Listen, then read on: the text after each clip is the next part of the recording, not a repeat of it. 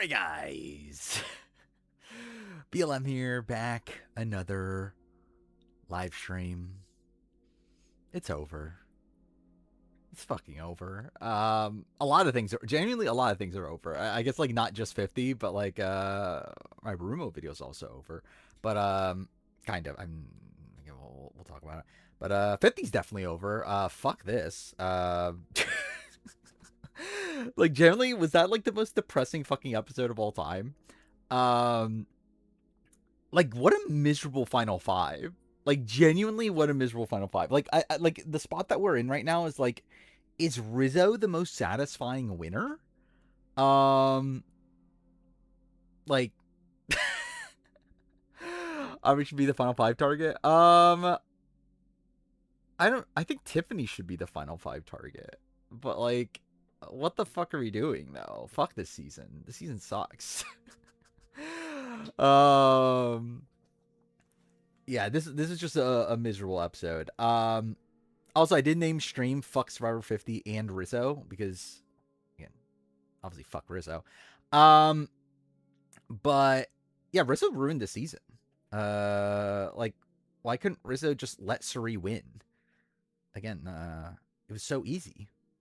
All he had to do is just not vote out Suri. How dare you try to win in a spot where you can't win? I think genuinely that is the thing that bothers me the most. Because like obviously like practically this was actually a good move for Rizzo. Like in game, this is a good move for Rizzo to take out Suri in this spot. Like yeah, it's like practically it's a good move. I like at this point he should have a solid 3 with Jonathan and Joe. Does he win that final 3? Probably. It's like I get it game wise at this point. Like I disagree with the Aussie move and I still disagree with it. But I think in the spot that we're in now, I think taking out Suri makes a lot of sense. But also, why can't you just let Suri win? Like, you really think you're gonna win? Like, come on, really? Again, just let Suri win. What are you doing? What a fake super fan Rizzo is. That Will Neff is insane also. Like his entire A vs the World watch through was pretty insane by the end. 33 was making 5 Tiffany lost immunity. Yeah. Too fair. She probably just gets voted out 5 though, but yeah. Like realistically, like this ends up just being like kind of similar to Game Changers. Not exactly, because I think her game before this end game situation was better, but like the end game situation though is essentially just Game Changers. Which I mean, to fair is like how it goes for Suri most times probably. Toward dragging Rizzo bad as they should. I've oh yeah, okay, cool. I need to open chat on my phone. Why didn't Suri just kill Aubrey? What? I mean, what a question. I certainly don't know why. How does Rizzo get past Final Four fire making? I mean, like, not getting thrown into fire. But like, dude, he actually genuinely he's so fucked. Like against like and like genuinely in this spot. Is Tiffany the only person he would possibly have a chance at getting in fire? And that's mostly because like I just generally don't know Tiffany's fire making ability. For all I know, Tiffany is a good fire maker and like would beat him. But like outside of that, he's in the end game with all the good fire maker. Like Aubrey has won a fire making challenge. Jonathan almost beat Mike, who is also an elite fire maker. And then Joe is like known as one of the best fire makers. It's like, yeah, that's yeah. It's pretty bad strategy, right? Generally though, it's like in the end game stretch here, it's like I don't know. It's like we're in a spot even where like they don't even know there is going to be fire in game, right?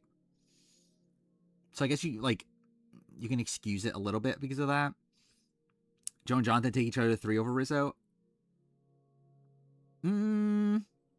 Jonathan, yes. Joe, I'm not sure. Don't think anyone's thinking. I think the plan for Joe and Jonathan is to take Rizzo to 3. Like, it doesn't seem like they're super loyal to Aubrey And like they obviously want Tiffany out next, so it's like I think their plan is to take Rizzo to 3. Shock when Tiff won, they spent 10 minutes before. Yeah, that was miserable. Can they go a finale over a set of winner options is Thailand? I don't know if it's that drastic, but it is very bad. Then again, it could be. It's just I haven't like thought through, but like, yeah, it is pretty fucking awful. You can justify the Aussie move, but this just doesn't make sense. Or don't take out Suri. I think it makes sense from a winner perspective. I think like the issue's getting to final. Like it's like, I think the issue comes from fire making. Outside of that, I think the move makes a lot of sense to take out Suri here for Rizzo.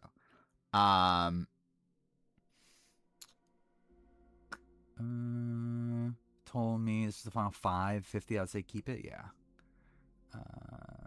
Will Suri be 150 player ranking? Very possible. Oh yeah, rest in peace, Scott Probst, which I believe isn't Scott Probst the one that got in a fight with Johnny Fairplay? I believe that's the brother that got in a fight with Johnny Fairplay. And the one that used to work at like EA and like worked on like Dead Space, right? Yeah, Dead Space 2, right? Yeah. I saw like part of the image of like the 51 logo. I really don't care at this point. The challenge Squatty Probst was named for him. Nothing. This is like look predict what's happening. What's said? I think this is a pretty clear cut end game. I don't know. Yeah. Like even if I wasn't spoiled, I feel like I would have a very good idea of how exactly everything's going to play on this finale. But yeah. What's the 51 logo? It's a logo. It's not even a full shot. It's literally just like the top of the like you barely see anything. We'll do the power ranking. It'll barely be anything, but we'll do the power ranking. Feels like Joe and Rizzo might be number one allies, but Ed hasn't shown it. I agree. I think Rizzo definitely thinks Joe is his number one ally. I think Joe is probably like in the middle between Jonathan and Rizzo, and like doesn't. I don't know what he's planning. Was Suri ever a spoiled winner? Yes. Dude, fuck me. I'm debating like how much should we talk spoilers or not? I don't know. It's actually like way funnier to talk spoilers at this point, but also I don't know. But in terms of the Suri story, yes, it was Suri. Like I mean, Suri was one of the two options. Yeah, like the thing is like it's over. Yeah. It's like, but the thing is like there definitely are people that don't want to get spoiled, but it's like I feel like just watching the show is a spoiler at this point. So I don't know. Joe win Gabler style. I wouldn't be opposed to that. The Scott passing affect 51 anyway? I don't believe so. If it does, like, I believe he passed, like, on day, like, 24 or something. I feel like if something happened, we would have heard about it by now, especially considering they posted a picture of, like, 51's finished filming. So, like, I don't think so. None of these ads make a more so of a coherent story. I disagree with that. I don't think it's a good story, but I think there is a story.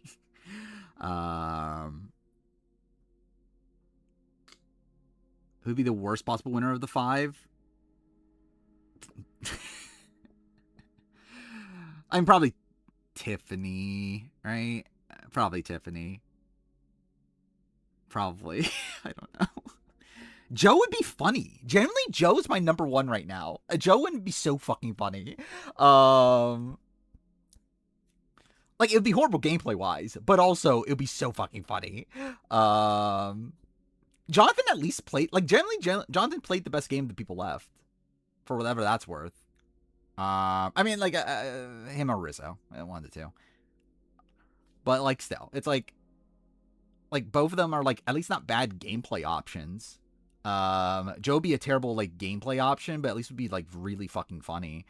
Just been on the right side of the vote, but he hasn't wanted the vote to happen most times, though. Like, that's the funny thing about Joe, is that, like, he has technically been on the right side of the vote with the majority group. It's just that he has, like, no influence throughout the entire game. Like, the one time he actually gets what he wants and Devin's going home is the spot where, like, everyone wanted Devins to go home. I think win fan favorite. I actually generally don't know.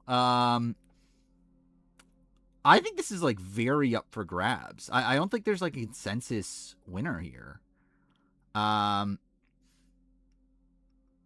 I think it's like I think there's a lot of options really. I think there's Joe from the casual perspective. Even Jonathan potentially from a casual perspective. Devins, yeah, Suri, Christian even, but it's probably like he's probably was booed too far out. Ozzy is an option.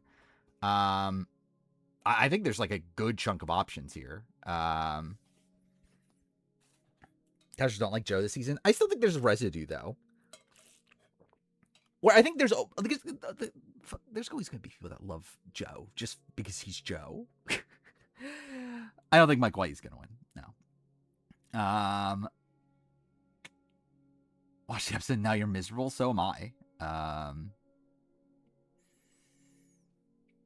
If Aubrey were to win, how would you rate the? I that's on Edgic, right? I did actually vote in that. I voted 0.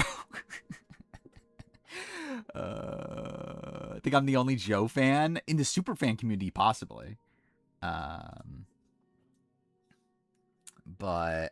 I'm not even like a Joe. Like I'm not actually a. I mean, like generally, like as a person, I have nothing. Like Joe seems like a very nice person in real life. Like if you were to meet Joe on the street, it's like I'm sure he's like the nicest guy possible.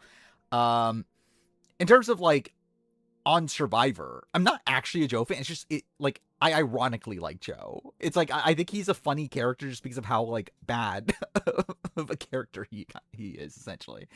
Oh yeah, I've seen this. Yeah, returning players, which we knew that.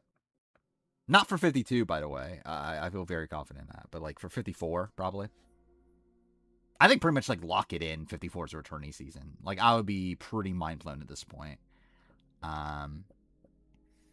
Joe having dyslexia makes things make a lot more sense. Yeah. I felt like that was very spoilery. The fact that like, why did he just announce it before this episode? Like to me, it's like okay, like, and when I saw the challenge, I was like, oh, he definitely loses this, right? Like, there's no way he's winning this challenge after he literally just announced that he's dyslexic and everything. Yeah, I saw he blocked Wentworth, which is funny. Jonathan would probably win a Joe Rizzo Final 3. Potentially. I don't think Joe wins for sure. I think it's like, I think both Jonathan and Rizzo get votes. I'm not sure the full breakdown. My gut probably is leaning Jonathan. I don't know. Yeah, got from betrayal. Yeah, the fact that like both Jonathan and Joe didn't know how to spell was funny to me. Yeah, what was it? I'm wrong, your puzzle's wrong.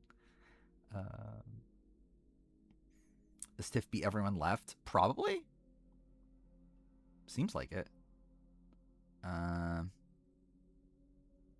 Oh yeah, it is all New Arrow left, isn't it? Outside of Aubrey, and even Aubrey's like not even really like, I don't know, she's like a 30s. I was left out of the vote again. I mean, this is the snake is canceled. I'm not like I thought the snake was a good show, but like I'm not like that invested in it to where like I'm like, oh my god, I can't believe it we didn't get a season 2. Like I'm kind of content.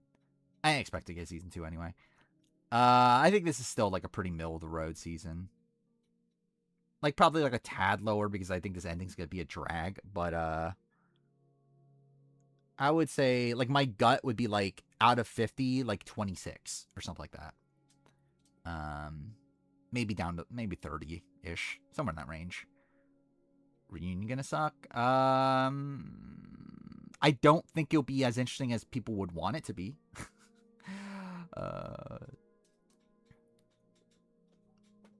Generally, that's the only thing I'm gonna say about Tiffany's edit when we get to the power ranking is that like Aubrey did compare her to Michelle. That's something.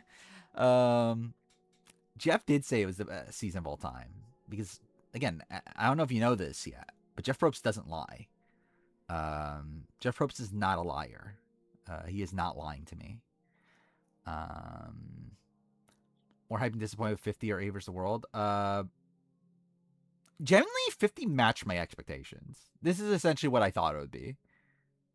I think there was like hope throughout some of the season that could be better if Suri went on to win. But like outside of that, this is pretty much what I expected it to be. A versus the World probably was like a bit of a letdown by the end, just because like the end game was like so like stagnant. And it's about where like that was like really fucking hyped up. And too, for I guess like 50 was hyped up too, but like I really believed that much of it. It was like the Boy Who Cried Wolf, yeah. I mean, the thing is, like, I just think he likes different things than we do. Is kind of the issue. Like, I just think he has a very different view of Survivor than what we do. I will say the good thing about him loving 50 though is that at least this means more returnees from this point on. So that's cool. Well, enough love Day versus the World, but he said he was like very pro Luke. Luke should have won over Parvati. There are 52 returning rumors. They're not true though. Like they're 1 billion % not true. Like it's way more likely, like 1 billion % more likely that Big Brother 28 has returnees than Survivor 52.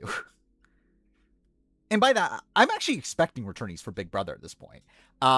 Survivor 52 is not going to have returnees. It might have like the stupid journey thing that we heard about. But like it's not going to have returning players like playing on the season. Is Suri actually done? I think so. Like I don't know what else there is to get for Suri at this point. He thinks Eric should have won Micronesia. But that's different though. Because like even with that, it's like he even like he likes Eric, but he still like is very pro like Parvati and Suri. They played like such a good game and everything. Like with this, he genuinely thinks Luke played a better game than Parvati. Like he generally talks about Luke's game as if it's like one of the best of all time alongside Parvati. Was the Janelle tweet? I did see a tweet about her being upset about Suri, or like upset at Rizzo for Suri, right? Or something like that.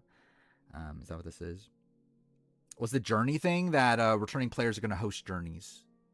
Yeah, I did see this. Which, yeah, fair. I agree.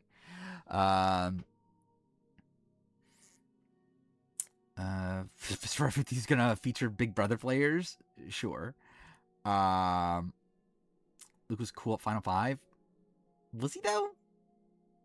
Like that was a whole bunch of nothing. Like it would have been cool if he actually made a move and took out Suri or something. Or actually Parvati. Generally, actually no, I was thinking about this yesterday. Like I don't remember if I thought this during the season, but generally thinking it through, Luke should have 100% voted for Parvati at Final 5, right? And I love it, like, again, now this is a fucking A versus the World discussion in the midst of like 50 and BB28 news and everything. But still, like, Luke genuinely should have voted for Parvati at Final 5. I think he votes Parvati. He lets Shawnee vote Suri. He then plays his idol on Shawnee. And that way, no matter if Parvati plays her, like, essentially whoever Parvati doesn't play the idol on goes home. So, like, it's either a spot where, like, he can get Parvati to play the idol on Suri and Parvati herself gets voted out, or he can get Parvati to play the idol on herself and then Suri goes out. Obviously, the ideal would have been Parvati going home. But, yeah, like, in retrospect, like, that was 1 billion % the move. The final 7, there are 4 extra slash. I did notice that. That is insane. Yeah. Generally, like, yeah, how does this season play out? I think Shawnee beats Luke, though. I mean, like, at the final 3, potentially, but I don't think she necessarily beats him at final immunity. Because then you just vote Shawnee out 4. Actually, I guess the issue then is that you still have Suri, or, yeah, I guess that's still an issue. But still a better move than going to the end with fucking Parvati and Suri. No one gives a fuck about Devins. I I mean, I'm not that. I'm like I like Devins, but obviously, yeah, the Suri thing's like the bigger news right now. I doubt the article about Jonathan is true. Um, yeah, it's like there's a chance. I mean, like if the so like my theory, right? Like in terms of how the cast came together is I think there was the core 18, and then they added 2 winners, and then after that there were the 4 added. But if it was just the core 20, it's definitely looking better for that coach alliance. I'm trying to remember how exactly coach went. So like yeah, Devins isn't there in that world. Tiffany isn't there in that world. And yeah, Rizzo also voted him out. Yeah, so maybe it's definitely a better chance. Um, Rick was just propaganda. Yeah. Did OK Line get this week's boot swap? Potentially. I run Golf Series games now. This still might be her best game. I don't know. I think this is probably Suri's most dominant game, especially from an individual perspective. Where like Micronesia is pretty dominant, but like I think that's like her sharing a lot of credit with Parvati for a lot of things. This was like a pretty much just like solely Suri like dominant game. I think an issue for me is Suri, and this kind of like calls back to like the issues with her on Big Brother. Like I just don't agree with her strategic decision making. Like she showed a lot of influence and she made some like or like she like really controlled votes in a way that was very impressive on this season. But like I don't know if she should have been making the moves that she did. Yeah, like I think Devins in particular. Like I just think 1,000,000,000% you should be keeping Devins. Especially for someone like Suri. Suri is someone that like I think if she just gets to the end, she wins. Like she doesn't even need to worry about jury management or anything. She just like auto wins if she gets to the end. So I think keeping around someone like Devins, like even if you're not even planning on working with Devins, like Devins is at least a shield for you. Yeah, it's like taking out someone like Jonathan. I don't like. Could she have gotten Jonathan out? I think is the issue. I mean, the problem is that I don't even know if she had the numbers even if she wanted to, because she would have needed Rizzo. And I think Rizzo's pretty like locked in if not going to F3 at this point. So like I don't know if she would have had the numbers to even get rid of Jonathan or Joe or anything, but I mean she could have obviously like just let the Tiffany plan go through, but even then I don't know if Jonathan was actually gonna go through with that. Oh, you could have gotten Aubrey at 7. Maybe. I don't know. Would Aubrey be down for Jonathan? Based on the way she's talking confessional, doesn't seem like it, but you never know on Island. Was 3 twist screwed this season? I think she was definitely, I don't know, screwed is the right term, but she was definitely disadvantaged by how Ozzy went out in particular. Especially considering like she spent so much social capital keeping Ozzy in the game. Like the decisions she's made beforehand, like I question if those were the correct calls, like taking out like Stephanie and there's another vote before that, right? That was questioning. Oh, Christian. Like I questioned like those decisions, but like ultimately, like those were decisions made to keep Ozzy around. So the fact that she like spent all that social capital, got rid of these like potential allies to keep Ozzy around, and then she gets screwed of losing Ozzy to do something like completely out for control. I think that is something you could definitely say screwed her over. But also I think like if I was her, I just wouldn't have targeted Christian or Stephanie to begin with. Like even if they want Ozzy out, just like and really it's like yeah, I mean like Christian, like you could have just voted out some like because even in that spot, I think even voting out like Emily is better than voting out Christian. And then like getting rid of Steph is definitely correct. I don't think so at all. Like 1,000,000,000% you get rid of Jonathan over Stephanie. Like Stephanie's at least like potentially willing to work with you like long term, I feel like. Like Jonathan is like it's like to fair, it seemed like her and Jonathan were closer than what we see, but like I would never have faith in Jonathan like take Suri to the end. And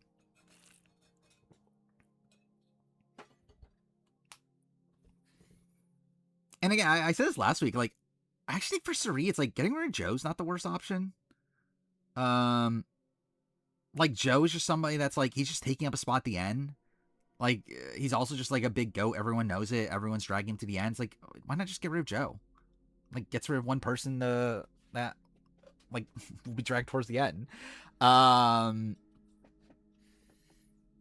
times I gonna say cut from the same cloth? Should I try to force that in? That would actually be kind of funny. I'm just talking about along the way, get rid of Joe. Like, not necessarily at that one vote. I'm just talking about like at some point along the way, get rid of Joe. But to be fair, again, it's a spot where like it's tough to get Joe out, right? It's like, I mean, it probably would have had to be at 11, like during a Christian vote. But even then, like, I don't know if you can even get, like, obviously Christian was going for Ozzy in that spot, so it's like. But yeah, like, I think keeping around Christian just makes a lot of sense. Christian's just a massive shield for her. That's why I think, like, if you're gonna take a shot at that side, at least take a shot at like Emily. Like, I think that's the more like lesser threat, but also someone that's still gonna weaken the other side. Also, like, during that round, it was between Emily and Christian by the end, right? So it's like, I think they should have just gone for Emily. To make goats for casters meant to be a legendary season. I mean, how many people are like inherently goats? It's probably just like Rizzo and Joe, right? I guess like debatably Jonathan.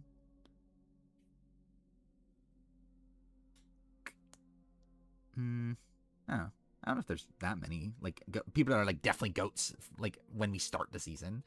This is the worst episode of the season. It's certainly up there. Is Liz brought up in the room mill? No, she's in the room mill video at points, but she's not. Like, she was never actually brought up in the room mill. Yeah, it's like I think she left in too many hyenas for sure. Has Rizzo become Sage? Like, I think Rizzo's just Rizzo. Like, isn't like Rizzo's just the same as Rizzo last time? I feel like isn't it just the same?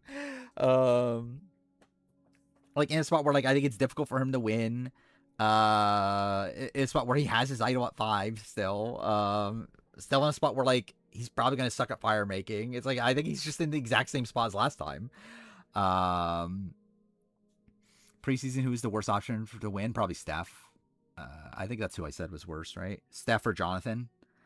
It's funny that he got the final 5 with an idol again. Yeah, even funny because he didn't even like find this one either. He was just handed this one. Longest combined idol holds in Survivor history. Yeah, I mean they would have to be, right? Like who else would even be? Like I guess Ty Trang. Also, well, I guess Ty didn't find his second idol until a bit later, right? In Game Changers. Emily said she thought. Emily said she thought Suri wanted Ozzy, so she was trying to save Christian. Yeah, if they could have gotten the numbers for Jonathan there, it wouldn't have been bad for Suri. Just waiting for BB 28 at this point. Yeah, me too. Yeah, I can't wait for 50 to be over with. They not hide any more idols? I don't think so. It doesn't seem like they did.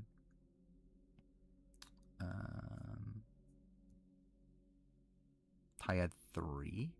He had 3 at one time though, right? He had 1, he played it, and then he found 2 more right after, right? Or talking about career, because career he had 1 and Ko Wrong, obviously. Has Jonathan gone untargeted this entire time? I just think people don't look at him as a threat. Who do you think Suri and the jury will give credit for this move? I mean, like, you would think Aubrey, right? Like, on Island, it seems like it was Rizzo, but I think they'll probably give the credit to Aubrey. I know, hide idols when you cast Rick Devens, yeah. Yeah, generally, it's so sad that there wasn't even, like, a genuine idol to find this entire season, right? Right? Yeah, there wasn't one, right? Not an idol that was, like, findable that you can keep. Because they were all, like, Billie Eilish Boomerang idols and then the Mr. Beast idol. I'll rank the games in the final 5. Up to this point, I would say probably Rizzo 1, Jonathan 2, Tiffany 3, Joe 4, Aubrey 5. I think it's probably my current ranking. Give Aubrey and Rizzo shared credit. I don't think that's the reality, though. Like, if you even watch, like, again, like, the edit is clear. Okay, well, should we just get to the power ranking? But, like, dude, I can't even, like, talk about this fucking season. Fuck this season. But yeah, it's like, it's so in your face at this point, right? Like, what is this season?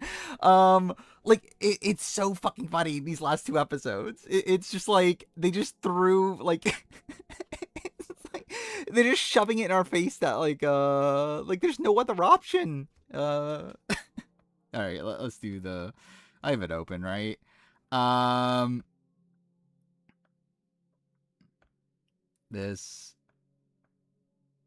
This, cool. Power ranking for episode 12 of Survivor 50. The season's over, so that's cool. Generally, I don't even know. Like, am I gonna do some sort of video next week in this form? I don't know. We'll see. Probably not. I don't know. Maybe I'll do some sort of like finale thing. Either way, whatever. Yeah, I need the player ranking yet. I mean, Suri's one of the boots so far. Like, she might be one on the season by the end. I don't know. At least be close. I'm not sure about Devin's. I don't feel like Devin's game by the end is the greatest. Like, I would say probably below Emily and Ozzy. Steph? Probably below Steph even, considering, yeah, Steph was going to stay seemingly based on, like, the express we've heard up to this point. Like, even Emily said that, right? That Devins would have gone home.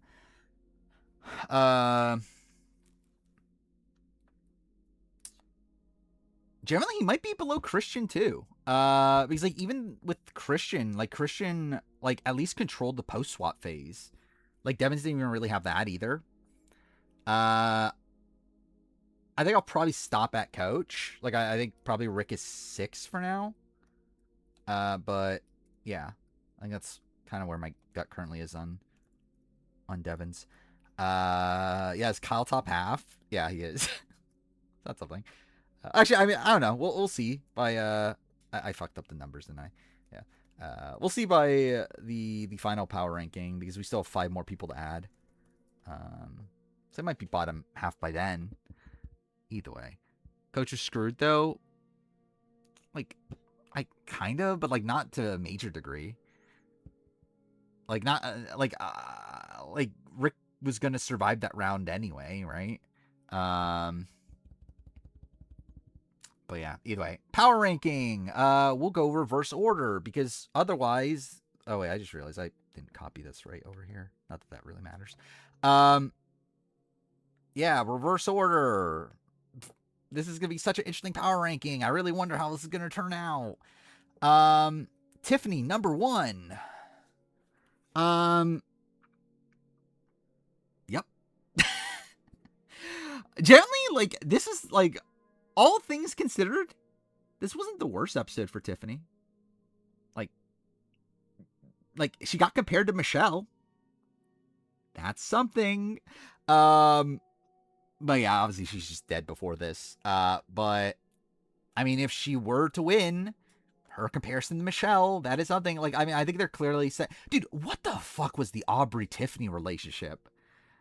Like, what was that? Like, edit wise, in retrospect, like the fact that like they show like Tiffany as being like an Aubrey ally just for like now. I guess they're like mortal enemies now in this end game. That like I guess like Tiffany's now like Aubrey's like big opposition to take down because like she's the representation of Michelle. Yeah, I don't know. This season kind of sucks at this point. But yeah, Tiffany number 1. Cool, good for her. Rizzo number 1. Yeah, better than Tiffany. Did I not do the thing right? Not that this really matters. Cool. yeah, Rizzo number one. Rizzo played well this episode, kind of. I already talked about it earlier in stream, but like in terms of the gameplay of it all, I think Rizzo like probably made the optimal move in terms of like as long as there's no fire making, I think he made the optimal move because I think at that point, I think Joe and Jonathan probably do want to go to the end with Rizzo, and can he beat them? Maybe, probably, who knows? Um, but from an editing perspective, I do think it was not ideal. We're technically not spoilers. But yeah, maybe right after the power ranking we'll like officially open it up. but yeah, like Rizzo, I like the edit's not even trying to make him look like a jury threat at this point. Like at least with like 49, they tried to like pretend like he was a threat. This season, they're not even trying to pretend at this point. Like they literally have the sequence about how much people don't like him. So it's like just from a jury perspective, I don't think it's looking great. Also, like calling back to his like content early on, like all the like mixed signals with like the Colby situation of it all. Like, again, it feels like a spot where like I do think Riz is going to struggle to get respect. Sort of like I definitely feel like there's worlds where Rizzo gets to the end, doesn't win. Even outside that, it's like I don't think he got enough credit for the Suri move. Like considering like the Suri, Ozzy, Rizzo, like alliance was meant to be his like big alliance. Okay, keep it. There we go. Back in like the middle merge like phase of the game, not middle, like whatever, around the middle portion of the season, around time to merge.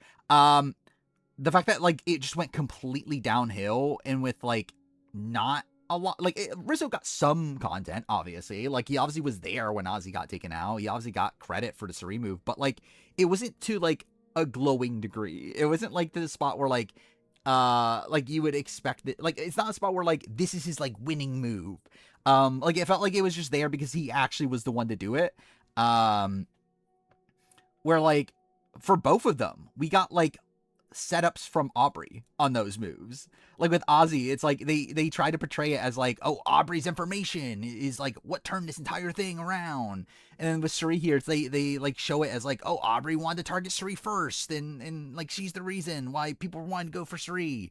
So okay, I think the fact that like Rizzo's not even really getting credit for these moves in a spot where like I think at least the Suri move I think is Rizzo's move. Like based on the footage we do see Rizzo being the one to tell Jonathan and Joe to vote for Suri. Like I do think it was Rizzo's move. Yeah, it's not being shown as Rizzo's move. At least not definitively. Like it feels like they're sharing, giving him a shared credit of Aubrey in a spot where like it feels more clearly like it was just Rizzo. So yeah, like is he more viable than Tiffany? Obviously.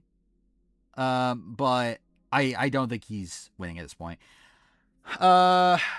Jonathan, number one. I guess. Like generally, like Jonathan's the only other viable like winner, right? Outside of the other person. Like Jonathan like has been getting a like, but like it's like a clean, but also not at the same, like he gets bad SPV at points, but like the thing is like I feel like that's the reality. I think people generally just don't respect Jonathan out there. I think they all look at him as like this kind of like bumbling idiot. I do think Jonathan feels primed for like second place based on his edit, where it does feel like we're seeing a lot of his perspective in the game, but also a lot of like reasons why it can be like undercut at like Final Tribal. Like the confessional from like Aubrey about how like, oh, Jonathan thinks that this was his move, but it was really my move. Like that felt very like primed. Like Jonathan's gonna take credit for this, and then like they like just don't give him credit for it. I Yeah, and then also there's like the villainous undertones with his edit as well. It feels like set up for him not getting the jury votes from like Christian and people like that. I don't think, yeah, it's like I feel like Jonathan definitely feels like runner-uppy, but I think he's the only other like kind of viable winner. I think like in comparison to Rizzo, I think he's a more consistent presence on the show. I even think his content is more consistent than Rizzo's. Rizzo doesn't even really have like a story anymore. I mean, I guess he talked about, like, I want to be one of the all-time greats or whatever, but that hasn't really been mentioned since early on. Which I guess, too, for Jonathan's story hasn't really been mentioned since early on. But we do see Jonathan, like, actually, like, Jonathan's, like, story is playing out, though. Like, the fact that he wants to, like, change his game, play a more aggressive game, whatever. Like, we are seeing that. Where, like, Rizzo's story about being an all-time great, it's like, are we seeing that? I don't know if we are seeing that. It's like, I think Jonathan is number one of the people so far, but, like, Jonathan's, like, also has, like, a bevy of flaws there, but it's at least a consistent story for whatever that's worth. So that's something. Rizrat, yeah. Joe, my daddy, number 4. Yeah, I made this switch after the last episode. This episode doesn't really change anything. Pretty bad episode for Joe. Not even because, like, it's actually that bad, but more so just because, like, Devins goes out and he gets, like, no credit for that. Like, that's pretty insane. Like, the entire season's been setting up this, like, Joe-Devins dynamic. And then for Joe to get, like, no credit when Devins goes home, is pretty insane. And yeah, it's like, in comparison to Tiffany, like, Tiffany at least has the Michelle thing. She got compared to Michelle. Joe got compared to what, a baby. So that's something. I still love that Stephanie. It was Stephanie, right? That called him baby, like in the word association. Yeah, it's, I think Joe just, like, he's not winning this season. Like, whether he gets to the end or not, it's like, there's no fucking way he's winning this. I think, like, obviously the edit just, like, completely dunked on him, like, early on. Hasn't really recovered. He's not getting credit for anything. It's very clear on Island people don't really respect him. Again, Joe's not fucking winning this season. Aubrey! Yeah. Okay, can my keyboard work? There we go. Yeah, what is there to say? Like, what are we doing? Generally, what the fuck are we doing with Aubrey's edit? Yeah, it is actually very funny that I literally started off at last. But, like, this is the most, like, Australian Survivor winner edit, like, possibly ever. Like, it's just so fucking in your face. And it's like, it's to, like, an insane degree. Because it's not even, like, in a Kenzie way. Where, like, Kenzie's, like, edit felt like a fabrication. But, like, at least there it was, like, kind of like a consistent through line. This is one where, like, obviously, like, really shit star. And, like, ever since then, like, she gets, like, a checkup here and there. But, like, she doesn't get credit for anything of, like, actual substance until these last 2 episodes. And now they're just, like, giving her all the credit for, like, everything. Even though it's not, yeah, it's literally like Caleb also. It's like she's getting credit for, like, things that aren't really her. Like, she's not doing these things. Like, they give her, like, all this credit for, like, the Ozzy move. It's like, Jonathan wanted Ozzy out to begin with. He literally, like, wanted Ozzy out before he even went to the camp. So it's like, I mean, like, yeah, I guess you can give, like, her credit for, like, potentially switching over Rizzo. But it's like, was Rizzo really gonna go, like, near the end of Ozzy anyway, like, long term? It's like, if anything, it's like self-preservation for Aubrey more so than this, like, big move that she made. And then, yeah, like, the Serene move, even the Serene move here, it's one where, like, she gets credit on the show, but and also, like, giving her credit for the Mr. Beast coin is also insane. But also, yeah, like, the show tries to give her credit for the Serene move, and then we see her, like, put it to action to a degree, but then it doesn't go through. Like, Sri literally flips them back. Then, like, Rizzo, like, has the flip, like, is also, like, being the one that actually gets Jonathan and Joe to stick, seemingly. Is also probably the person that got them to, like, stay on Sri to begin with, considering, like, it does very much feel like Aubrey is just, like, not trusted, and, like, they don't, like, Jonathan, like, I don't think Jonathan and Joe genuinely care about Aubrey. I think they're just using her as a number at this point in the game. Like, obviously we've gotten so much content about, like, them talking about how, like, we don't trust Aubrey, that sort of thing. So, like, even in that spot, I don't even know how much credit to give to Aubrey, considering, like, by the end, like, Jonathan's talking about how he wants to, like, he's switching back and wants to take out Aubrey, only for Rizzo to have to, like, switch them back the other way. Like, she essentially gets outplayed by Cirie in the round where she's getting credit for taking out Cirie. Where, yeah, like, Cirie's, like, the most obvious move ever. By the way, this is bothering me that this, for some reason, didn't. It's, like, obviously you can't go to the end of Cirie. Like, everyone knows that. Like, and that's kind of why, like, Ozzy was Cirie's game. It's like, she needed, like, someone like an Ozzy there in the end game. But, yeah, it's like, I mean, like, that's just the fundamental, like, issue with Cirie's game, is that's always a struggle to get to the telltale end. And it's like, I mean, again, if, like, Joe recognizes that Cirie's a massive threat you need to take out, and, like, pretty much everyone does, right? So, yeah, Ozzy's too high in the player ranking. I don't know how you think he's too high in the player ranking. Like, you think he should be below Stephanie? Like, where do you think Ozzy should be on the player ranking? Andy and Marianne would have taken Cirie to the end, yeah. You see, we were robbed. This entire season, we were robbed of... See, this is all Jeff Probst's fault. First up, for picking Rizzo to be on the season to ruin Cirie's chances of getting to the end. Also not putting on Andy, who would have simped for Cirie. Not putting on Marianne, who also would have potentially simped for Cirie. Again, how dare you not cast people to simp for Cirie? Like, what's wrong with you? But yeah, what the fuck is this season? This season sucks. Worst season ever. Obviously. Again, generally it's a pretty, like, mid-season, but, like, this ending is really shit. Like, this is an awful Final Five. Like, a really awful Final Five. Especially, like, look at this. Look at the people that we lost, like, the last 4 people. Cirie, Rick, Ozzy, Emily. Like, if that was the Final 4, this would have been an elite season.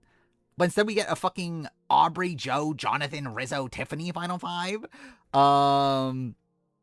Like, that's pretty miserable. Even, like, going back, like, even looking at, like, the post-mergers. Like, just looking at all the jury right now. If you just take out, like, Stephanie and, like, maybe Chrissy, like, that's an elite grouping of people. Like Christian, D being in the endgame would have been cool. It's like the fact that, like, this was even, like, a bad boot order in terms of, like, obviously it's like, yeah, would I've ideally, like, maybe Colby to make it further, Genevieve make it further, obviously. Like, Angelina have a better run, Q, obviously. Like, obviously, yeah, like, there are people that got booted early that I would have liked to make it deep. But, like, by the time we got to the merge, like, this wasn't a bad grouping of people. We just got, like, the shittiest people making it to the end. It's, like, kind of like a bad, like, post-merge boot order. I mean, Aubrey did outplay them all. That is true. Aubrey is the greatest player ever. So, yeah. Again, like, edit-wise, I just think at this point, it's like, they're just going so all out and trying to give Aubrey credit for every little thing. And she has, like, such a, like, grounded story at this point, with so much focus in the last couple episodes, especially of, like, last time she lost, trying to correct her mistakes, trying to be like Michelle this time, trying to get to the end of the right people, again, giving her credit for moves that she didn't fucking make, had so many relationships set up earlier on in the game that didn't mean anything, but probably mean that she gets their jury votes to a degree. Then again, too fair, they did have Kenzie also, and, like, it didn't need anything, like, her relationship with, like, Hunter and, like, Ben and whatnot, but, like, still, this is just so in your face at this point that, season kind of sucks, especially because, like, it's not even in your face in, like, a satisfying narrative way, considering, like, the edit was, like, pretty shit at the beginning. Like, it's not even, like, and, like, too, for a part of that is, like, the reality is that, like, Aubrey's not even playing well, I think is the issue. Like, it's not even like Aubrey's playing this, like, great game to, like, show anyway. So, like, but, like, they still could have done a better job, especially in the premiere, of doing better setup. And, like, maybe, and, like, this is something I would love to know from, like, this is definitely something I'm missing out from, like, On Fire, of, like, what is the intention behind some of the edit? Because, like, I do think the premiere, or, like, I think episode 2 at least, like, I think I would like to know if that was an intentional choice from production of, like, wanting to start Aubrey's story in episode 2. Because if it is, then I think it it makes sense, obviously, but like I still think it's a really shit opening. She is a master strategist. That is what Aubrey's known for. But yeah, this season sucks. That's it for the power ranking series. What a great first season to do a power ranking on the main channel for. So yeah, I mean, as of right now, I'll probably do some thing for Big Brother. When we get to that, so that'll be something. Maybe like next season of Australian Survivor, I'll do a similar thing. I don't know, we'll see. But and then I'll probably continue doing this for US because it's easy content. So yeah, either way, that's the power ranking. I don't know how long this was. Hopefully it's long. It probably won't be, but that's fine. Either way. July 9th. Yeah, it's not that far away. It's what, less than 2 months away. So that's cool. I am really satisfied with that premiere dates. I feel like that's like the perfect amount of time for me. Like enough of a break from Survivor. Yeah, it's like what, a month and a half after Survivor ends. There's at least like a good chunk of time where like I can kind of relax a bit more. Genuinely, I need a fucking break. Like, to not be like so focused on like hyper focused on reality TV, like Survivor in particular. Like I'm so ready for 50 to be over, and like obviously I'm gonna be making the 50 review, and like I still have like other Survivor videos I'm gonna make, but like, I need the, like, especially with the removal of it all, like I need this to be over with. Which like you might think it's over, but it's actually not. Like, so I haven't talked about this yet. Rumo video. It's all out for members. All 6 parts. I finished the last part last night. Finalized the final part. Still waiting for the last like couple weeks of the 50, like a 50 airing and everything to like finalize everything. Like because I don't know if we'll get more interviews and that sort of thing. So I'm kind of leaving it open. But like part 6, if it were to release now, is like there in the form that would be in. I did say, so like for members, I did say I was going to make a clip compilation. I have started the process of doing that, but in the process of doing that, I also said that I was going to try to make a condensed version of the removal video and see if I want to go through with it. So I started doing that, and I'll be honest, it's a pretty miserable experience. I don't like doing it, but I kind of do want to follow through with it. It shouldn't take that long. I think I'll be done with it by next stream. Of just like editing down the remote video as is into like essentially just into all the like necessary information. Like I didn't even have like the full day today to work on it, and I got to the New Era Massacre. So it's like, it's not really that long of a process, but it is pretty tedious. But also, it just bothered me to not do it at this point, so I think I'm just going to do it. Essentially, I'm taking all the clips out, and then I'm also taking out any, like, section that isn't necessary. Which is turning out to be about, like, 60% of the video. Or, like, I'm taking out 40% of the video, essentially, which is kind of funny. Also, so I have a good idea of like the percentage clip-wise at this point. So it turns out about 15% of the video's clips. So that's something. I'm also debating on how exactly do I handle the clip compilation.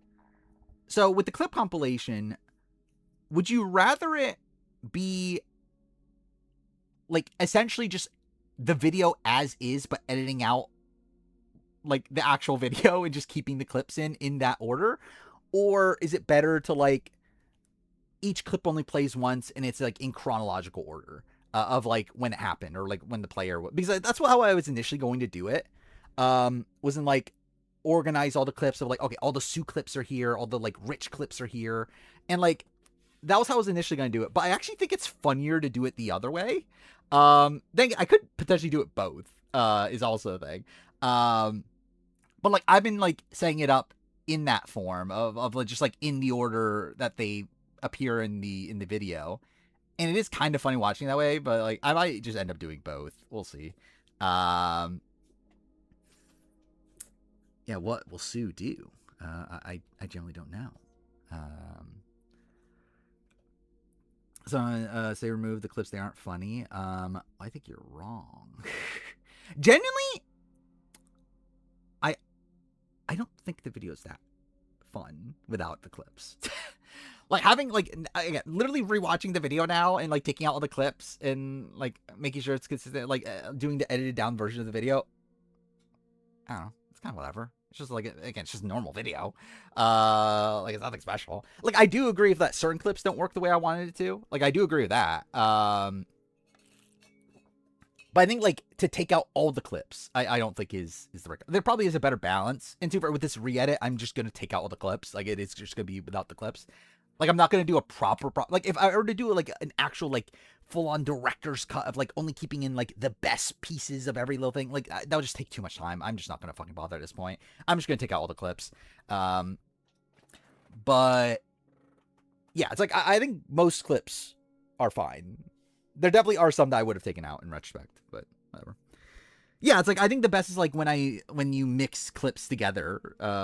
Is the best part of it. Will Cagden made 2 farts? Well, thank God. Yeah, when D says what it's me, and when all you guys cheated or something like that. I just like more Carmery or Stephanie. Probably Stephanie. Because I at least like Kara on the show more times than not. Where I don't even like Stephanie on the show. How pissed do I think Jeff was with his final 5? Supposedly he's very happy.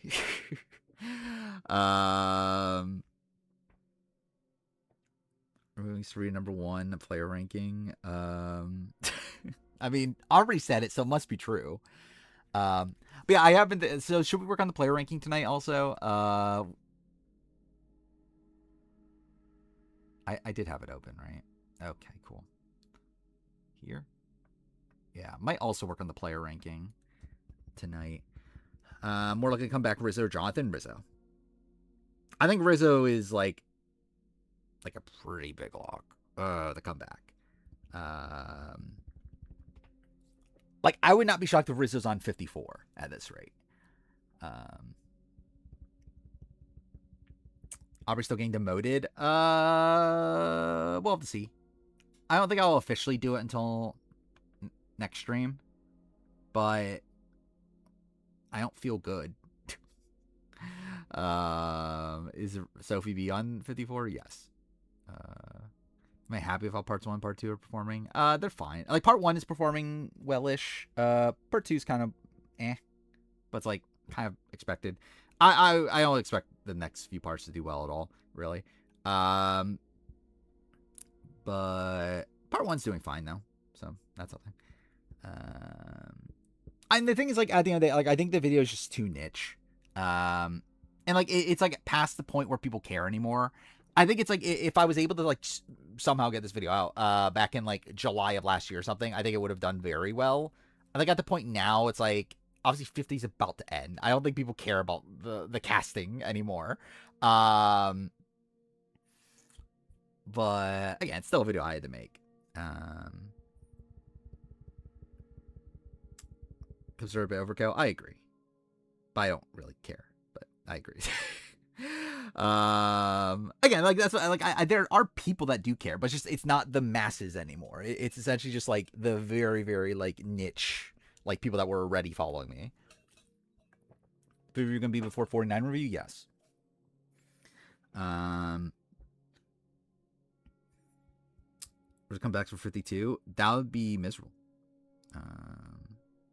Well, Final 5 is worse than this. I mean, like I think a lot. I mean, like I think like I mentioned Thailand earlier. I think Thailand's is worse.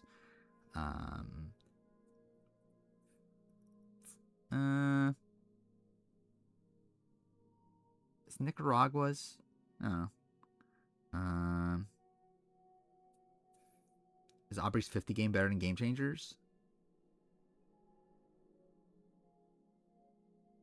I generally don't know. I would lean no up to now. I'm not sure. It's close. Um, like they're pretty comparable. I feel like she had moments of Game Changers. I mean, did she? Like Game Changers. Like I think the only thing I can like point out is like something like good she did like is the Debbie vote. And even that wasn't even like that was kind of like the Aussie vote of it all. Of like, yeah, she had like played a factor, but I don't think she was like the determining factor of like everything.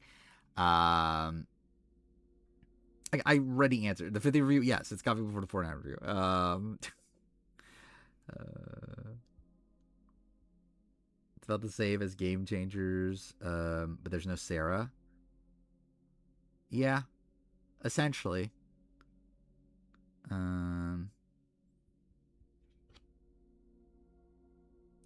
I mean, Suri doesn't. I don't think I'm gonna move Suri. I think she probably just stays the same. Uh, names draft. This would be a good time to do it, but we probably just won't do it. I don't know. I'd rather do player ranking than the draft right now. We might do one for 52, I guess. Because I need to get this player ranking done. I would ideally like to just work on this until it's done on streams, and then after it's done, we go back to doing like drafts here and there. I don't think Vince is gonna be on 20. Other Kyle Medevac, would Aubrey have the majority with Angelina? No, Rizzo was with Q and Colby and them by that point. Does Aubrey not count Parvati as a two-time winner? Obviously, I don't know who does.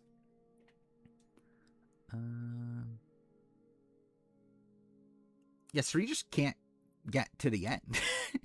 Is the issue, Suri?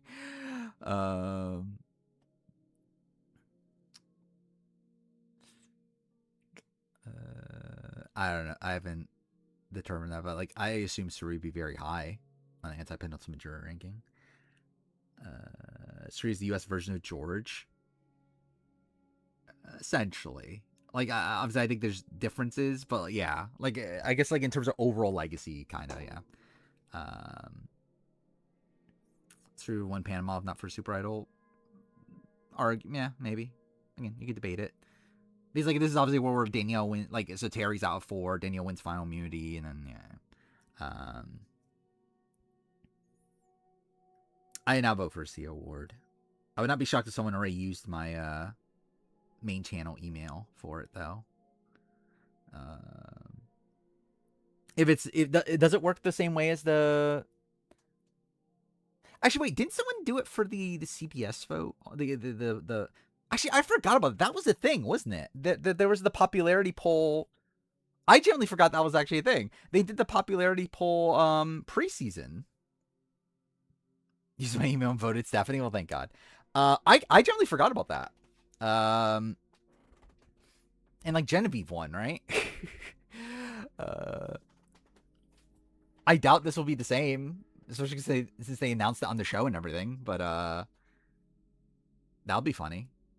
Yeah, I already did the power ranking.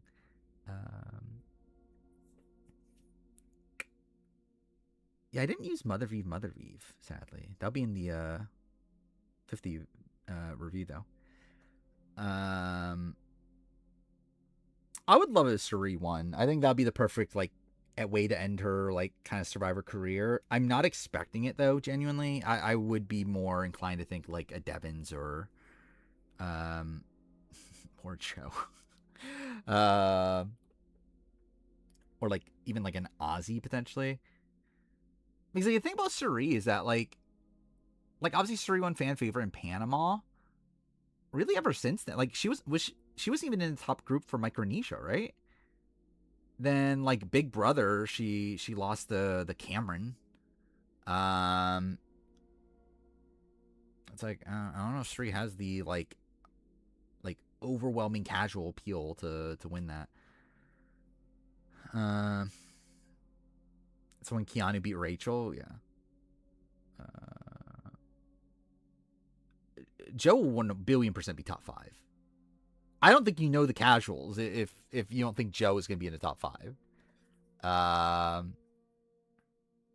Will Joe win? I don't know, but Joe will definitely be in the top 5. Like, that's undeniable to me. Like, I don't know how you can even think that Joe would not be in the top 5 of this. But people don't care. Like, again, like, people just remember loving Joe in 48. And also, it's Joe. Like, it's this, like, very attractive, like, older man that, like, older women that watch Survivor fall in love with. It's like, they're gonna fucking vote for Joe anyway. I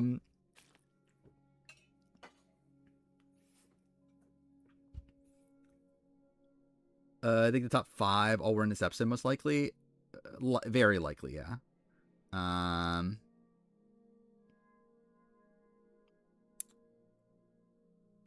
It's 100% either Cirie or Ozzy. I don't think Cirie's gonna win. Like, I'll actually be very surprised if Cirie wins, and I would love it if Cirie wins, but I generally don't think Cirie will win. Like, I just don't think the casuals like have that like complete adoration for Cirie. I think they like Cirie. I don't know if they love Cirie to where like she's like their number 1 pick.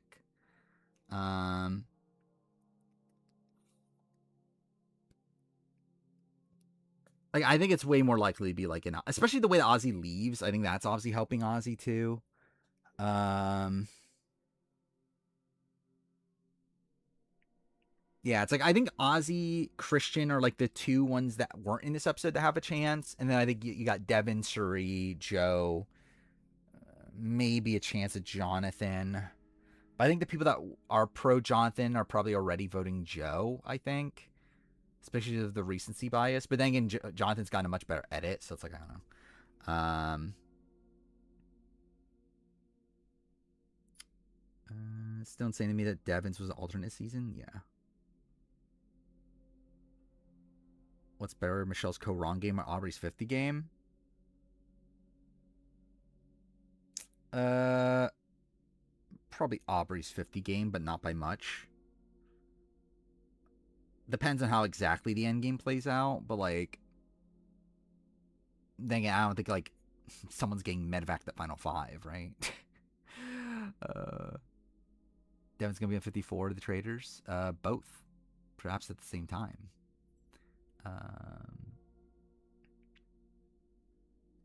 We're not technically in spoilers, but I just think at this point it's like, oh, it's like essentially. I think it's like we kind of know what's going on, right?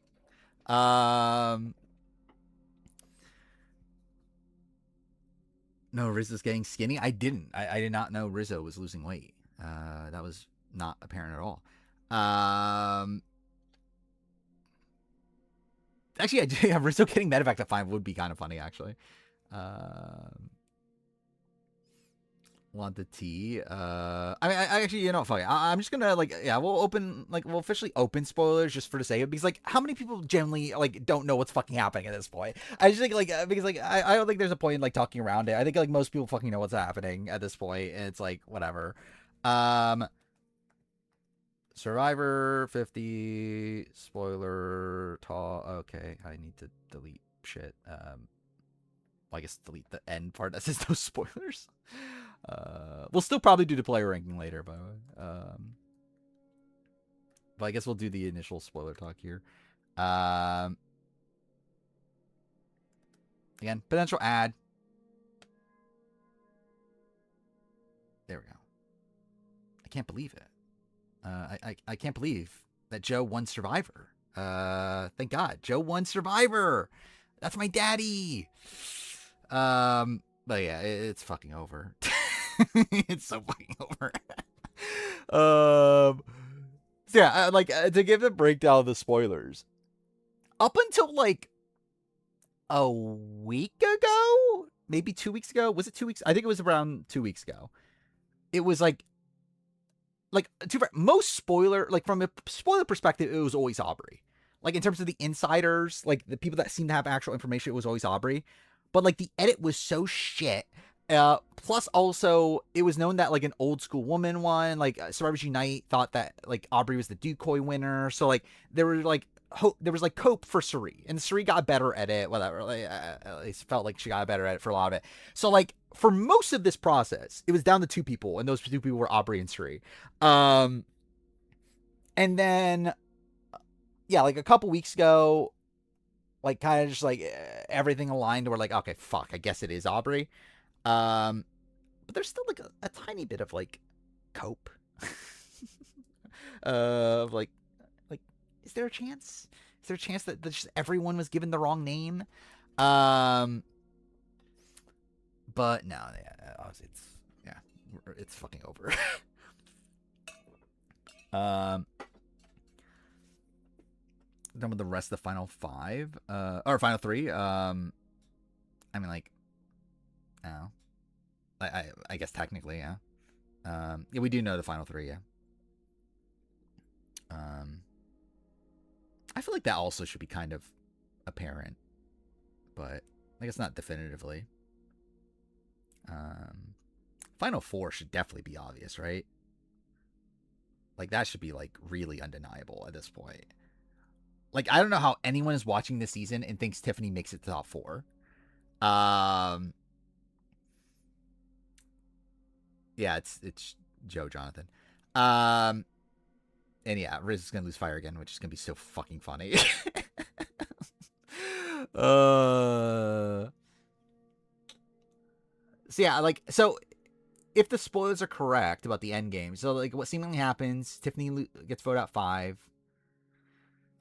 It's probably gonna be like a unanimous vote, right? Like it just seems like very clear Tiffany's gone. Probably it's gonna be a vote between Tiffany and Aubrey. They go Tiffany, and then supposedly Aubrey wins final immunity, and it's Jonathan versus Rizzo fire making. Jonathan wins. Aubrey wins the season. Yeah, that's pretty much mostly how I would have predicted it by this point, anyway. I think I would have probably predicted an Aubrey beating Rizzo fire making challenge over a Jonathan beating Rizzo. But yeah, Aubrey taking Joe seems crazy edit wise. I don't know. I think that's fine. Like with Aubrey, she's talking about like I need to take the right people or whatever. It's like I think that's correct. I think it fits. Was it playing the best game of the final five? I was not saying much. Yeah. Tiffany is Michelle. Again, I can't wait for the reality to be that we were just misled the entire time and it was actually Tiffany.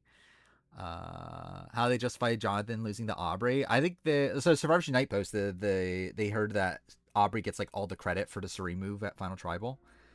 And again, I think the thing is like on Island, I just don't think anyone respects Jonathan. Like Suri's calling him in like very manipulative, like easy to manipulate, like calling him an idiot. It's like I just don't think anyone respects him.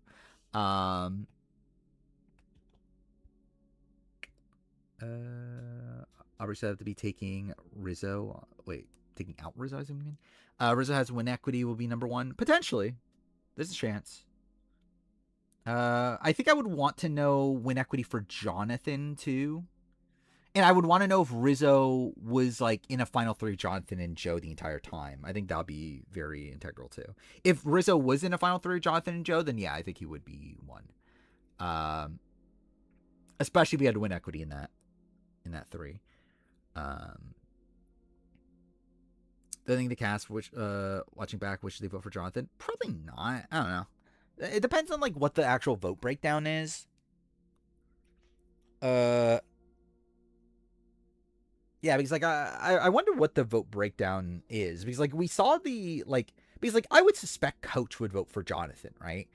But we did see Coach bonding with Aubrey, which felt like a really unnecessary scene in retrospect. So like, but then like they had that with Kenzie and Hunter, so like it could just be a similar thing of like that's just like random content they just throw in there for the sake of it. Is there a final third combo where I vote for Aubrey? No, not in this season. Tiffany's giving Brett Samoa. Similar, yeah. I mean, like she's also like Allison in David's Goliath. She's actually like kind of similar to Lindsay Delosowicz, I actually feel like. That's probably actually one of the more like like 1-for-1 comparisons, I feel like. Um, Aubrey's, yeah, she's pretty awful. Like I would have her like what? Like I think one spot above Michelle probably. Um, uh, Lauren Harp, yeah, that's also comparable. Dude, generally, I'm so broken. I have Lauren Harp saying I rigged it stuck in my head. Uh, like I've Lauren Harp saying I rigged it, and that was cringe in person, like stuck in my head for some reason. I think Aubrey's middle tier. I think she's pretty awful. She would have been booted if she went to tribal at any time in the pre-merge. Like obviously, she had an idol, but like if she didn't have an idol, she would have been like a very easy boot. Um, there was even like talks about throwing challenges to take her out. Why people claim Lauren rigged the rock draw? Because she did rig the rock draw. She's the one that's claiming it. um, like she did rig the rock draw. But yeah, what was it? Yeah, like Aubrey would have gone home at any of the pre-merge tribals. Didn't really have influence for a lot of the game. I don't know. It's not good. Like never was in a real like alliance. Like even like we see her relationship with like Devon's. Like Devon's had way like more other allies. Like even now Jonathan and Joe, they openly talk about not trusting her. Um, oh, she's definitely worse than Gabler. I don't even think that's a debate for me. Um, like I think Gabler had like a more steady like end game than Aubrey. Like people actually wanted to go to the end of Gabler. People don't even want to go to the end of Aubrey seemingly. She ends up there.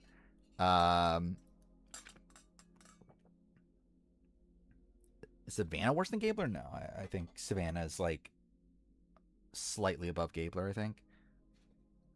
I don't know. Savannah's a tough one because like there are aspects of her winning out, but there's also like good play within all that.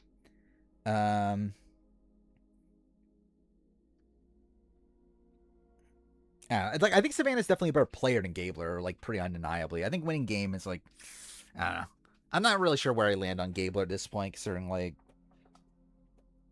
yeah, I just don't know how much credit to give Gabler for things at this point. um, Rachel or Aubrey?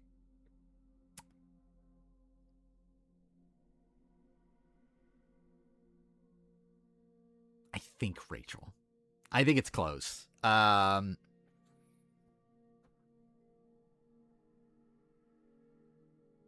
I think it like I think we'll see Endgame with Aubrey. Like if Aubrey, like if it turns out that like Jonathan and Joe wanted to go to Final Three of Aubrey, then like maybe I can change that. But like I think right now I do feel like probably Rachel. Um, is Rizzo the best new era player now? No. See Jonathan bitter at Rizzo and Suri, yeah. I mean, he's been bitter at Suri for like a while, right? Like I believe like there was the thing about like they stayed away from each other at the premiere parties and everything, right? Um, so like there seems to be bad blood between the two. Um, I have Rachel above Michelle. Jimmy's still the best new era player to never win. Sure. Generally, I was still coping when the vote reveal was happening. I was like, please, like some way, some like some miracle, like Aubrey could get voted out here over Suri. But yeah, obviously that didn't happen. In the final five, would get my vote. Probably again Rizzo, then Jonathan, then Tiffany, then Joe, then Sri. Oh my god, I can't wait for Rizzo to play his idol. That'll be the best move of all time.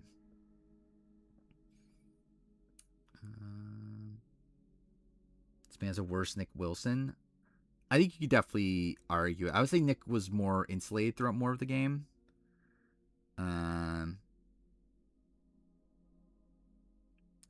So like I think like for me, Nick Wilson's like bottom of the top middle tier Or like I feel like Savannah feels like bottom middle tier. If that's like understandable. Anyway, it's like I think Nick is worse gameplay wise. I don't. I think Nick's definitely better. Like Nick wasn't really in danger for really like any of the game. Because even at like the end game stretch where like he kind of loses like control and everything, even then like Mike and Angelina always wanted to go to the end with him. And it's like I think he had a lot of like really good play early on in the merge. Um, like he was like the one that got all the information to make the John Hennigan boot happen. He played the middle pretty well during the like obviously like he would have potentially been the first boot. Like that's obviously a big criticism. But like I think after that he played pretty well. Um,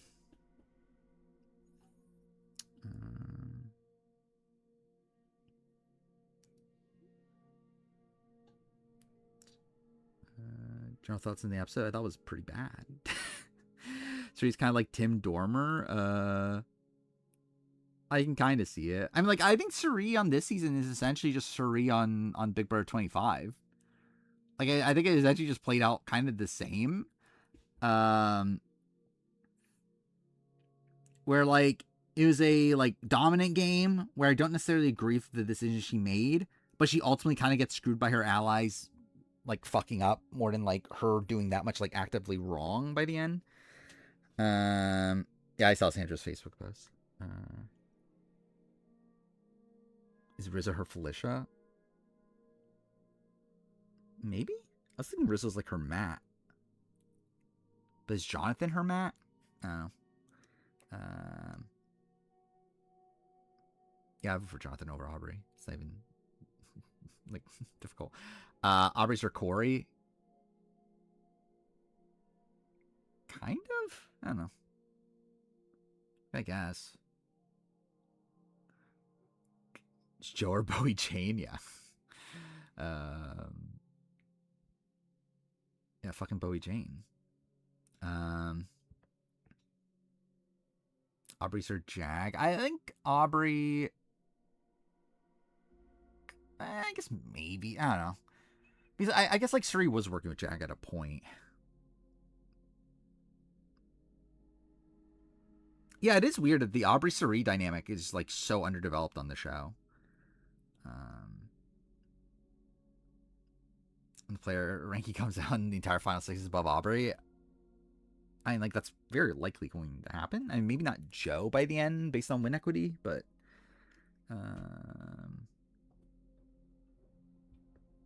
rank every Suri game. I think ultimately probably Micronesia 1. I think this probably 2. What? Panama 3? Then I guess we're including A vs. the World, then Game Changers, then Heroes of Villains. And if we're like adding in Big Brother, Big Brother's probably like around A vs. the World, probably below. I don't know. Stuff because of like compatibility and everything, and like it's just a different game. Ultimately. Wait, how many Sealas are left? Oh wait, are they all gone? Wait, oh no, Joe is left. It's only Joe. Wait, Aubrey. So Vatu is Aubrey Rizzo. That's also insane. Like Aubrey and Rizzo like came from the same starting tribe and like no setup in their relationship, right? Then Jonathan and Tiffany from the same starting tribe. And then yeah, Joe's last. Yeah, that's funny. Yeah. Oh yeah, if we're adding traders, then yeah, traders is number 1. But again, it's like kind of weird to rank because it's just different. But yeah. Yeah. All right. I think I will do the player ranking. We'll do this one batch here. Fuck me. There's 76 people in this one. Is this the long? Dude, this is the longest one. Okay, maybe this is a bad decision, but whatever. We'll still do it. Yeah, all right, let me see chat-wise. Chat's kind of blocking it now. That's kind of annoying. I don't really want to zoom out, though. I mean, I guess, like, for this one, it's fine. Just do this for now. Next time we need to figure out what to do. But either way. Wendell will just keep at the top. Ben Driebergen, I think I'm willing to keep here. With, like, these other winners. Like, obviously very flawed player, but, like, he did make it deep twice, for what that's worth. Dom, is probably here with the other, like, non-winners. Like some of the other better non-winners. I'm actually debating, like, is Dom this high or is he around here? I think based on precedent, I have him around here.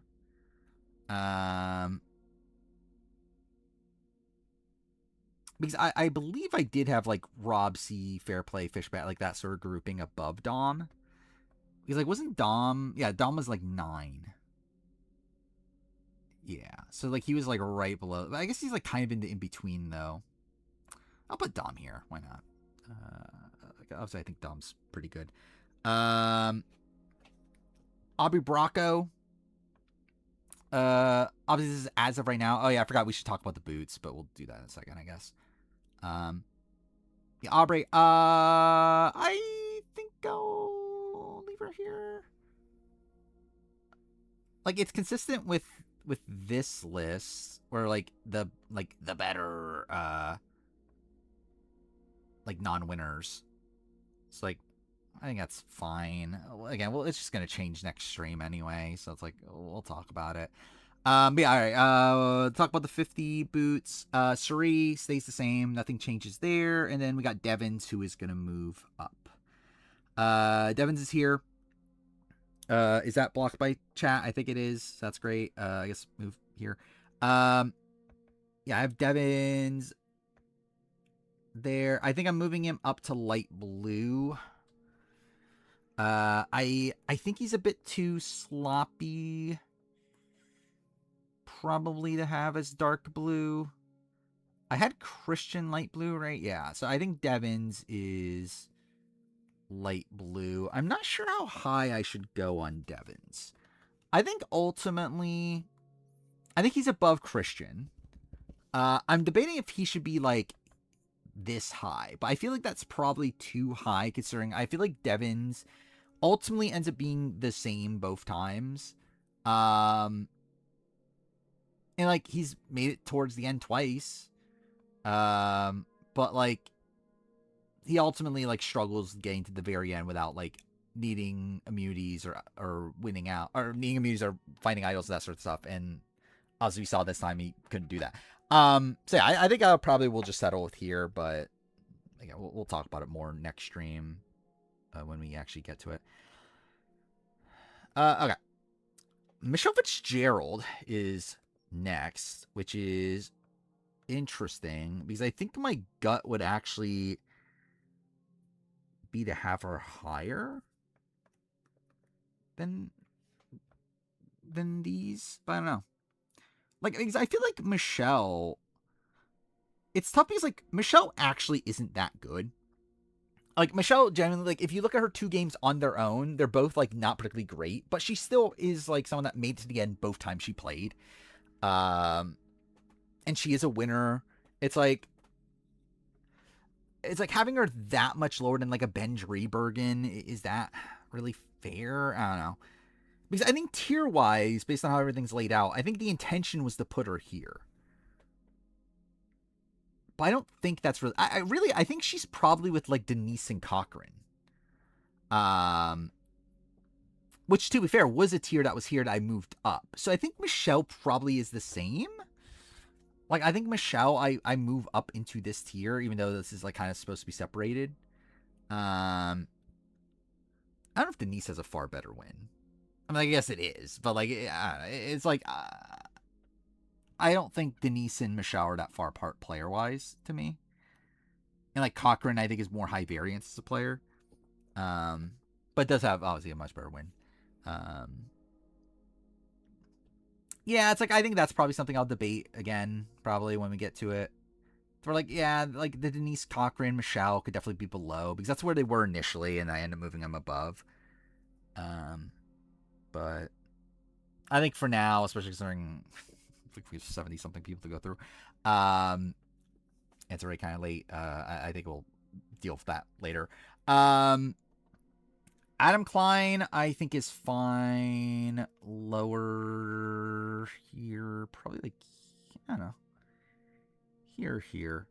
Like Aris, Jenna, Amber level, or Resepia, Danny, Natalie level. My gut is like Aris level. I don't think that's where I intended to put him though, initially. Same as Ben? I don't think so. I think Ben's better than Adam. I think Adam's just very sloppy. Like I think Adam's just very like he's to me he's very high variance. I think Adam's the type of player that I could definitely see being like first boot like more times than not. Like he played a solid game on Legend X. Um, actually, I think he's here. I think he's probably hatch level actually. I think that's where I had him on the player ranking. The winner player ranking, wherever that is, it's somewhere in here. This one? No, that's not it. Where's the winner player ranking? One of these lists. Not that one. This one? Yeah, I think it's this one. Yeah, I had him like a couple spots above Hatch. I think that's fair. But then again, I did have him actually. Wait, no, I had him below Vesepia? Yeah, I had him below Vesepia Danny. Yeah, I think that's fair then. I think putting him here is fair. I kind of do want to just move this group down now, though. Like, it's probably like. I don't know, though. I don't know. It is a tough grouping. And we'll deal with it later. Tai Trang. Genuinely, Tai. I'm debating between putting Tai higher, like putting him with like the Colby, Kathy, Lex, Ozzy, Russell like sort of tier, or is he like where would he be? He probably just would be here like Adam, right? With like Hatch and Coach in them. Um like Tai is someone that like is a fairly consistent player. I think he struggles to win. Um like is an issue. But then again, he could theoretically win game changers. Um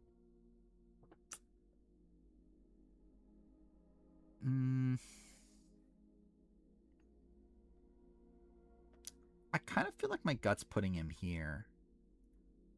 And I feel like David Wright is also here. But it's also now kind of feels like, is Adam too low? Like maybe Adam should be higher. Is Adam being this much lower than them? Um,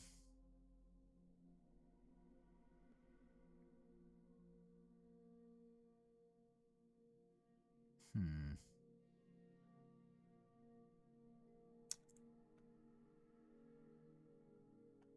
He's like, is Adam really that much worse than David Wright? Okay, I think I'm gonna move at least Adam here. Uh, at bare minimum. And yeah, I feel like Michelle feels too high at this point, right? So maybe I do just make that separate tier and then put Adam there. Like just put Adam with like maybe put Adam with this grouping, but then like separate uh people in this tier. I don't know what the right separation is. Like Mike, Tom, Chris, Ethan, Tina, probably together. And then I'm not sure what to do with Heidick. Um Yeah, it's like this grouping would be below, like it would be here. But I think the problem with that is that it feels like should these two groups be that far apart? So at that point, it's like, am I saying that like, do I think Colby, Kathy, Lex, those sort of players are better than like Denise and Cochran, which I don't. Uh,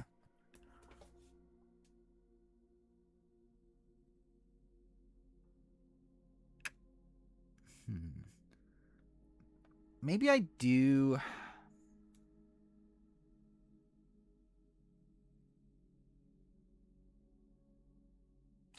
Hmm. Do I? Ben's a weird player too. Steve Suspicion spoilers might be correct. Maybe.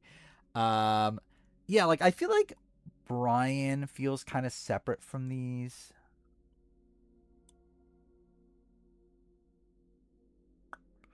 Okay, let's do this. Let's create room for a new tier. So I think I'm at bare minimum doing that. Um, yeah. So I think I'll separate. Like I think Ethan, Tina, Tom. Is Chris in that? Maybe Chris is in that. Mike Holloway. Maybe Denise is in that. I don't know. Like maybe Heidick, and then like Michelle. That doesn't feel right though, because like, yeah, maybe Mike is down. Because generally it's like Mike versus Ben. I think Mike's winning game is better than Ben's, but Ben has played twice and has made it deep both times. It's like Ben is probably like ends up better than Mike.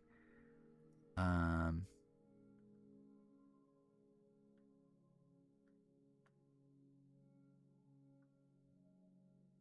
is this too high for Cochran at this point though? But then in this spot, maybe Michelle should be. Is Michelle that high though? Is the issue? Okay, like because like the problem now is that how much credit do I give Michelle for playing twice and making it to the end twice? Um, is like kind of my overall like issue here, because it's like on paper I feel like Michelle should be lower, but she's just like such a like consistent player, even though like her games are kind of bad. Um, yeah, it's like I think it's like I don't think her and Tina are that far apart. Um,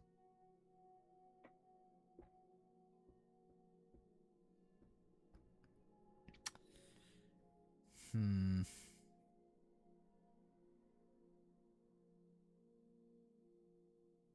Like I feel like she's at least better than this tier. Like she's essentially like a this style of player that like made it to the end twice. So like she's at least in like this ballpark. Um,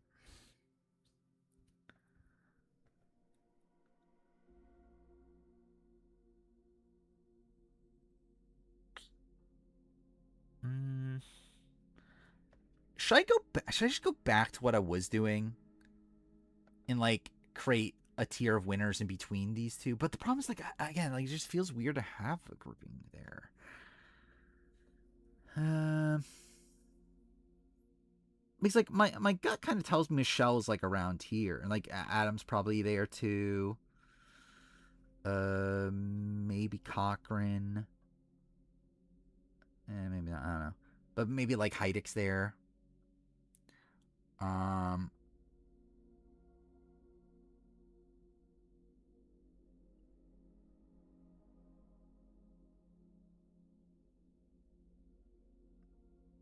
hmm.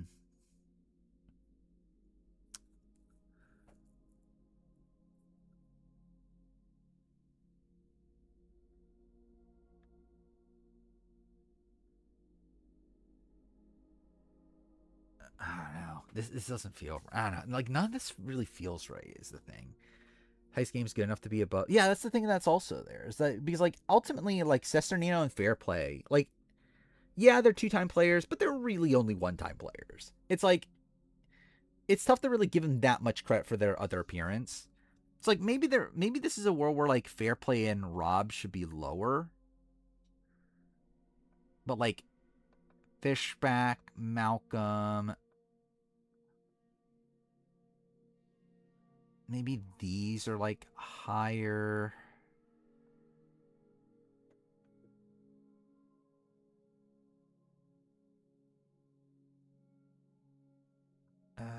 Okay, I think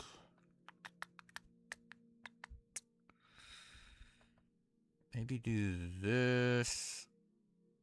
I think probably put David Wright with Sesternino and Fair Play, even though like that's actually not even that fair, really, because like he actually is kind of more comparable to these. Um,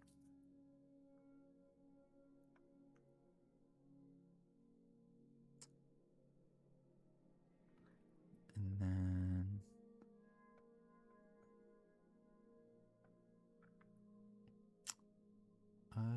where did I have Mike Holloway on the winner player ranking? He was like kind of high. Because I think by this Cochran probably should be there.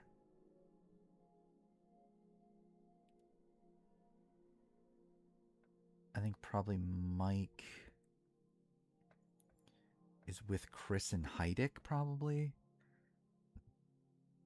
Um,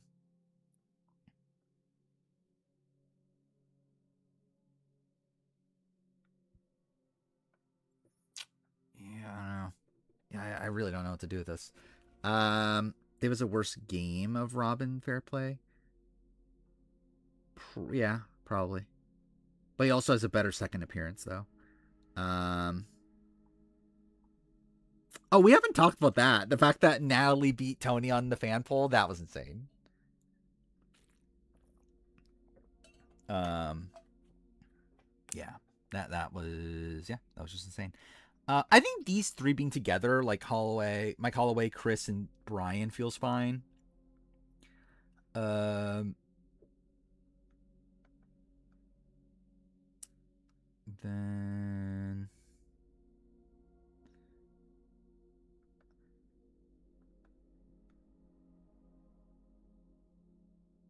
I don't know. I really don't know if Cochran, because like Cochran's like one of these players that like gut wise, I feel like he's inconsistent, but like we don't really see that. Like the reality is that Cochran like had a bad first appearance, but still made it deep. Like he had so many opportunities to be an early boot in that season and wasn't. And then like second time around, he just dominates that season. So it's like, is Cochran really that different from like a Tina Wesson? Like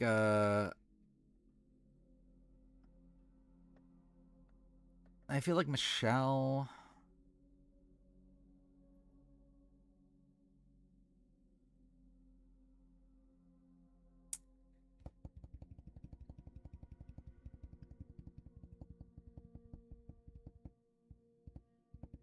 I just don't know what to add of Klein either.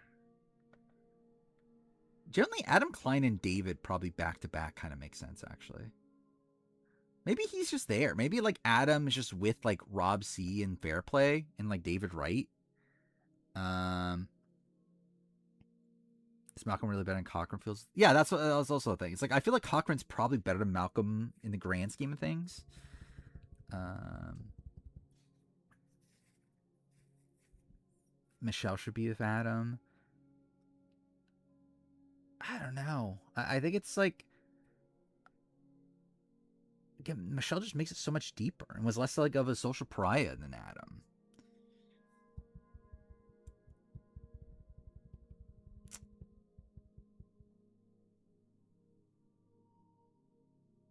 Yeah, I think I'm gonna keep it like this. I think I'm settling on this. For now, and then I'll probably change it a billion times again.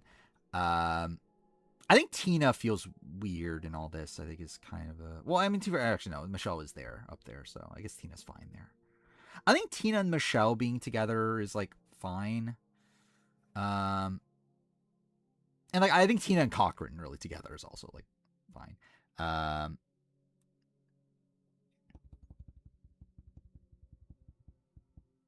Michelle doesn't show much strategic game on either of her seasons. I mean, like, I think she probably shows as much strategic game as like Tina does. Um, Devin Pinto. Uh, Devin Pinto is generally he's probably his own separate tier. The question is, where is that tier? I kind of actually, is Dom too high in retrospect? I think Dom should probably actually be with this grouping. Like Dom should probably be with like Sesternino and Fair Play.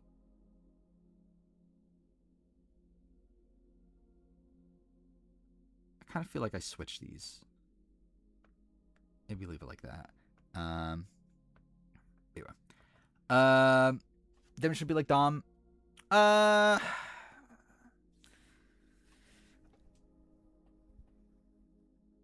could see it going both ways. I think it's like with Dom. I actually feel like there's aspects of Dom that's worse, which is like funnier. But like obviously Dom like almost won the game against like very tough competition, at least in terms of like him versus Wendell.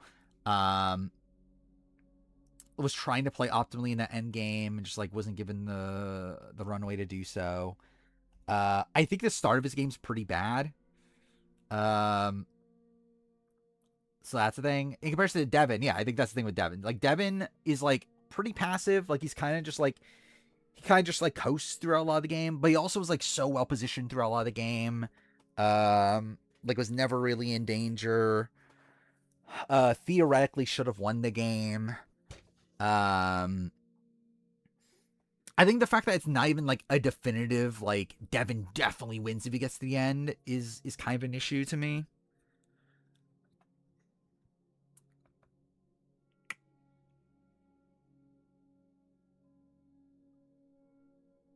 I think I can kind of put him. I think in retrospect. Okay, I think this is what I'm going to do. I think I'm going to put Dom here for one. I think this should be a grouping of players that have like one good game. I think the people above are people that like have one good game, like at least like one like pretty like people that have like one good game and then another game that's like a pretty deep run. And to fair, David Wright's probably should fit into that. Or like I feel like these are players that had like one good game and then like if they did come back, it was just kind of like a whatever appearance. So like I think it's like people like Sestino and Fair Play that have like one really good game and then come back and then don't have the greatest run, or like Dominic who have like one like really elite game. And then I don't know what the fuck these people are. Like it really, David Wright should probably be here, but it doesn't really feel right. Actually, should I put David Wright here with like Tai Trang? Maybe. But I don't know. But like part of me is like David Wright is even that. Yeah, okay. I think I'll put David Wright here because I still think he might be better than Sesternino in Fair Play by the end. I don't know. Yeah, okay. Yeah, I'm gonna put Dom. I think I moved Dom down a tier, and then I think Devin might be in that tier.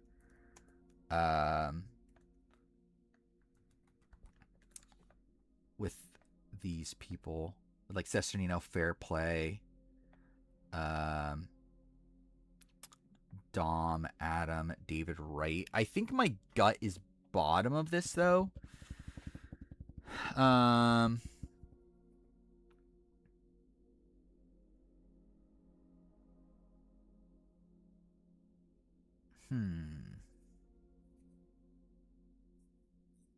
Like I think Devin being above these players feels like fine to me. Like maybe I should just put David Wright higher. I think it's like it probably just is a thing where like I think I probably should just put David Wright higher because like he does fit in these sort of players in terms of like career. Like really, it's like David Wright versus Fishback. It's like, is it really that big of a difference? It's like Fishback probably has a better like Tokuji's game, but it's like overall, like in terms of game building, it's fairly similar. Um,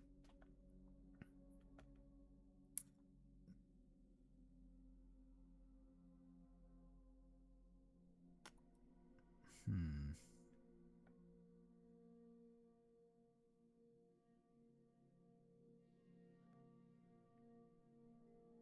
I kind of want to do this actually. I kind of want to put Adam here.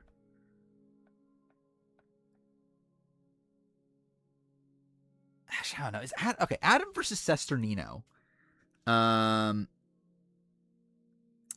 I think that's something I have to piece together. Like, is Adam above or below Sestino and Fair Play?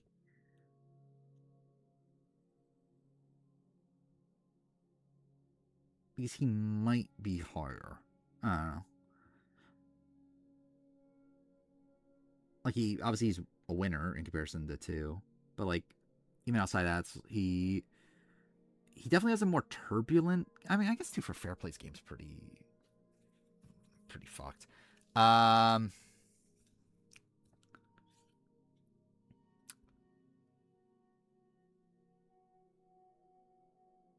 like I think it's fairly close, but maybe I do go here. Maybe I put Adam in the same tier, but just like at the bottom of that tier. Keep Tai Trang here.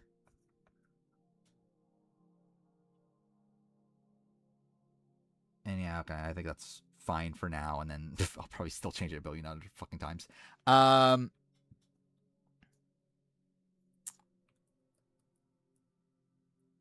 Yeah, that's fair. Fair play got benefited by outcasts.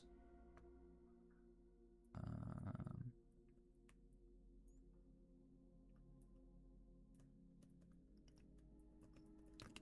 thank you. But I think at worst he's like here. Sydney Gillen. I think Sydney is somewhere in this range. I want to see, where did I have Sydney on any of these lists? That's what, fourth placer ranking. Is that the only time I ever? Did I not have her in a? Okay, I guess I'd even have her in a top 10, like non-winning one-time player thing. Interesting. Why was Joe at 50% on Kalshi? I mean, we know Joe made it to the end, right? But no.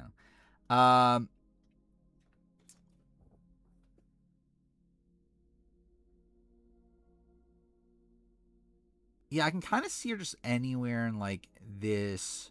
Like I could definitely see like Carolyn Rodney comparisons. Um, especially if she was meant to. Actually, she wasn't even really meant to be at the end, right? Because it was going to be Joe, Ty, and Aubrey. But even then, if she got to the end, it does seem like it would have been tough to see her win. I do think she plays a pretty fluid game. Does go to a lot of tribals. Um, is kind of running like in the dominant alliance more than like Carolyn probably is.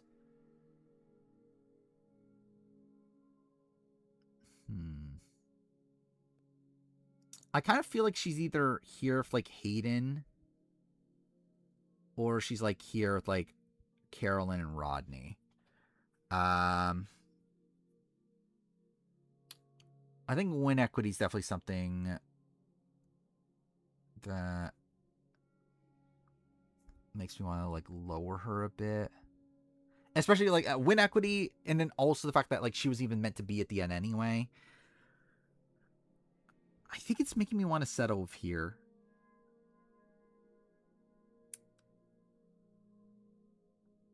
But then again, I have Chrissy here, and I feel like Chrissy, like I have Chrissy, like I think Chrissy's probably here. Yeah, with like Sierra Easton, Amy Cusick, these sort of players. So I don't know. Is that spot where like maybe she should be here?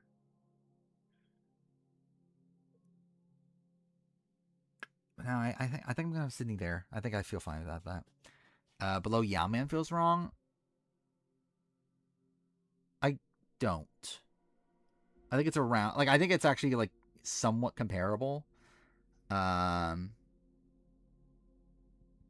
like Yao Man at least like Yao Man's essentially a Sydney that wins if he gets to the end. Well, yeah, if he gets to the end against someone other than Earl. But like Yao Man was like loved by his cast, would have won against almost anybody. Sydney can't really win.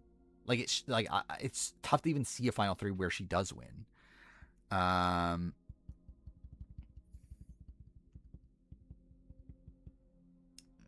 50 was 12 old era versus new era tribes. Obviously it depends on the tribes. Like, it depends on who's in them. Um, oh, is Shindong gonna be on Devil's Plan? That's cool. I didn't even know Devil's Plan cast was leaked or whatever. Um, yeah. Ryan Ulrich. Um,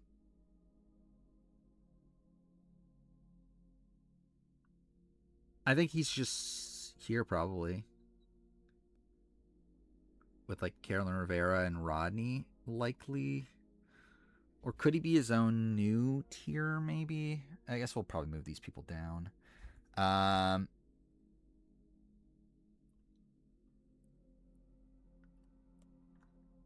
oh, we're talking about like 50s cast in particular.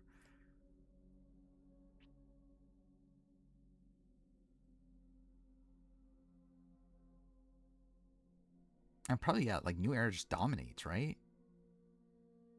Like they have like Jonathan, like Tiffany, Charlie's no slouch, D, Q, uh, Joe, Kyle. It's like yeah, that tribe just dominates. Um, yeah, Ryan Ulrich. Uh, yeah, I think he's likely here. I think that's fine. I think the beginning of his game is like debatably better than Sydney's, but the end of his game is definitely worse. Actually, I don't know. Maybe at least he's less active towards the end. I think in Sydney also wasn't either actually, but I don't know. Whatever. I'll leave it like this. I think that's fine. Hannah Shapiro. Um.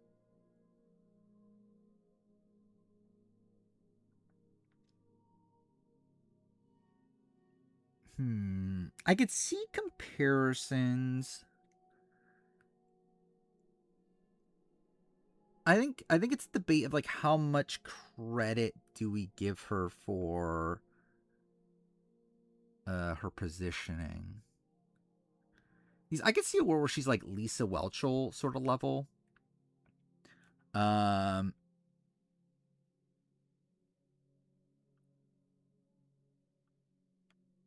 but otherwise, I think she's probably also in like this kind of grouping here. I think I intended on putting her here. I don't know if that's actually what I want to do. Um,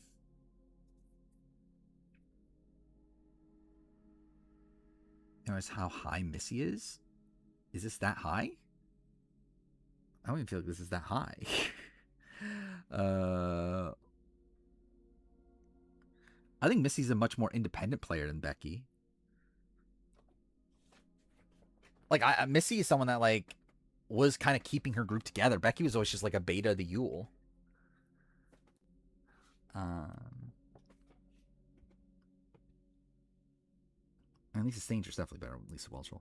Um,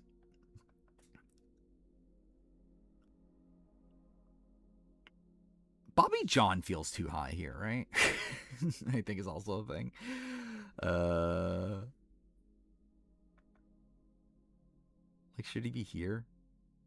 I think he did survive to the end of his tribe, though. I think I'll put Hannah here. I think her with Ryan Ulrich is still probably fine. Um,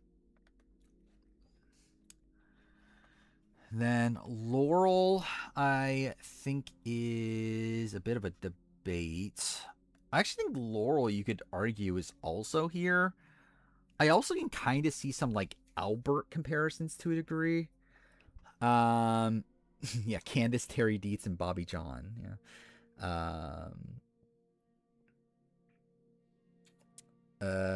Edgic Poll rates the edit at 1.35 out of 5. That's fair. I think the makeup of 54 will be, I think majority New Era, yeah. I think I would say probably like 65% New Era.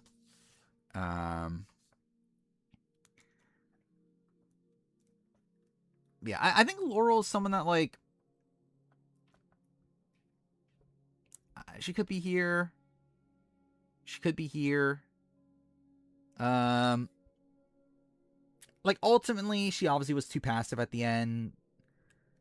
Which I guess is like maybe something you can give like Hannah a bit more credit for. Like Hannah was at least like actively playing towards the end. Um, but then again, Laurel had more win equity. Like it feels like Laurel like theoretically could have won if she wasn't at the end against Dom and Wendell. The problem is that she never really took a shot against Dom and Wendell. Um,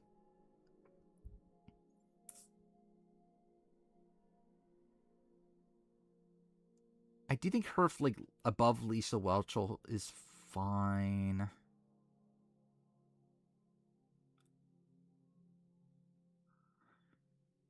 Is she really like worse than these players though?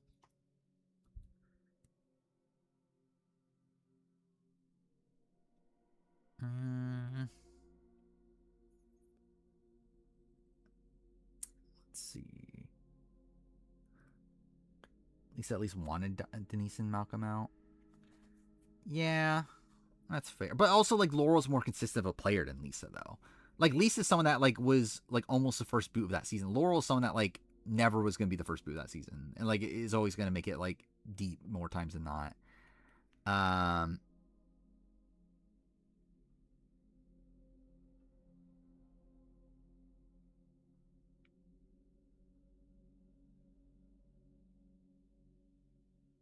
I don't know. Yeah, like, part of me wants to put her here, but I don't know if that actually even makes, like, okay, cool. Like, I don't know if there's actual, like, reasoning behind that. But, like, I think, like, her versus Troyzan, it's like, I don't think it's that big of a difference there. I think it should be that big, her versus Lisa. Like, I just think Lisa's just an early boot more time she plays. Like, I don't think Laurel's that bad of a player.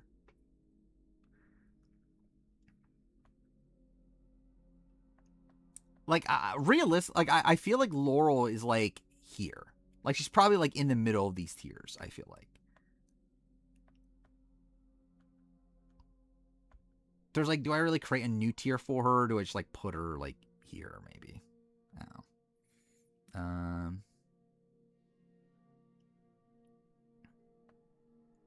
No, I think I'll leave her there. Zeke. Uh,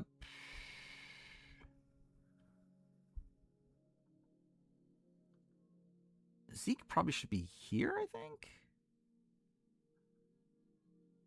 Like with like Candace, probably. I think is where Zeke's probably ultimately gonna land. Um Obviously very messy player, but like I don't know, he was like the leader of his alliance in Militia Next by the end at least. That's something. Got people to go to rocks for him. It's pretty insane. Um yeah. Um it's almost as if the first vote is not the only thing that matters. Um Yeah, I think I'll put him there. Lauren Rimmer. I think Lauren Rimmer here is fine. Yeah, I think her being here is fine with this sort of grouping. Sunday. Sunday is interesting. I think we need to move this down a little bit. Like archetype wise, Sunday is here, right? It's like with like a lot of the older women. I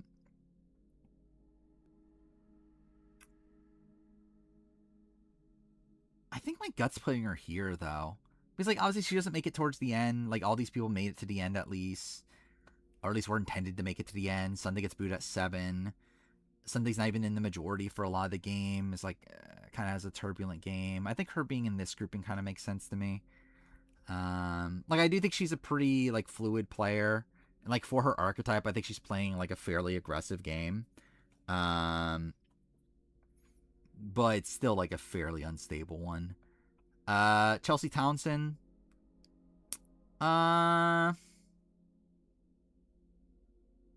Ultimately probably here as well. I think you could argue her actually being like closer to up here.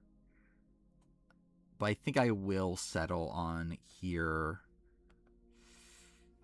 Actually, I think you could argue higher though. I think with Chelsea, didn't they have much win equity? Not a lot, but like I think she could have won if like she was at the end against what, like Brett and like Ken or something, or like I think anyone beats Ken and Hannah likely. Um, it's like there's spots where she definitely can get votes, but she's definitely not like the biggest jury. Like definitely like David, Adam, Jay were the bigger jury threats. Um, um, yeah, I can kind of see that too. Like her being with like the kind of robbed players to a degree. I think I want to put her here. Um, with like Brett Closer, kind of. Uh,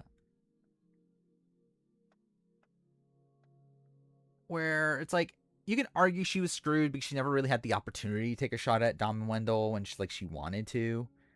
Um, but she ultimately does fail. Still, it's still a spot where like she had the opportunity at 8, and then just actually just failed to get Laurel. Um, which I guess to be fair, like is that different from Tawana? Um, which I think maybe that's like Tawana should be lower. Uh,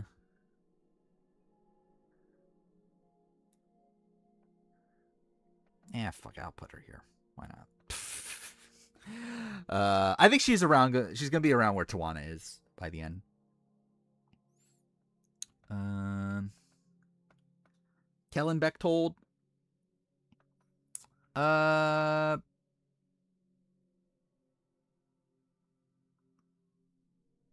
gut wise, I mean, it's kind of funny to say about Kellen.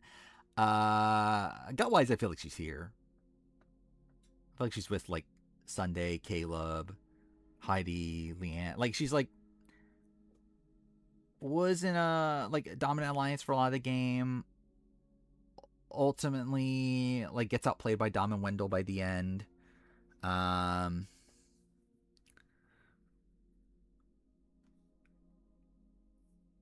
yeah, I think she kind of has to be below like an Aaron Lobdale.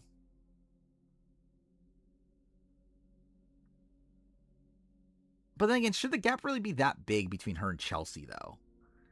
Um,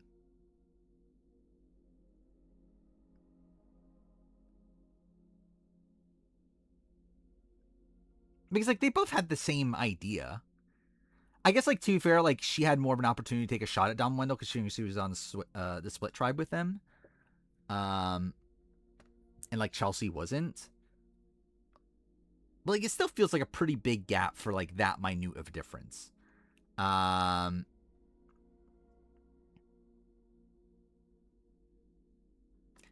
I think I'm gonna do this actually. I think I'm gonna settle on this. I think I do move Chelsea down and I put Kellen there with her. And maybe I do move Tawana down too. And no, I think I'll leave Tawana there. Actually, no. Yeah, actually, you know what? No, I think I moved Chelsea back up. But I do think I put Kellen like here. I think like right below Chelsea. Um, I think her above Holly Hoffman feels weird though.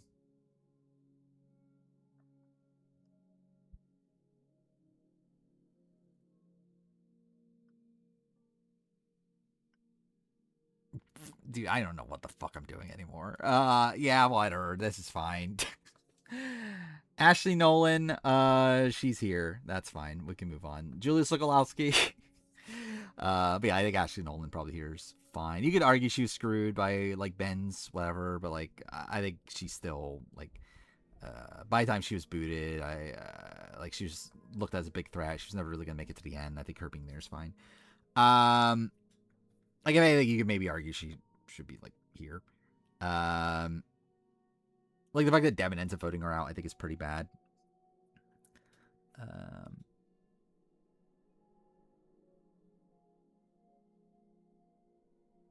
Yeah, I think I'll put her here. Like, at worst, I think she's towards the top of this grouping. So I think it's like, whatever. We'll just put her there. Julia Sokolowski. Okay, cool. That did not work at all. Okay, yep. That's definitely what I wanted to do. Okay, yep. Dude, this is fucking insane. There we go.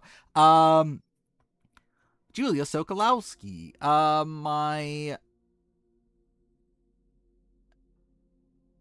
gut is like here. Maybe even like here. She is fairly sloppy. Like by the end, or not even by the end, like by like final 9 or whatever, like she was just like so openly playing the middle to the point where like her own group didn't trust her anymore, was willing to vote her out.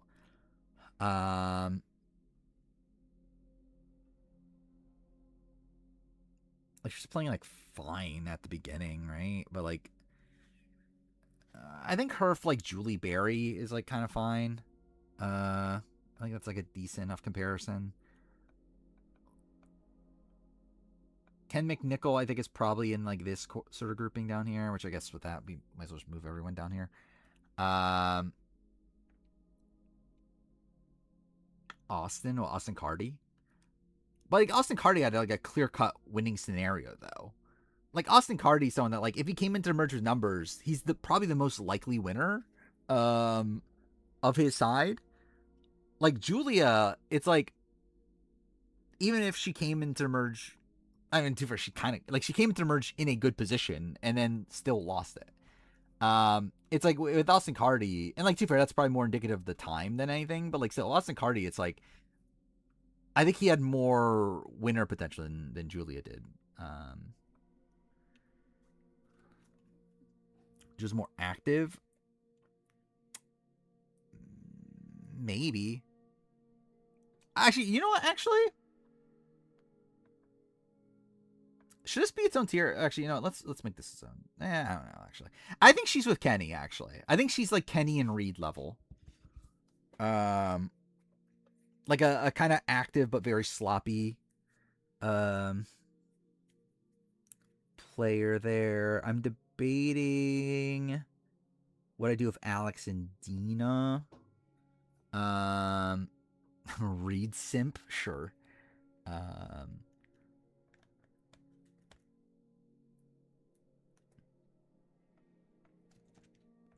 let's see. See, I kind of feel like these three are feel together, and it's just a matter of like, do I move anyone else down from this group? I think all these other players are players that played like semi-dominant games, so maybe they do just stay together. Maybe like if anything, maybe Dina is here, but I think maybe she's like kind of like in between. Um, don't know what Julia. You don't know Julia Sokolowski? The one that was almost on Survivor 50, the one that almost took Elizabeth's spot on Survivor 50. Um, yeah, Ken McNichol. I think at best, Ken is here.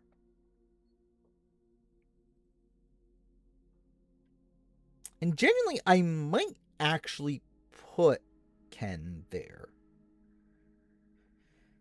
I think the fact that Ken was willing to cut David is something that makes me want to put him here.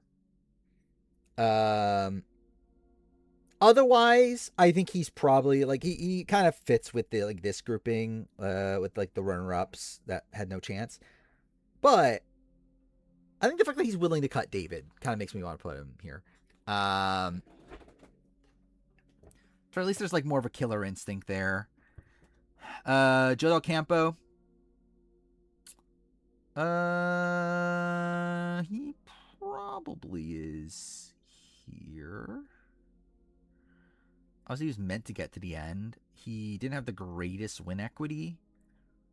Actually, I don't know. Here or here?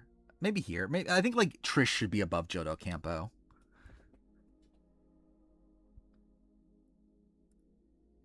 Yeah, I don't think he's active enough to be up here. So I think he probably just is with like these players here. How to rank the Nolans? Dude, I just realized all of them had OnlyFans. all of the Nolan, the Nolan triplets, they all had OnlyFan accounts. Um, well, Ashley, Liz, Julia, I guess. Um,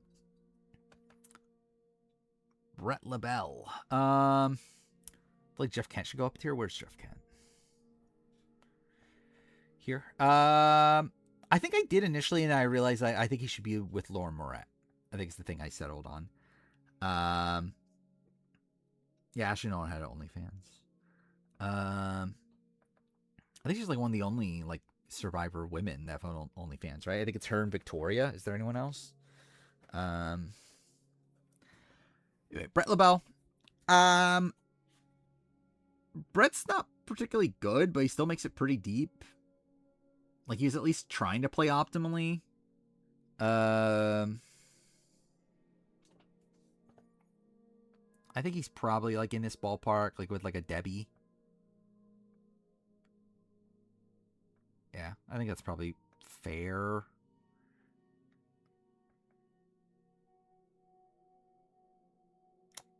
maybe he's like Chad level, actually.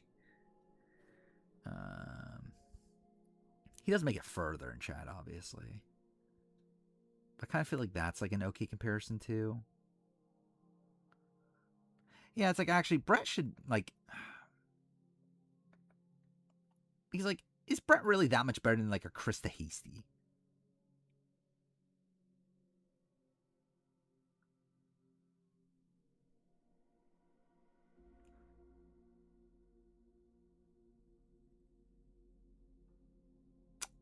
No, I think I'm gonna settle with him with Debbie.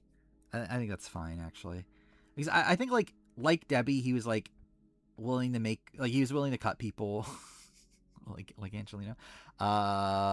He played fairly optimally. He knew what he was meant to be doing. Um, like with Chad, it's like I don't really have faith in Chad to be like have much of a killer instinct in the game. Um, so yeah, Sebastian. Uh, what did I do, Sebastian?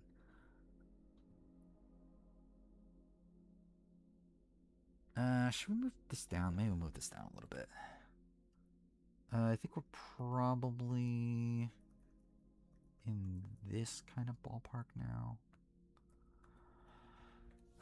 Sebastian. Like he wrote the majority, wasn't really in danger for a lot of the game, was way too passive. At least tried to make a move against Dom and Wendell towards the end.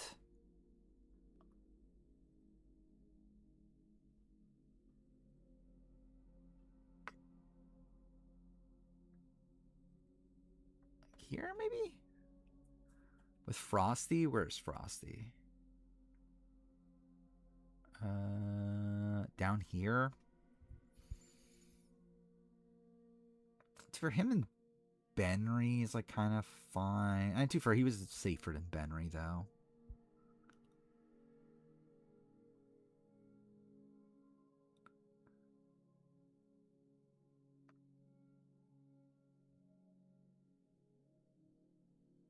I kind of feel Stacy Kimmel comparisons.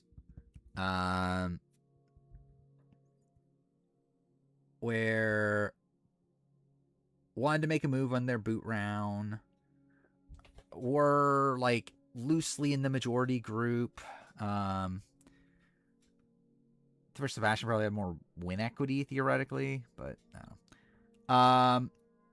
Michaela. Michaela.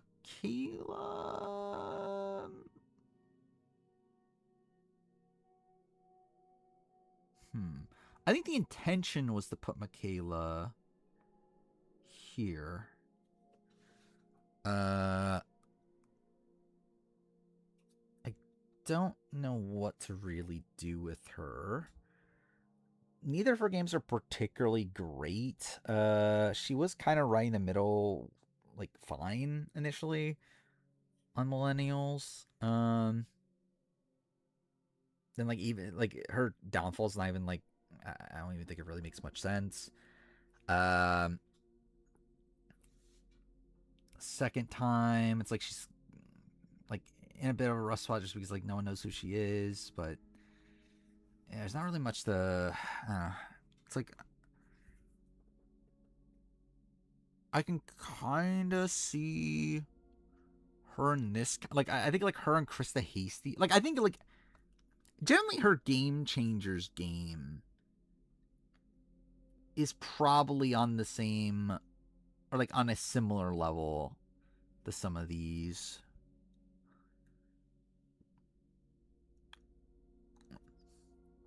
Probably more turbulent, to be fair.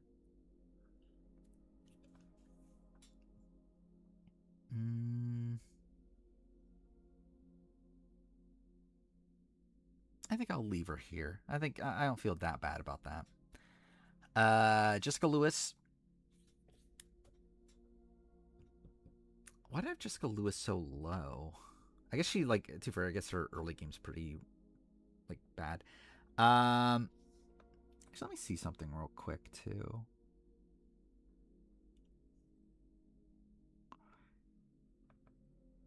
Actually, should she be like? Is she really like worse than Abby Maria? Like Michaela?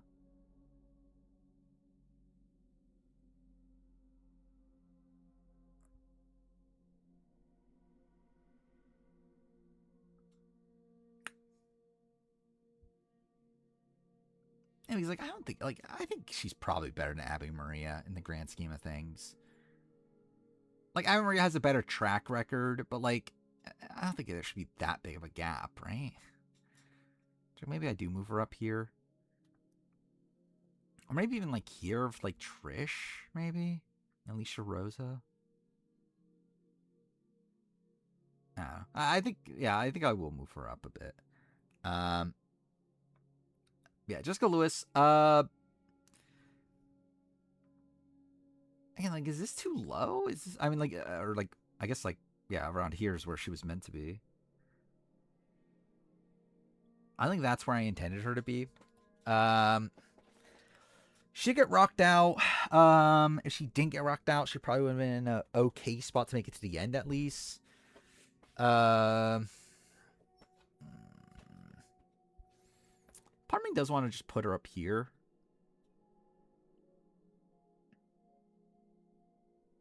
Like, she does have a very sloppy like start to her game, but she's at least a fairly active player. Um,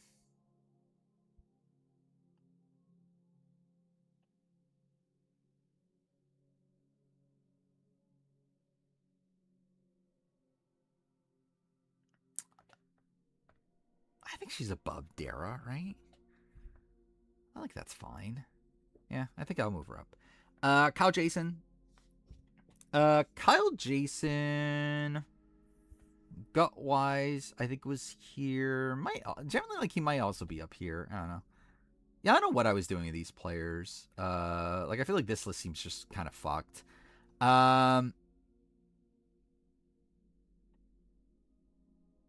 Yeah, win equity is a big issue for him. Did kind of dominate the early game though. Um, does lose control fairly early on. I think I will put him. Yeah, I think LJ is kind of fine. I think the difference here is that these people like more naturally made it deeper into the game, or at least had paths deeper into the game. Where like Cal Jason, it's like he technically got into the merge of numbers and then just lost it. Which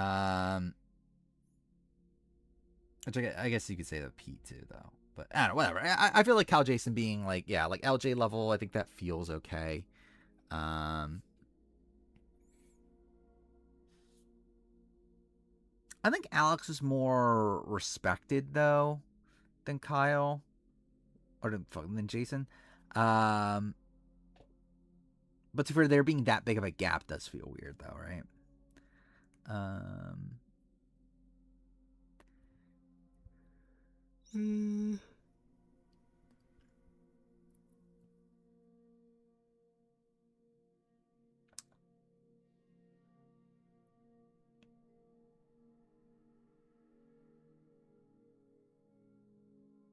yeah, I don't know. Maybe I do put him here.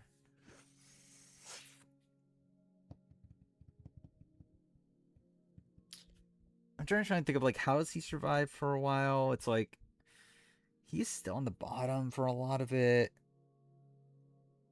It's really like the fear of his idol that keeps him around for so long. But then he does survive over Julia in particular. Yeah, fuck it, I'll do it. I think I'll put him there.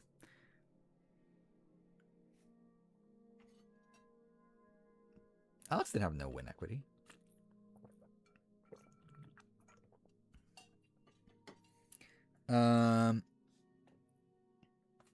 Scott Pollard. I think Scott Pollard, like, I think the biggest Scott Pollard is like, should Kyle, Jason, Scott Pollard be that far apart? He's like, I don't know why, but like, just gut wise, it feels better to put Scott Pollard here. Like, I think Scott Pollard is like more like openly antagonistic. I think he also, and like, to be fair, this is probably just more like he had less win equity, but like, that's probably just more like outside the game. Situations. I mean, Scott's definitely lower than Jason. It's just a matter of by how much. Like, should it be this big of a gap? I think Kyle Jason had more control over the OG tribe than Scott did. Like, Scott lost like the battle between keeping Sydney and keeping Jeffrey Lanzetti. So yeah, I think I'll keep him there. I think that's fine. Chris Hammonds. Chris is probably also just here, right? I think he's like LJ level. Like, I think like being in this tier is kind of fine. You could even maybe even argue here, considering like even like the beginning of his game's like kind of sloppy, where like he loses like Paul Wachter.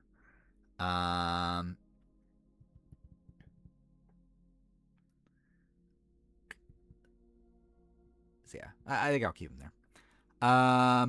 Donathan. Okay,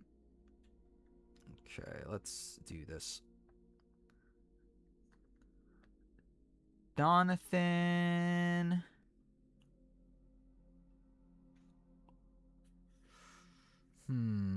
What do I do with Donathan? Part of me just wants to put him here.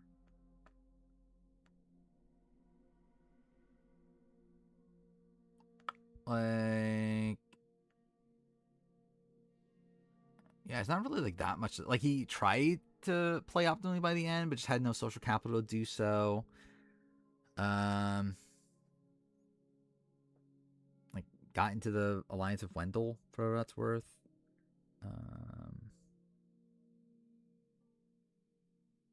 Oh, you actually listened to the Scott Pollard interview? I just looked it up just to see if like he mentioned being called for 50. So like obviously he wasn't, but like still, I just want to see if he like outwardly denied it or not, which he didn't seem to. So whatever. Well, I think Devins was an alternate for 50. I just think they had other bigger locks. Yeah,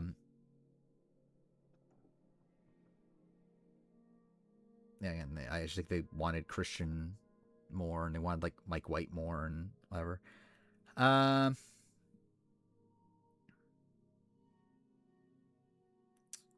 Donathan above Seabass, at least he was aware and failed to make the move rather than running out of space. I feel like that's like I feel like they're in a similar spot. Like it's like I like Sebastian also tried to make the move. I think Donathan had like faced off against more adversity and overcame that. I think it's probably the thing to credit him. But I also feel like Sebastian's just someone that's like more naturally gonna make it deeper. But I think them being back to back is fine on this. Dr. Mike.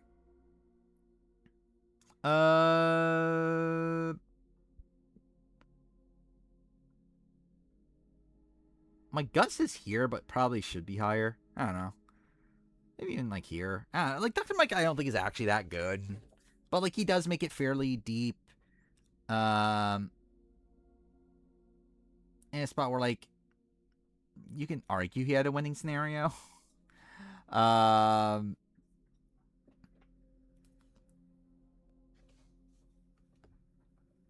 but yeah, I think it's like he's probably like worse than Rick.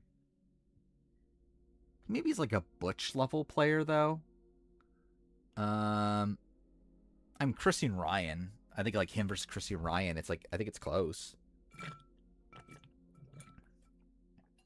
Um, Even with Devin there, it's like probably still close. Yeah, I think that's fine for now. Michael Yerger. Michael Yerger might be higher actually. I think I might put him here. I think him with like the Benry like kind of players feels fine. Um, Actually, you know what? Actually, I think there's an argument he's here with like Mookie. I think that's actually a decent comparison. Of like someone that faced off against a lot of adversity. Uh, like ultimately, like I generally like Mookie's probably worse actually. Uh,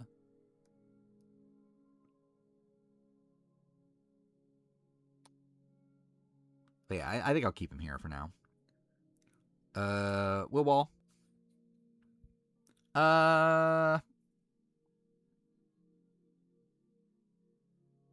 I think I put Will Wall here. Yeah, I think he's here. I think he's kind of with the like Nate Gonzalez, maybe Benry. Like he's a very fluid player, but like was just kind of in and out of the majority a lot. Um, Matt Bischoff being so high, Matt Bischoff was like running his OG tribe, and it just gets kind of swap screwed. And it's like he was on a fans' favorite season where like didn't have much like runway. Um,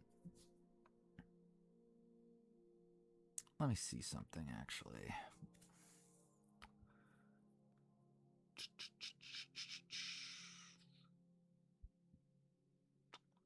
I kind of want to actually put him higher. I don't know. Maybe I just put him here. Like, thing is, like, yeah, he is a fairly fluid player. Like, he's a very self-interested player.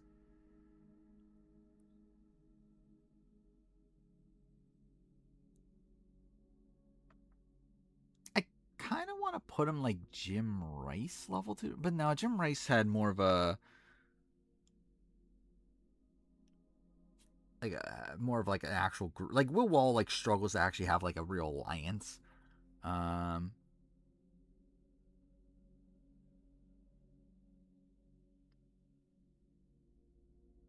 Maybe here.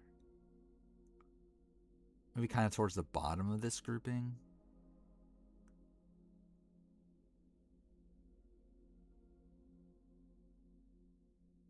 Yeah, I think above Stacy feels fine. Below like some of these other ones that are like kind of semi-dominant players. Um, yeah. Jessica Johnson. Uh, I think at worse here. But I don't know. I had her below. What I intend on doing with Jessica Johnson? Let me see something. Who's lower than this? Yeah, but he's like, this is too low, right? For Jessica Johnson. It's like I think at worst she's here. I think she's probably above that grouping. Um, like she was the merge boot, but she was playing pretty well before that. Um,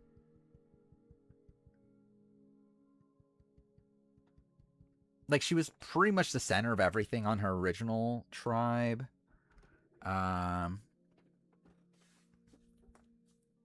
I kind of feel like she also should be like around here. Uh,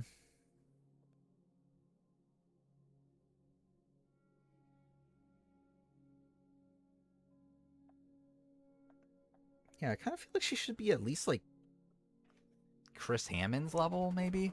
Like I think it's like the fact that she's never like really tested is like something to criticize, but I don't know. I kind of do feel like she was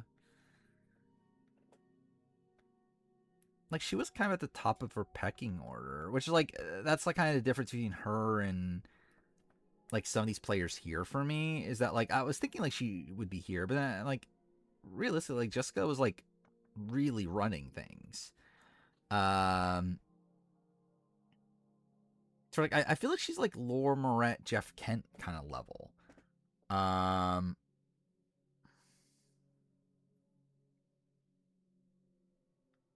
I think I'll put her below Chris Hammonds, but I think above Will Wall. I think is what my gut's telling me. Debbie Wanner. Is Debbie here? Because I think that's what my gut was, but also, is she really worse than Russell Swan? Probably not. Realistically. Like, she's not one of these people that, like, you would think would be an early boot, but she never actually was. Like, she's a pretty bad player. Like, both times found herself in, like, a semblance of a majority group. She was so bad that she got kicked out, like, fairly early both times, though, after the merge. Um, hmm.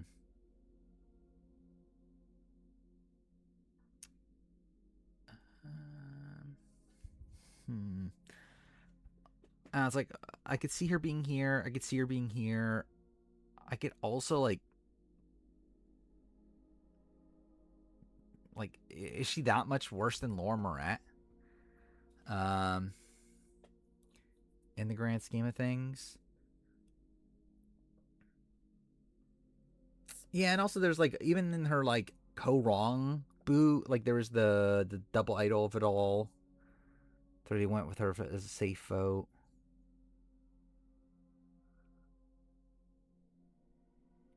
I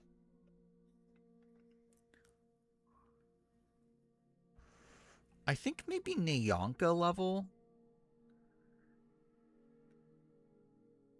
is kind of where my gut's telling me right now. I think it's like around here. Um, yeah, Julie was initial target too. Like I think the issue fundamentally is that I just don't think Debbie's actually a good player. Like I think she's like I think she's gonna self sabotage more times than not. I think having her above Michael Yerger feels weird though. Maybe like here, like her and Jamie Newton, like that kind of feels fine. Like the fact that she never made it to like a final, like she never made it past what final 9. I think is also another thing to call out. Um,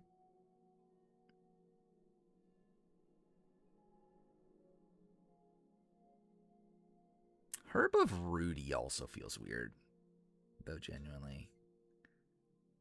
I think Michael had more of the right idea of what he should be doing though than Debbie. Um,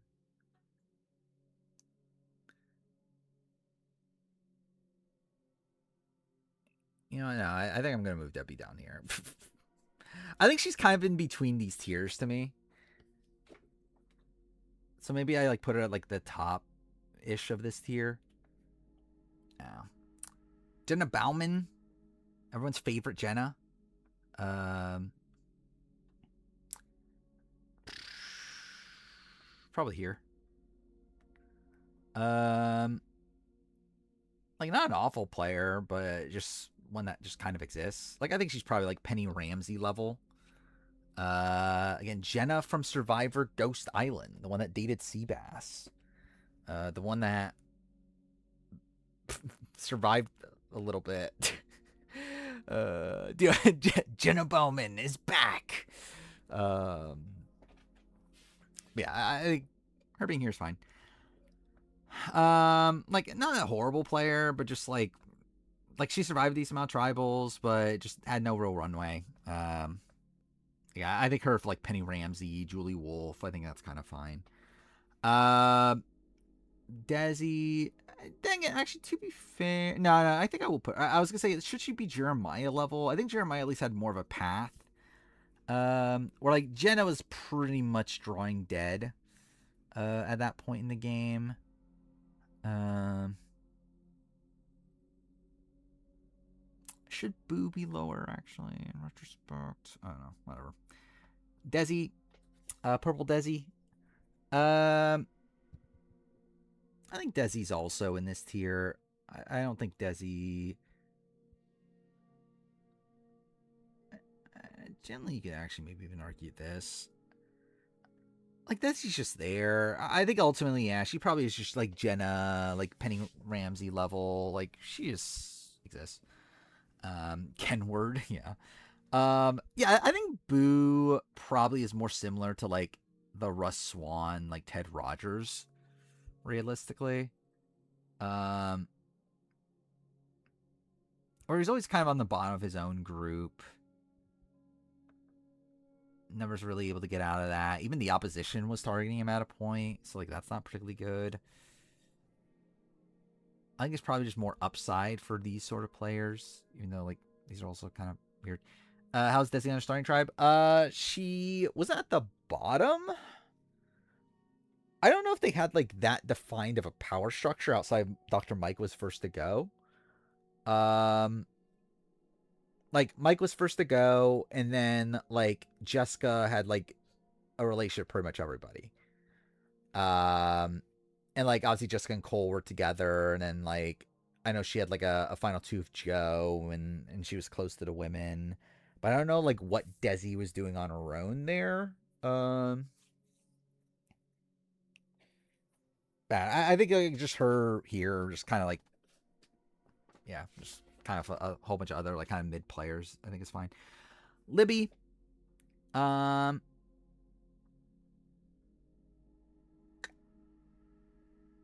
Libby, hmm, dude, it's already almost 2 a.m.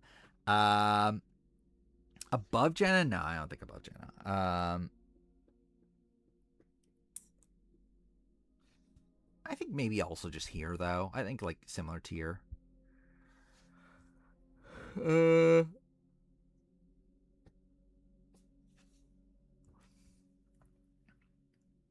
Uh, then what? Desiree. I think my gut for Desiree is closer to this level.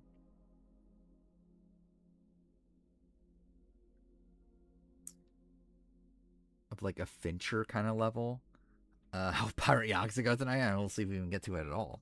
Um, yeah, she got it out, but it's not even like it's that good. Like it's like with Jenna, you can argue she was screwed by the split tribal of it all.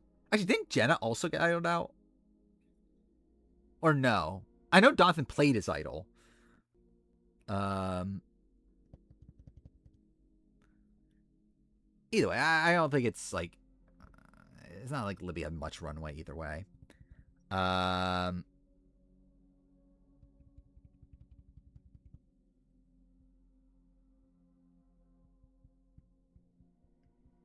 um One had a weird steal vote from Donathan.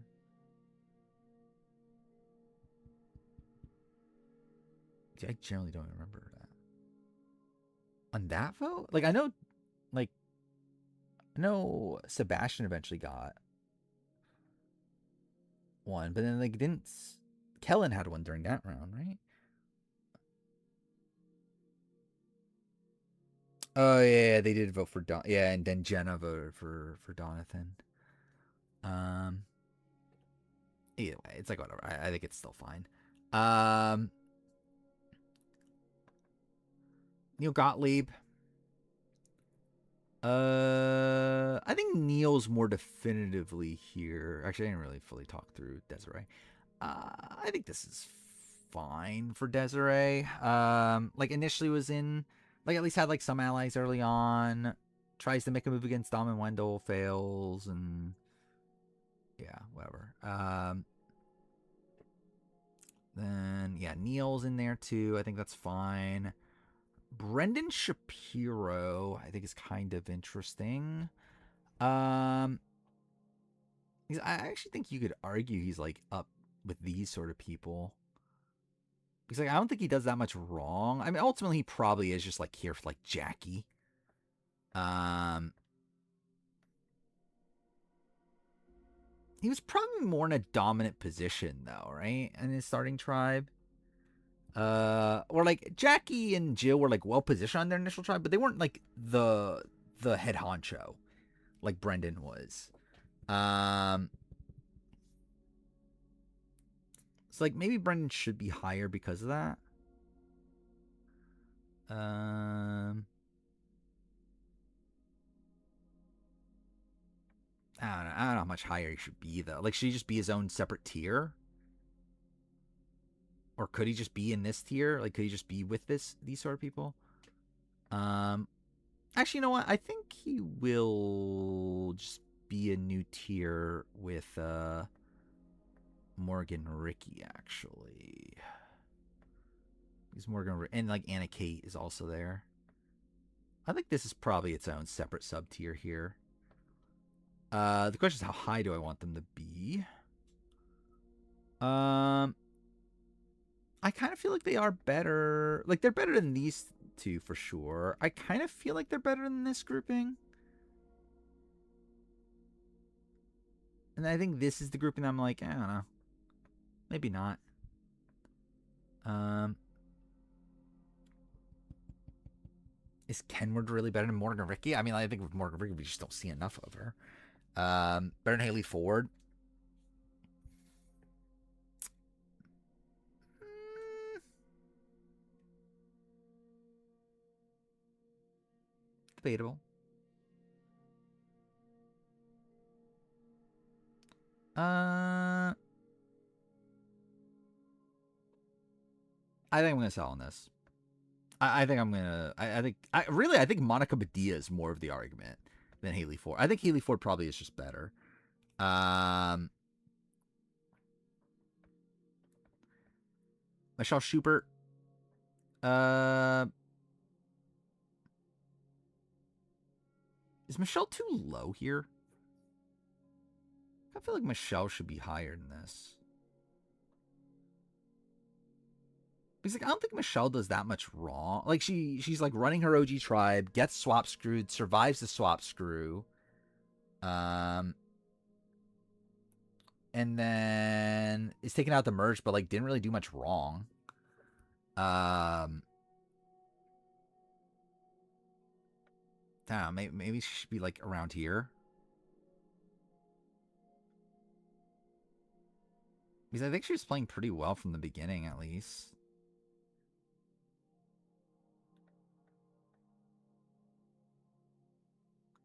Like I think she's probably like Dave Johnson level. Um, basically James Lim. Is she? Is that even a comparison? Um,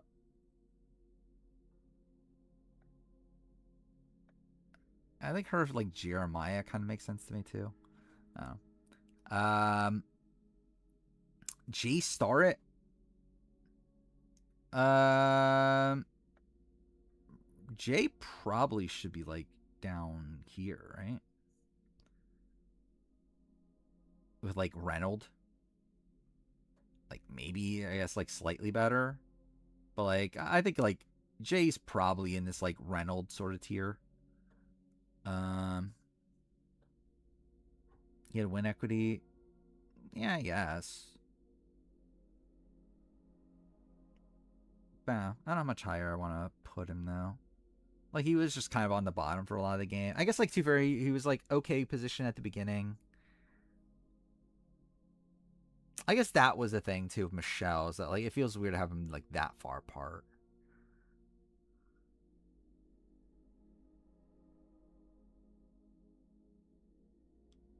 Hmm. Yeah, I guess he did make it way further than a lot of these people and had win equity. I guess like the only one here that's like in the end game is like Burton, and Burton didn't really have win equity unless against Lil, which he was even trying to do.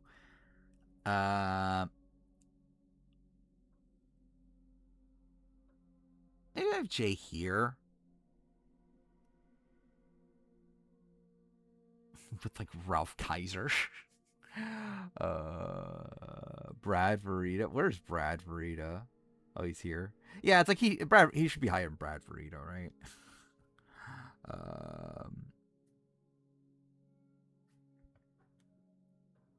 let's see.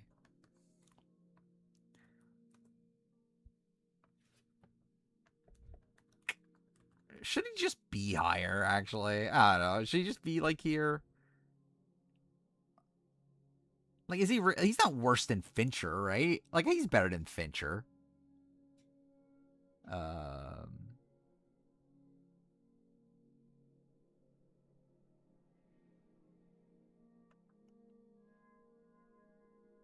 he probably is just here, right? Like, he's like, is he that far apart than like a Boo? Like, I think they're in a similar caliber, actually. So I think that's fine. Cole Metters. Cole Metters. Probably here. Oh, here or here. I think it's like one of these two. Um, Play very sloppily, piss people off. Though was in a pretty good spot at the beginning at least. Um, but yeah, I think I will go here. You see, at least wasn't like I think like him and Brendan feels fine. And really, it's like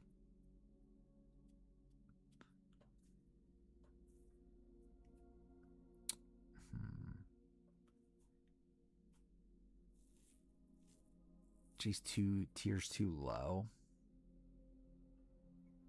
I mean, like I do think him with Michelle feels fine, right?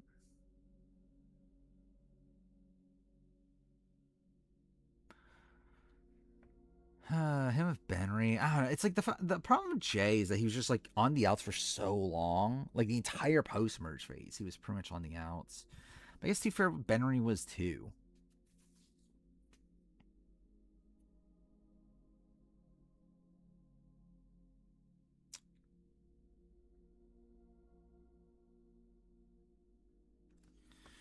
I'll put him here. I think that's fine. Um,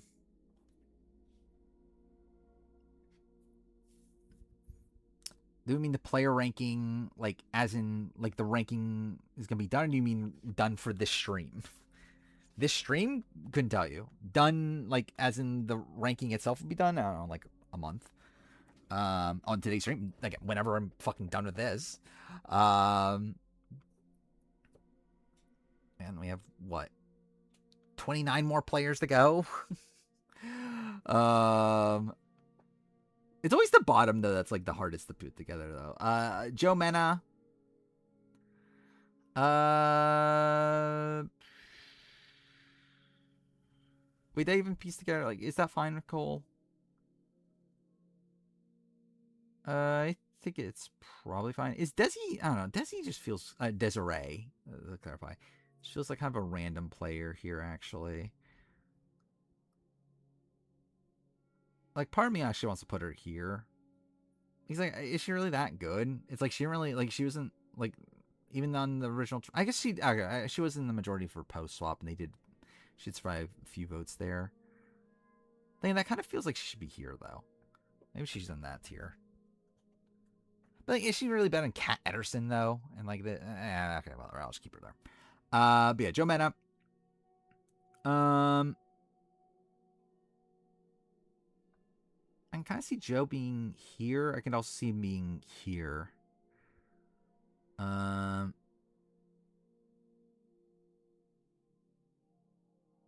how do I go here? I actually feel okay. I'm starting to feel like maybe this is a tier that should be higher.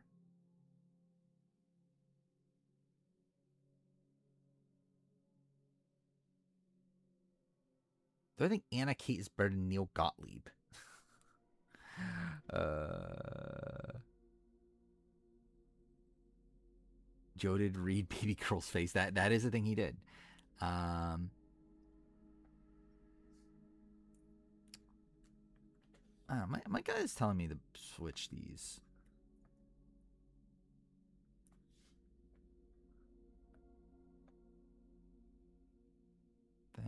mean, Joe did need an idol, even. I think Joe being here is fine, actually. Caleb, like Beast Mode Cowboy Caleb. Uh, he's probably somewhere in this range. Actually, looking at it, I don't know, are some of these people too high? Let me see again.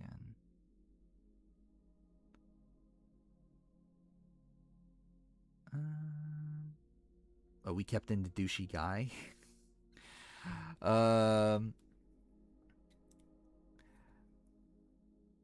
Yeah, I think Caleb's probably like somewhere in this range. Actually, generally, like Caleb might actually be here.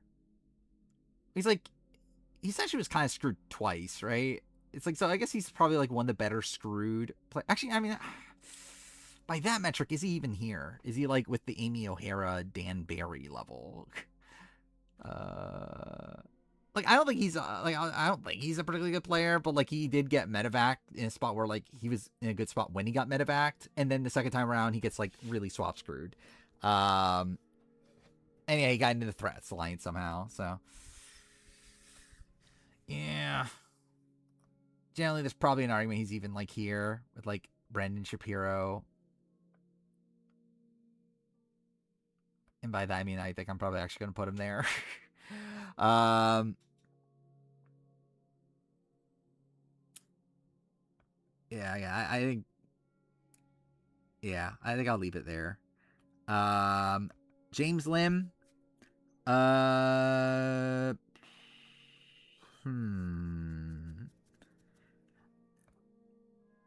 James Lim's interesting because, like, I don't think James Lim is actually that good of a player, but he did pull off a pretty good move in taking out Morgan. Outside of that, he's not particularly good. Like, he's, like, kind of on the bottom of his original tribe. He, I guess does get swap screwed by the time he goes, but, it's like, he's not a particularly great player, but yeah, that's the thing. Ralph, he's probably better than Ralph Kaiser. He probably is like somewhere. He's probably with this grouping actually. Um,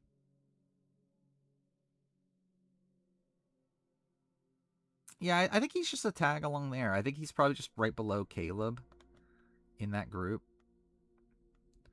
Because I think he at least does like because I think the difference between him and like Jill and Jackie, I think both of them were like very passive players.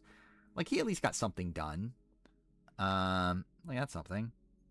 Allie Elliott, I think I'll probably put her here with Jackie and Jill. Maybe even lower actually. By the end, she kind of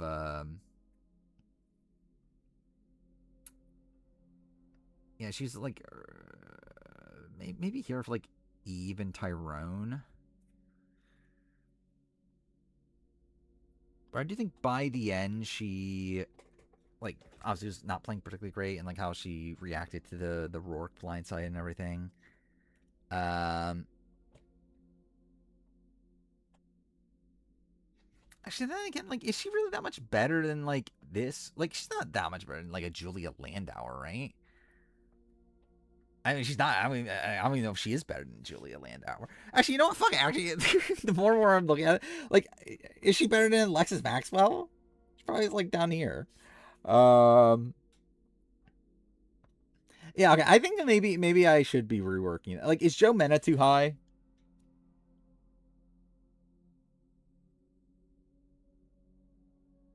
Like, is Joe Mena here? He did need an idol fairly early on. I think him and Kobe might be like somewhat comparable. Cole Metters and Neil. I think those are probably still fine.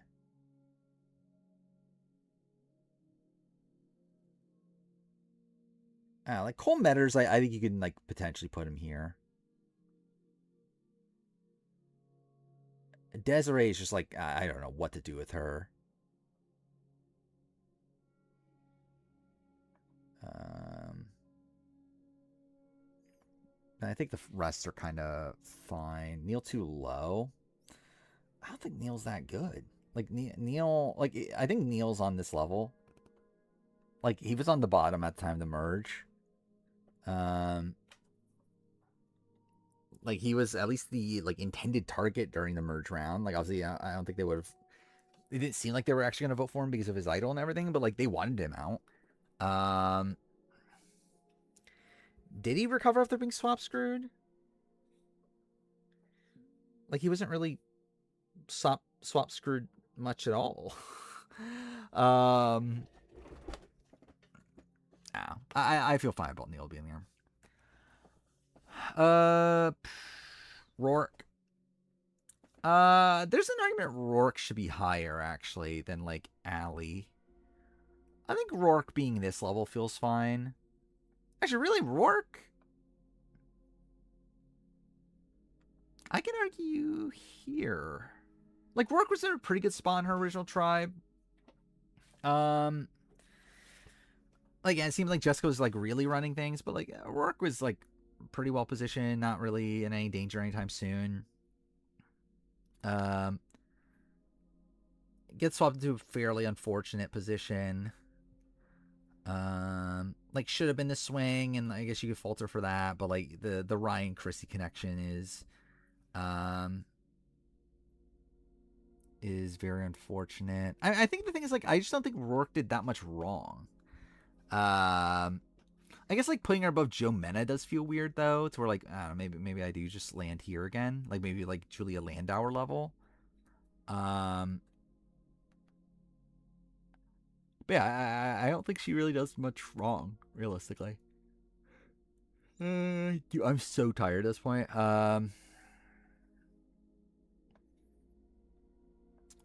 Bradley. Bradley is a bit tough. Should we just do the bottom? I think we should just move to the bottom. Like I would hope that's easier to put together. Wait,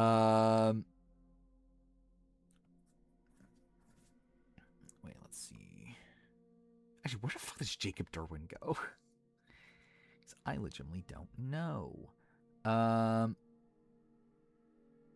Yeah, it might be a decent comparison actually. But anyway, Jacob Derwin. You could definitely argue worst the worst. At least has like a competent strategic mind, but was pretty unaware. Is he really that different from like? I think he's like a Billy Garcia sort of level. So yeah, I think I put him there. Simone. Francesca. She's like, where is she? Here? Kind of high. Yeah, Simone. Simone is probably also in this tier.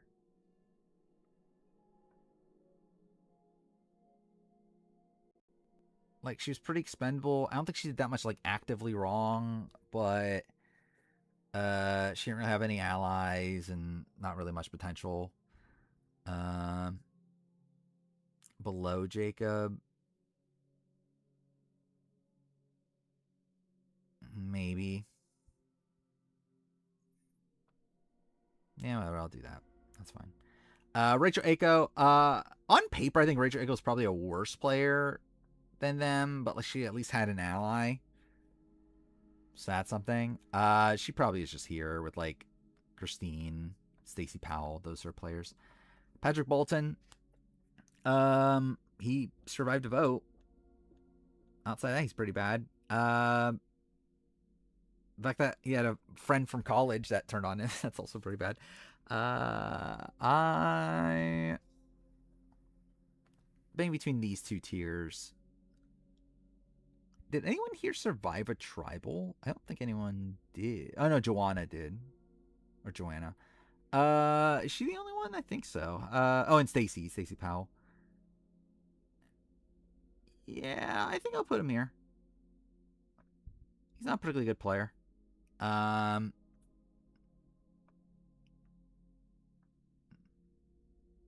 yeah, I think that's fine. Katrina Radke. Katrina, I think on paper feels here. Yeah, like kind of like the some of the older players that didn't do like that much actively wrong, but were still early boots. Like, I just don't think she does that much bad. Wise Race was that bad? I mean, she's annoyed people. Didn't really build connections. Just was on the bottom. I think that's pretty much it. I mean, there's not like she was always just the first boot, so it's like there's not really that much to say about her. Sonya's a good comparison. Yeah, that's fair. Liz Markham. Guys, probably here. Could potentially be higher.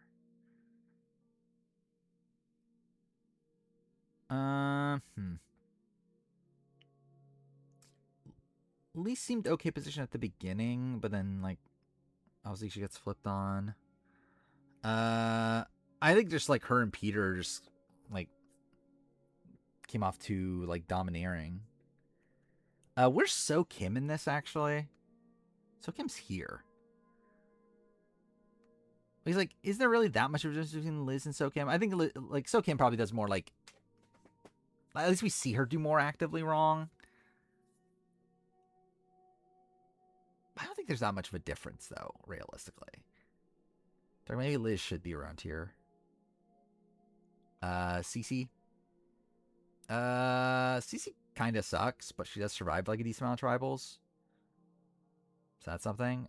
She survives over Rachel, survives over Paul Wachter, survives over Lucy.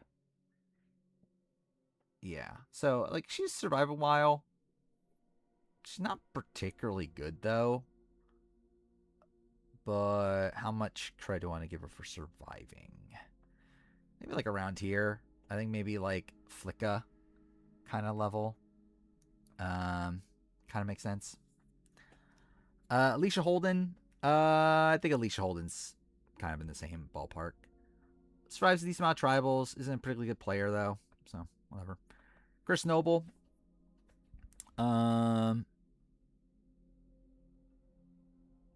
Probably here.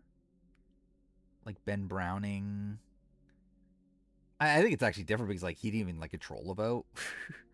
Like at least like Ben Browning like controlled the vote. JP controlled the vote. Like Chris Noble didn't. But also to be fair, Chris Noble at least had like half the tribe on his side initially. Jean Robert. Where the fuck is Jean Robert? Jean Robert I had like way higher, didn't I?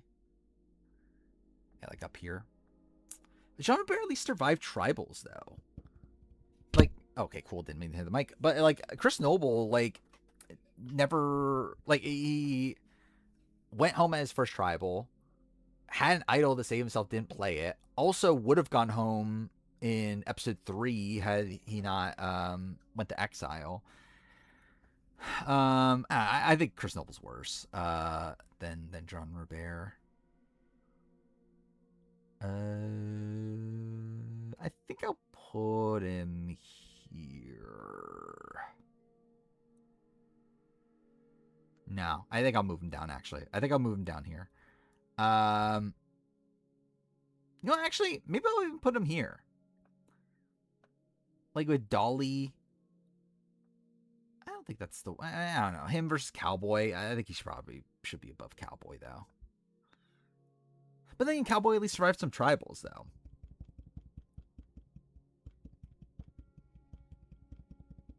Yeah, I think I'm putting him here. I don't feel that bad about that. Like generally, like he's probably more active. Like generally, in terms of like how actively bad he is, he's probably closer to like this ballpark. I guess like two for there's an argument he's here though. Like John Rocker's there, but again, John Rocker survived a couple tribals. Yeah, so fuck it, I'll put him there. Yeah, Cowboy might be too high. That's probably, yeah. Maybe he should be like around here, but No, we'll deal with that later. Paul Wachter. Paul Wachter, I think, is just here. I think he's like Ben Browning, JP, like control the vote. Like was in a good spot at a point. Not a particularly good player though. Peter Bagenstos. Is Peter too high? I don't think Peter's particularly good. Like Peter's blindside his first vote. If it wasn't for physical strength, he probably just goes there. Then he does survive the Anna vote, but that was kind of give me. And then he's booed right after that. He's pretty bad actually. Like generally, he is pretty bad. He might be here. Like, is he like Dave Cruiser level maybe? Um, or is he just also like down with like Chris Noble? Like I think Chris Noble makes more of a blunder, but actually I think he's probably Cliff Robinson level.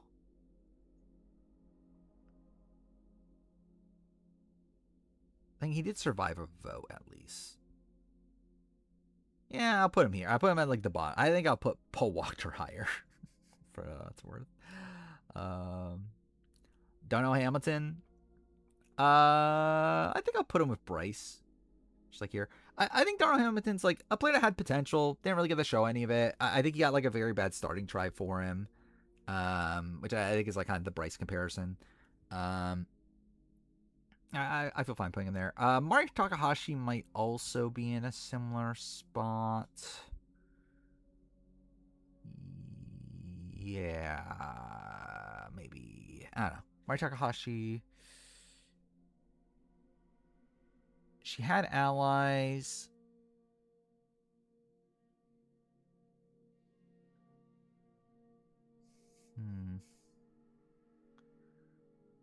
Yeah, I really feel like she can fit anywhere in this like kind of range here.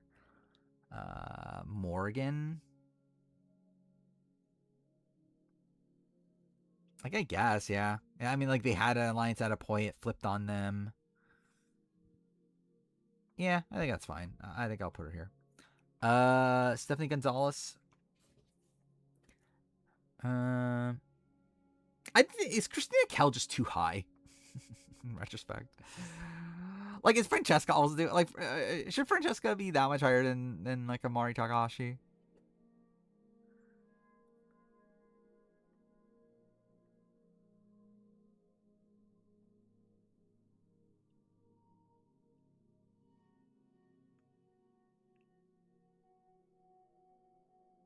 Hmm.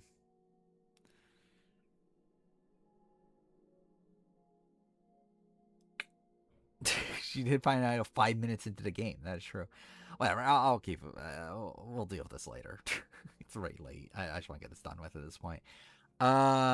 Stephanie Gonzalez. Stephanie Gonzalez is probably also here. Does get kind of like obviously gets kind of twist screwed. I don't think she's good enough to put her here though. So she's still voted out unanimously. It's not like she had like, and she didn't really have any like real ally.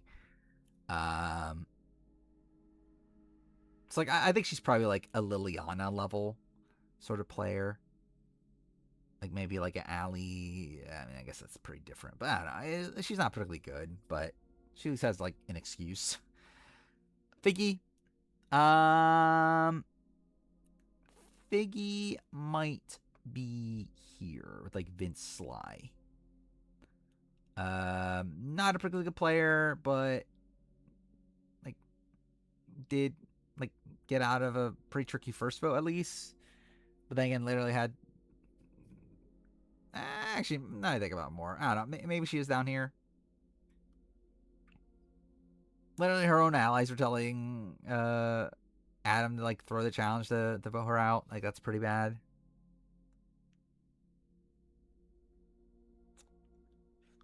Yeah, it's not like she was like particularly good in that group either. Like it's not like Figgy was like the one that saved herself either. It's like people were like around her were saving her. So yeah, I think I'll put her there. Jeffrey Lenzetti. Um, I think here. I think Jeffrey Lanzetti, I think like started off the game pretty well. Like was with like Cal Jason and Scott. They did flip on the second vote. Um, but like I don't think she had like the wrong idea. Uh, yeah, I'll keep her here. I think you actually argue she's like here, but I'll keep her here for now. Angela. I think I'll put Angela where like Laura Bonham is. Skinham Bonham. Um, a pretty bad player. Almost was like the third boot of the season. Um, does make it deep by the end, but like still just not a particularly good player. Um,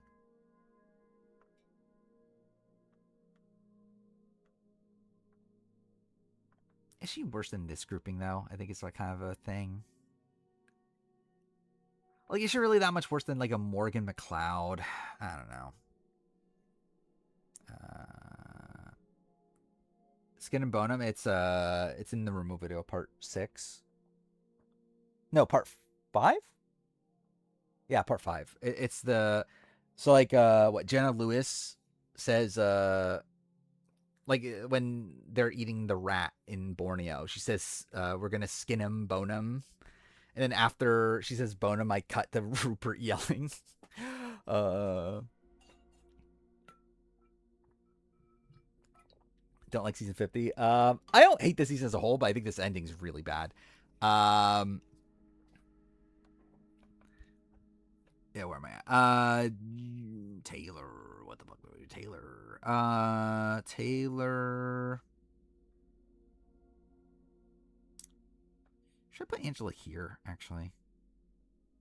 Or should I just say fucking put her here with all the other bad pre or post mergers?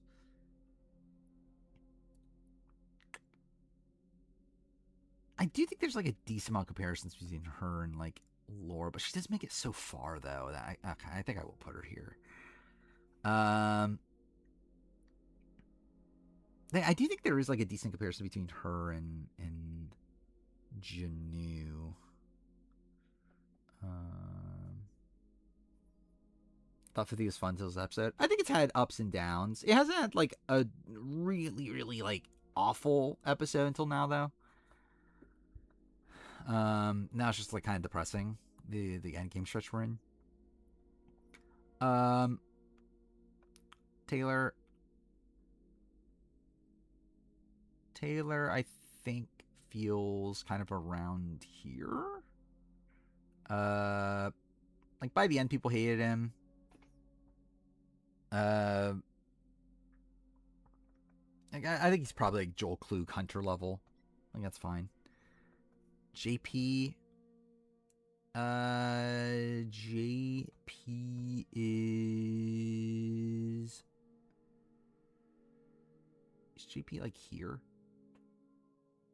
Maybe even higher. I don't know. I guess we'll need to actually think about this. Yeah, they are really zooming through the end game, but that's kind of what you would have expected with this many people, obviously. Yeah, it's like I think ultimately the season's just very mid. Like I think I have it like in the 25 to 30 range, like when ranking all the seasons. Yeah,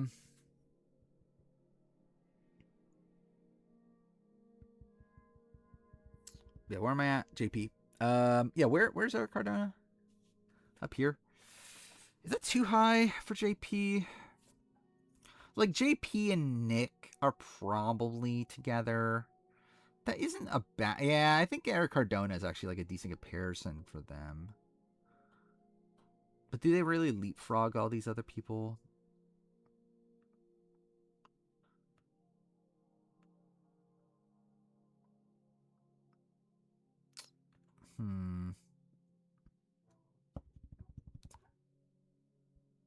JP and Morgan aren't that different.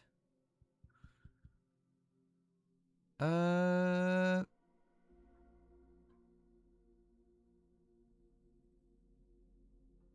Hmm.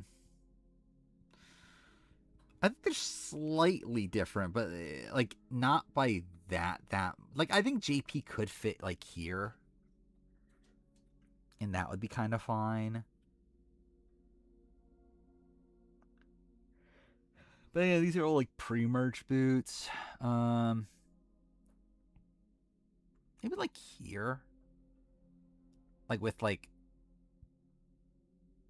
Aaron Collins. I don't know. That's not really a good comparison. Um,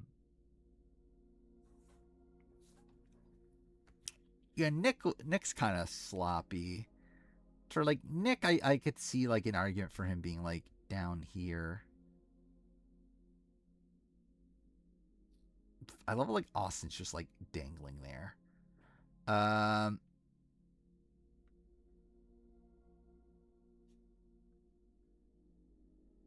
is could JP be Austin level?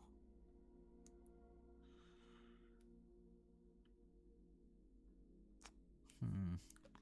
No, JP's just a weird one because like he's not like an active player, but like he does survive like a decent amount of tribals, right? Like he goes to like he survives that first vote, then survives 2 swap tribals at the merge. He survives a few votes. Like he survives a while.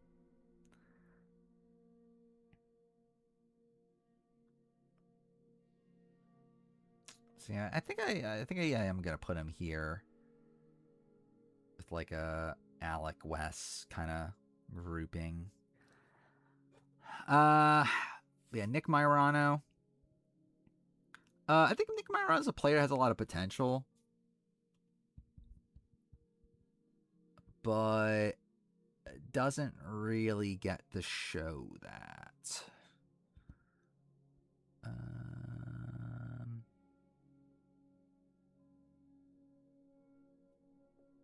hmm. How much credit do I want to give him for just like the for theoretically having potential? I guess like is he that different from Eric Cardona though? Where's Jonas? Jonas is down here.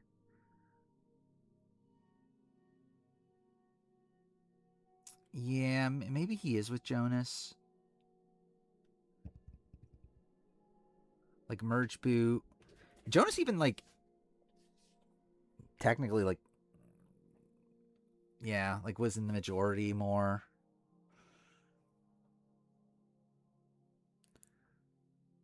Maybe Nick's like closer to here actually. With like a John Cody. Uh like Michaela Wingle ish. I think like Nick probably uh I think this ballpark is fine. I was debating if yeah, I think I'll keep him there. Alan Ball. Alan Ball's weird. Um, was in a good spot initially. Does get idled out by the end. Not a particularly great player, but like generally like these people, I think are probably somewhere in like this ballpark. Uh,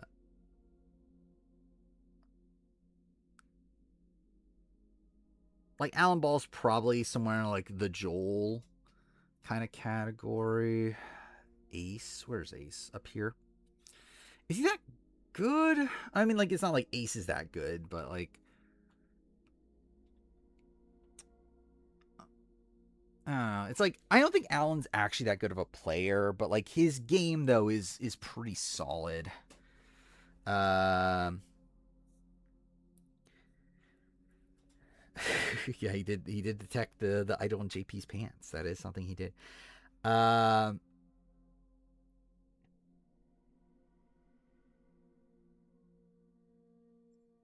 I think he's probably here. Like I think he's like probably like a Rocky level player. Um, so yeah, I'm thinking probably still in this grouping. Lucy.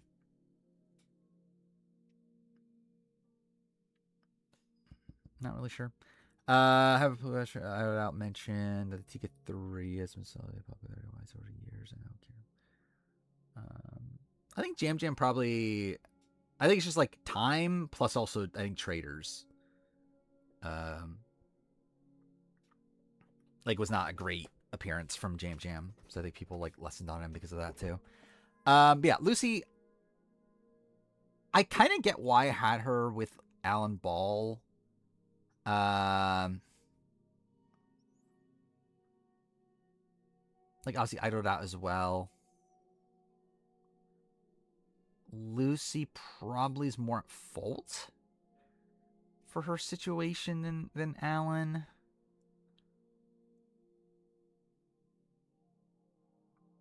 I think they're probably in a similar ballpark. I'm debating on the order. Lucy had more allies by the time she left, but also I think probably mishandled the people on the outs more than Alan. I mean, like I did say Lucy better than Alan before, but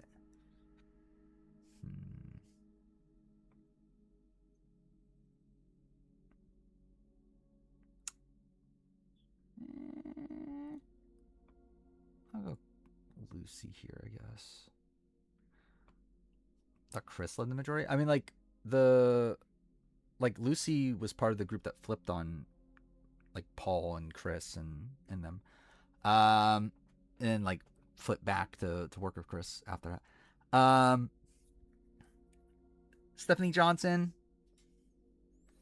I think also probably just in this ballpark with like Rourke. Uh, Probably below. Like I think I just keep this consistent, and then Bradley, which I think is also probably in this tier as well. Uh, yeah, I think Bradley might be towards the top of this grouping, but I think he's like with the Rocky Silas, maybe Roar. I don't know. I guess like to fair, he did survive to the second swap, and he was in a good spot in his original swap or his original tribe as well. So I don't know, maybe that deserves like a miter boon there. Like maybe that's enough to put him here. I don't think Bradley's that good of a player though. Scroll up to what? Okay, cool. Didn't mean to do that. Like we do have this grouping, which like maybe they're too high at this point.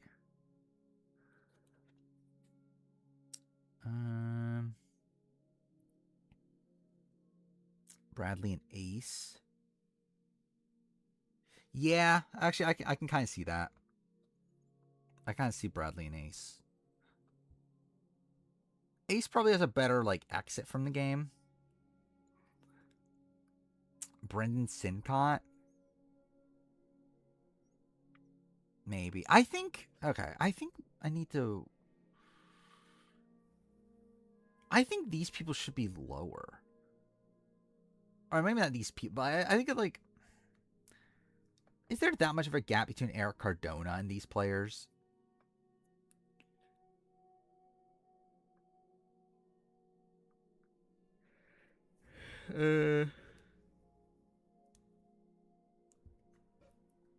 He's like Brendan Sincott, like starts off pretty well, and then kind of like by the end, it's just kind of an easy consensus boots. That's kind of the Eric Cardona of it all.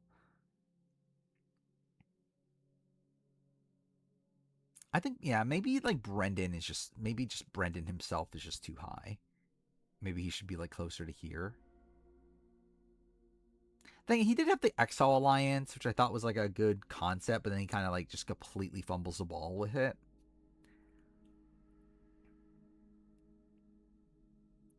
But I think it shows like a level potential. The fact that he was like kind of trying to do it. Uh,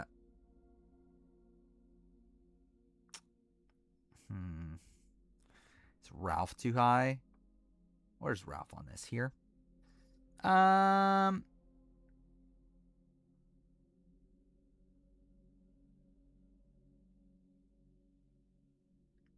Hmm.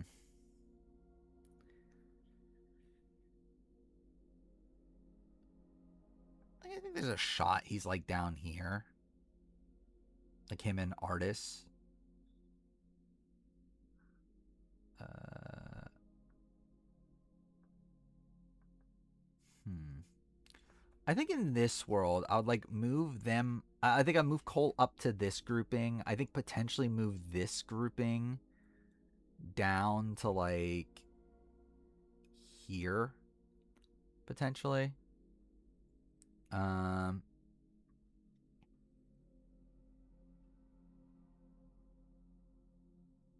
hmm. I give credit for his to remove Rizzo. Um, Eve's better than Ralph. Like, I don't know if it's that definitive. It's like I guess, yeah. Hmm. Yeah, I kind of feel like these two should be like maybe like here. But like, I guess Artist was like in like at least like Artist had like a solid grouping.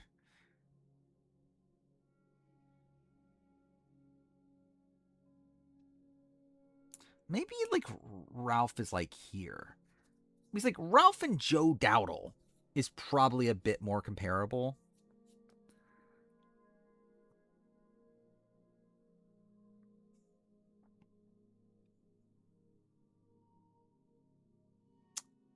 Yeah, I kind of feel like that's actually probably a better comparison. Uh, So yeah, I think maybe. Well, okay, maybe not do it that way.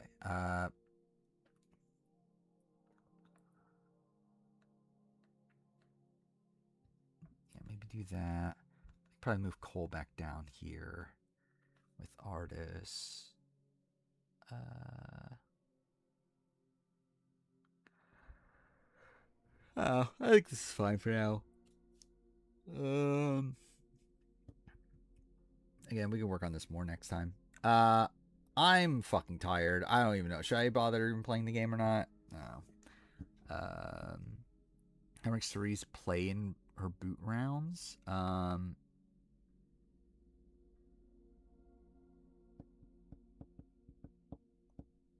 That's actually kind of an interesting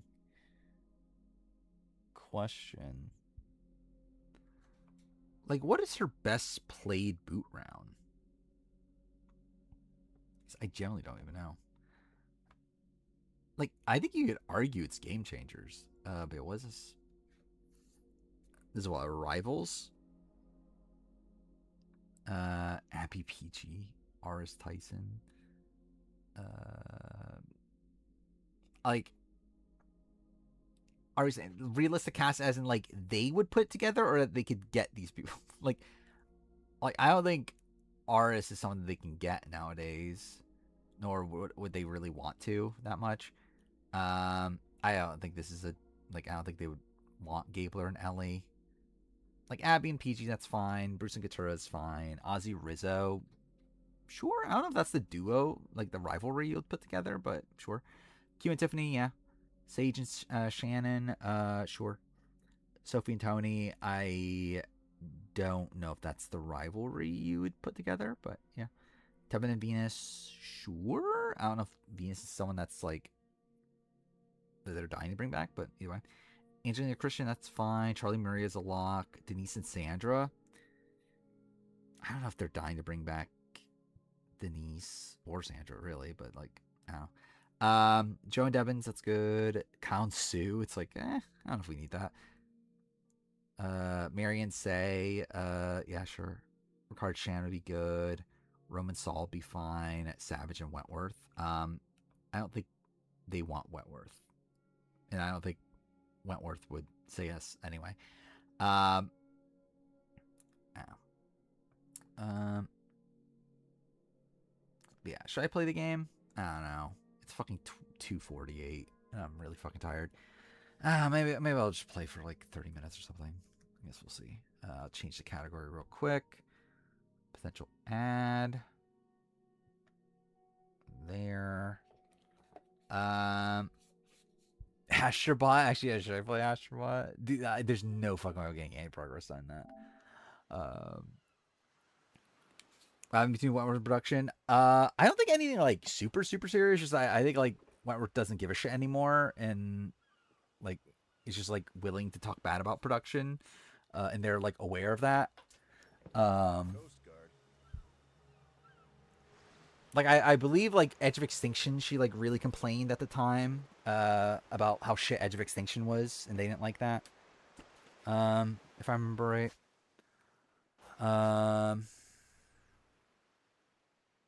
Wait, which one's the main quest? Is it this? I think Callan's similar thing, just her like talking shit about production.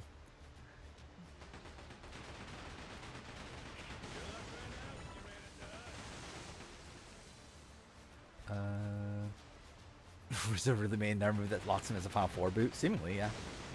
That's just what Rizzo does. That's what Rizzo's good at.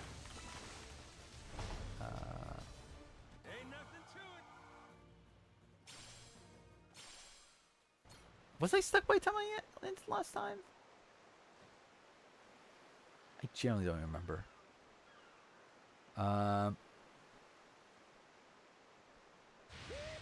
But no return is the rogue like mode, right? That's what you're talking about. Which I haven't played no return in forever at this point.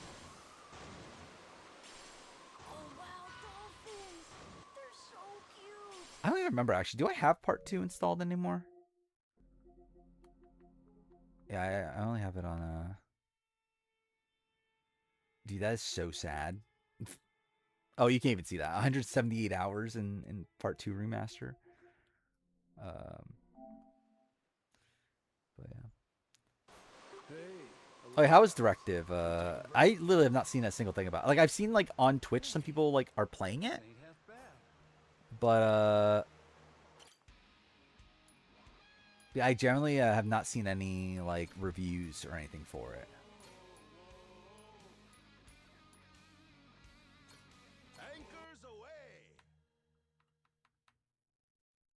Oh yeah, bro. Yeah, we didn't talk about that. Not that there's like that much to talk about. Oh, I just realized I didn't take chat off screen. That doesn't matter. Whatever, I guess I'll do it.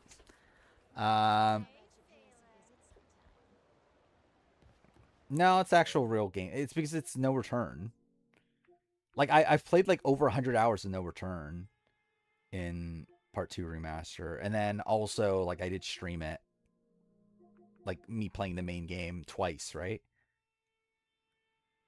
Because I played it once normally, and I did the grounded playthrough.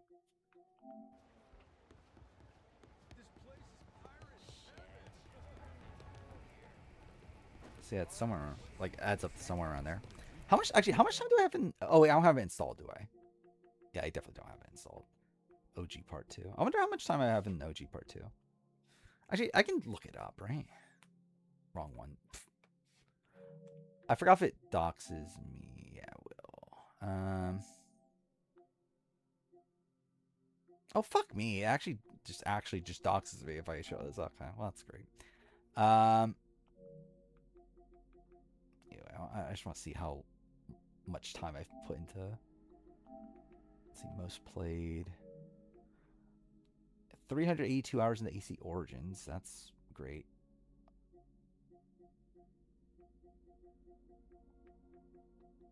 About 104 hours in the OG Part 2. So that's something. Whatever. It's okay. Oh, there's like stealth sections? That's kind of annoying.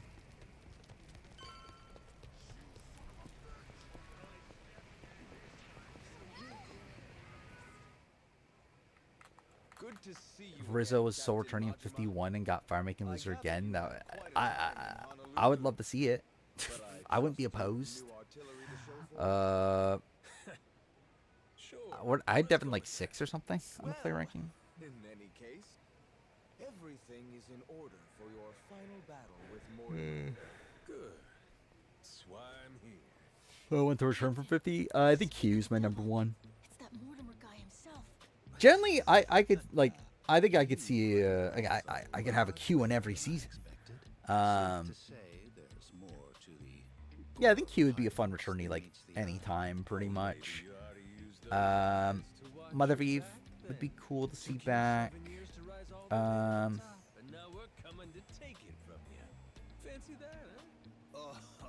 Generally, like of the end gamers, I think I'm fine without most of them. It's like Aubrey, I have no interest in seeing play again. Jonathan, I'm good. Joe is like, I don't need it, right? Rizzo, I don't need it, but I expect it. Tiffany, I don't need it. Suri, I don't need it at this point. Devins, I'd like to see play again eventually. Ozzy, I could take it or leave it. I think either way. Then 9th place is Emily. Emily, I would like to see play again. I don't expect it though. Then what? Steph, I'm good. Christian, I'd like to see play again. Coach, I'm probably good with Coach. I don't know. It's like maybe some sort of niche situation down the road. Coach being back would be fine, but I think for the most part, I think I'm content with how much Coach we've gotten. Chrissy, I'm good. D, I'd like to see play again on like a winner, like a Winners at War 2 or something. Coach was fine on this season. I think he was fun, especially in his last few episodes. I thought he was pretty good. It's gotta be about the treasure, right, Captain? I'm not sure. Yeah, Colby, I think I'm good. I wish he got a better exit in this season, but I don't necessarily need to see him play again, though. Again, I would like to see Genevieve play again. Camilla, I'm not opposed, but I'm also not, like, clamoring for it. Charlie, I'm probably good, but I'm also, like, not opposed depending on theme. Like, if he's back with Maria, I think that'd be interesting. But I definitely don't need a Charlie return. Angelina, I'm probably good at this point for Survivor. I think I'd rather see her on, like, Traitors or something. What? Mike White, I'm good. Who else is there? Again, I would like to see Q. Savannah, I'd like to see again. I don't know if I need to see her again right away, though. And, like, I think, like, ideally it'd be, like, a Winners of War 2 or something. Which, like, is clearly going to happen at some point. Kyle, kind of same thing. I don't need to see Kyle again, but, like right away. But, like, eventually, probably. For, like, a big sort of season like that. And then Jenna Lewis, I don't know. Maybe one more time. So what? Queen's out right now? If you knew her, Like, if she was back on 54 in a way that, like, they brought back, like, a Varner. Like, obviously, hopefully she's not, like, a Varner. But, like, I think her being back, like, immediately wouldn't be the worst thing in the world. you understand the Esperanza Hall. Why involve anyone who is? I'm just talking about Winners at War 2 just in general. Like, whenever that happens. If it ever happens, which it won't, probably. But, like, I guess 60 is, like I don't think 54 is going to be Winners at War 2. So, it's like, I think 60 would be the first time a Winners at War 2 is even, like, an option. And even then, I doubt they'll do it. But yeah, 60 is probably, like, the first time they could do it. Or consider doing it. We do, huh? Since when was this a we thing? The ability to undo choices. What game did that? There was a game that... Oh, I mean, obviously Life is Strange, but, like, I feel like there was another one that allowed you to undo your choices after you made them. Oh, by the way, still Dispatch isn't on sale, which is kind of annoying. Winners vs. Contenders season's possible? Yeah, that's definitely very viable. I do find it interesting. This is actually something, generally, even though the rumor video is over 8 hours long, something I did kind of forgot to talk about. and I just didn't care enough to like add it in by the end. Was the like concept of like themes. It's just that like I never actually do talk about the fact that like Jeff did mention how they were like thinking of themes and eventually just decide not. I could have talked about that in the remote video. But like in general, future returning seasons, yeah, I don't know if they're like dying to do themes, but it looks like they're like at least open to do it, right? Considering like they were talking about like all the different like casts we would put together, like and all these different like ideas are running through our heads. Like again, the fact that they end up settling on not doing a theme is probably pretty telling, but I guess it's not like impossible that like considering they like at least considered it to begin with. This is a centuries-old cache worth $1 billion. NBC is listing civilian traders as season 5. Oh, are we really doing this? That's really dumb. I don't like they're doing that. Like we're doing A versus the world with this. Don't you dare. Don't even think about it. That was kind of a funny what do you call it? I think I might do 50 style themes. Yeah, it's like like do like not a real like full on casting theme, but like in the hands of fans style theme. Not obviously not that again, but actually that'd be so fucking funny if Survivor 60 is like in the hands of fans too. You have no idea who you're dealing with. Don't care if a theme is phoned in. It would seem Captain Majima has I don't care for newbie seasons personally. If there's a theme or not. Returnees, I don't mind it. Like I think it's like I thought like Return the Outcast was like cool to have that like kind of like pre-merge versus post-merge dynamic and whatnot. Newbie seasons though, again, I don't really need it. Like I think the problem is more so like structurally the seasons are so similar, more so than like we need like some sort of like casting theme or something to go along with it.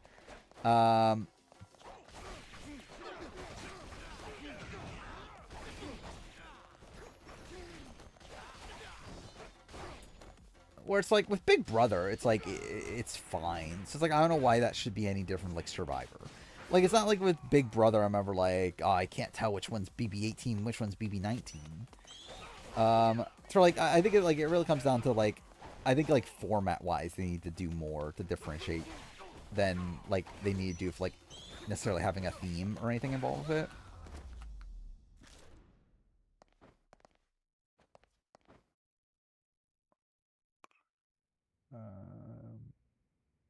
I expected more from a retinue fit for a royal.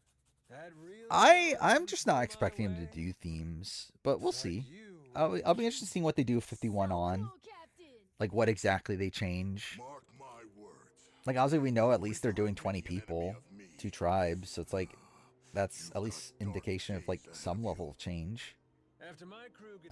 Amazed and confused. Yeah, we definitely need that.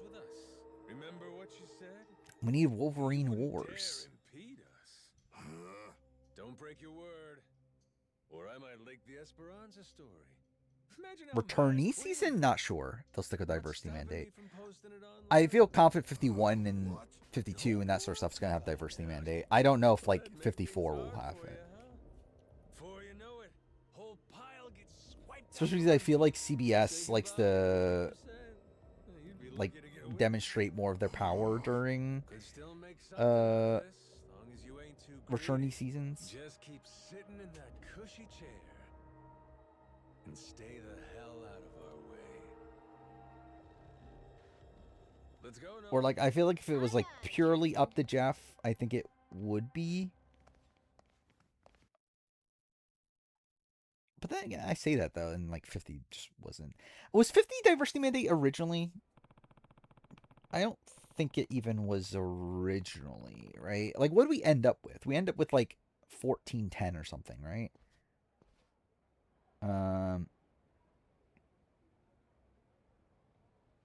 And yeah, like most of the people that were added were POC, weren't they? No, I guess it was 2-2. Well, even then, yeah. So it didn't hit diversity before that, and even then, the two winners were both POC. So yeah, yeah. So it wasn't even anywhere close originally with the 18. Because if the 18, like if it was originally an 18-person cast, then yeah, it's like very lopsided, I believe. Because what you got: Jenna, Colby, Steph, Suri is POC, Ozzy's POC, Coach is white. Well, I guess it would have been Amanda, but Amanda's white, obviously. Christy's white. Christian's white. Angelina's POC. Mike White is white. Devins wasn't there. Jonathan's white. Emily is white. Q's POC. Charlie is white. Genevieve is white. Yeah, so that's what Joe, Camilla. Yeah, so it's 12-6. Dude, that's actually really. I didn't realize it was that bad.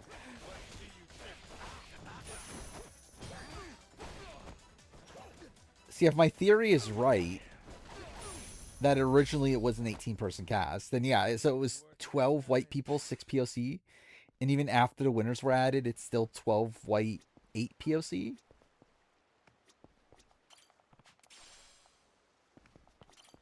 Yeah, so they were just never hitting diversity with 50.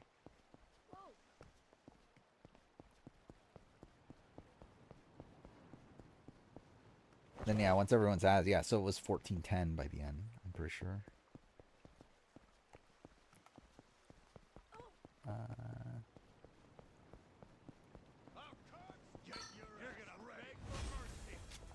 I would love to see like a college Survivor player from a show that I've watched at least, like actually make it onto Survivor.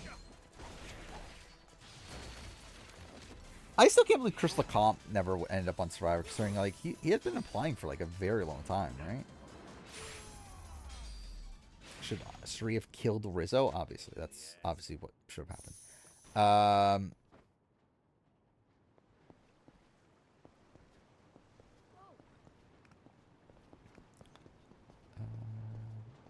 Degrees Celsius, and you're gonna get snow. Well, that's lovely. Ready for a beatdown? I'll teach you some respect.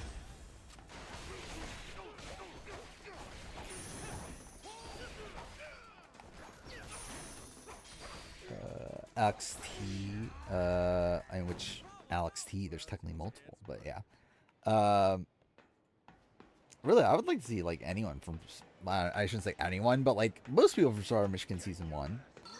I wouldn't be opposed. Seeing on Survivor proper.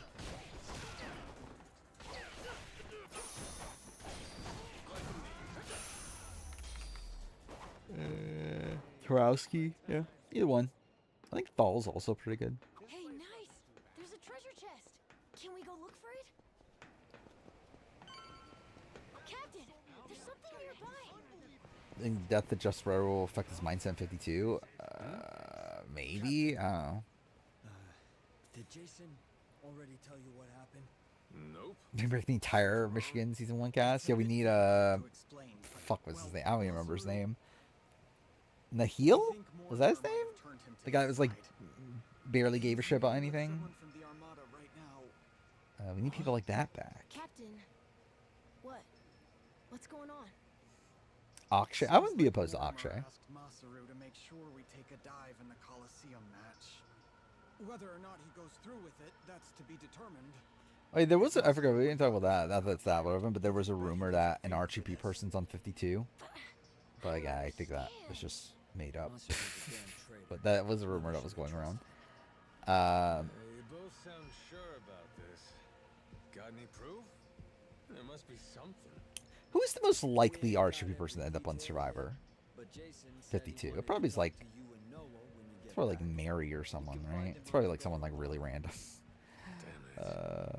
This is serious, huh? I generally, I was thinking about that. Generally, I was thinking in my head when we were thinking about Michigan 1 people, I was like, I feel like Mitch from Michigan season 1 is essentially just Charlie.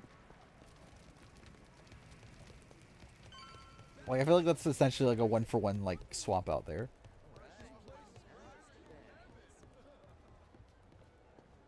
I assumed it was RHP regular person, Hey, no, am I? like a podcaster. Um, you're most likely Masaru's to be somewhere on in Survivor, town sure. right now, with people from Mortimer's outfit. We've got crew keeping an eye on him from a distance. Aside from that, we know this isn't the first time they've talked. I'm not sure why you even want to play this Was tonight. it something Masaru did? Made you start suspecting him? Today, Chappelle. guess he Chappelle could had be this fun. kinda nervous I know Chappelle expression wants to on his do it face. though. Like I don't It's think a Chappelle's relief that applying to we be on never saw Survivor. one other person Or like happen I feel before. like Mortimer. Taryn Spied on us might 7 years ago. be willing, but also I feel like Taryn wouldn't want to miss out on Big Brother, right? And I feel like if you're on 52, you're gonna miss out the start of Big Brother, so that won't be a thing. It's like if anything, he would be on like 51 over 52, which like he was on 51, obviously. That's just it. I know the guy. Fact is, money has always been Like in his Liana, I think business. could be a good pick, but Everybody's she's got also some someone that greed, I'm like sure. But he's honest. Believe me. I know she's like He very obsesses busy in over real shit life, he right? can't She has like afford. a When he hasn't got the money, what do you call it? Like a very intensive like job and everything. you get what I'm saying. Mari, I honestly wish I I don't know, could think maybe. better of the man.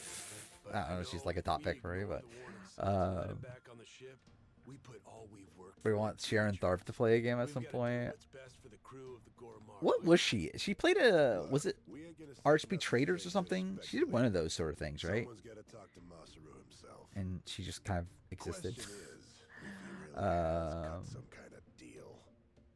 What do we Brooke do of with Maze it? Race 29. I would love to see. Oh yeah, I've been watching. Lisa Lauren started watching Maze Race 29, which You're sounding kind of yeah, scary, it's really fun. Mr. Saejima.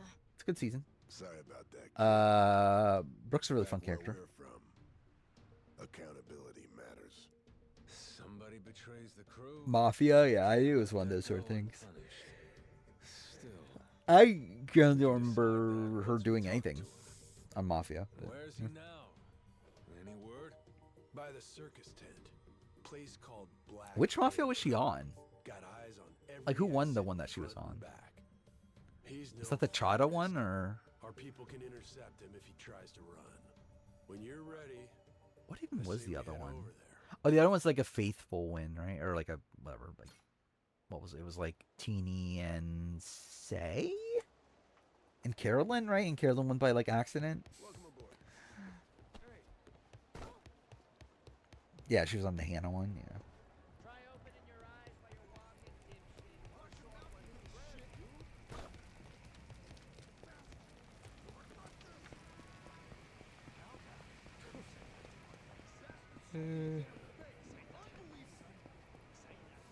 Here's the finale has rites of passage. I would be pretty fucking mind blown if they had my rites of passage, but it would also be very funny for like, yeah, the Aubrey Genevieve of it all. Jeff hates rites of passage. What's up? Like he pretty much got rid of it like almost instantly, right? He should Once he like became executive Mortimer's producer. goons just left a couple of minutes ago. Far as we know, he's drinking all by himself in there now. Could be he's waiting so nobody sees him leave together. Good. Sounds like we picked the perfect time. Oh, you did see that article from Jeff today that came out from, was it Variety? Go and get his attention. Where like he Kind of plan? He and I go back essentially so like long, said like, hey, if you don't like what we're doing, practically fuck off. I don't need a plan. Essentially. Not with him. Um, We'll play it by ear.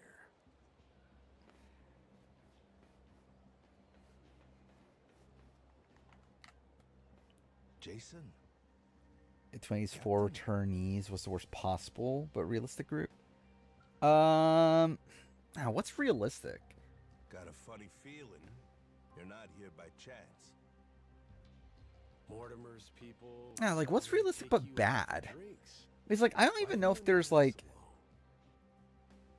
that many, because like practically I feel like it's not even like I feel like it's like kind of easy to see who they would Before pick. our fight in the Pirates Coliseum comes up, Like I would expect it they to want me be like quietly Keanu, Oromaru's weapons. like Angela, possibly Tucker, Damn it. like Tiffany maybe, Anything to us. like possibly like a DX. I don't know. It's like I feel like the grouping's like kind of Cash in my pocket. Oh, fuck. obvious.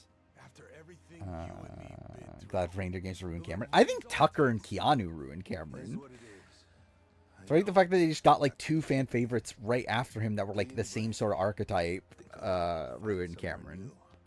So like at this point they just don't need him anymore. It was past time for me to Which move Amazing on. Races has Stefan and Tom. I remember seeing their names. I don't know. Remember? It's Canada, right? One of them, Who wants off to speak up? or it's just not. I have no fucking clue. Kept your mouth shut. I remember seeing that Sorry, those names things before. have changed since then. If you're really set on disappearing on us, I want an explanation. I haven't got one. That's why I'm disappearing. Wait, can people go up on the player rank? Oh, it's a can of 4.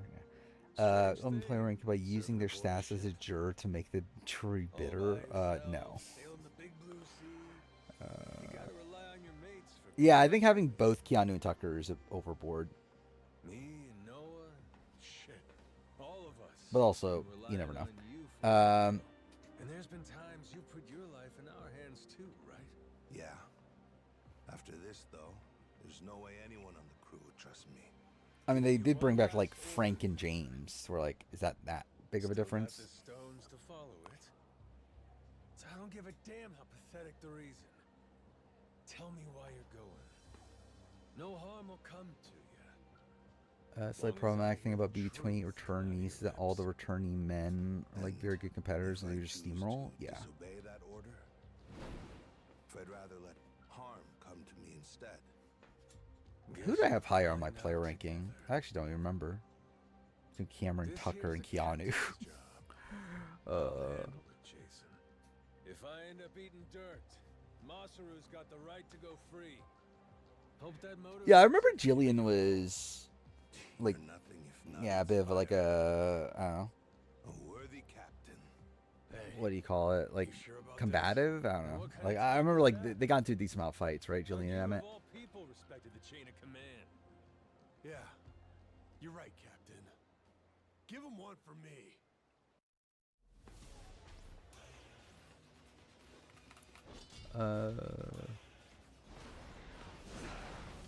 In the returning women possibilities are good comps. Who are they? I'm like Morgan. I don't think Morgan's gonna be on though. Like I'll be pretty surprised if Morgan's back for 28 based on like how she's been acting, but you never know. Like the problem with Big Brother is that like they don't usually give them that much of a heads up, especially for a season like this, where like it's not like Survivor, where like Survivor 50 like people were called like what 8 months before the season flown out or whatever. Like with Big Brother, like sometimes they're not even told until like a month before or whatever. So it's like, for all we know, it's like even if they are returnees on 28, they don't even know themselves at this point that they're on. Okay, well this is kind of bullshit. Oh fuck me. Okay. Okay, I guess I'll use this.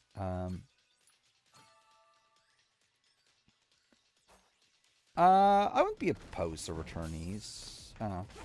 Kind of whatever. I could take it or leave it, either one. Like with or without.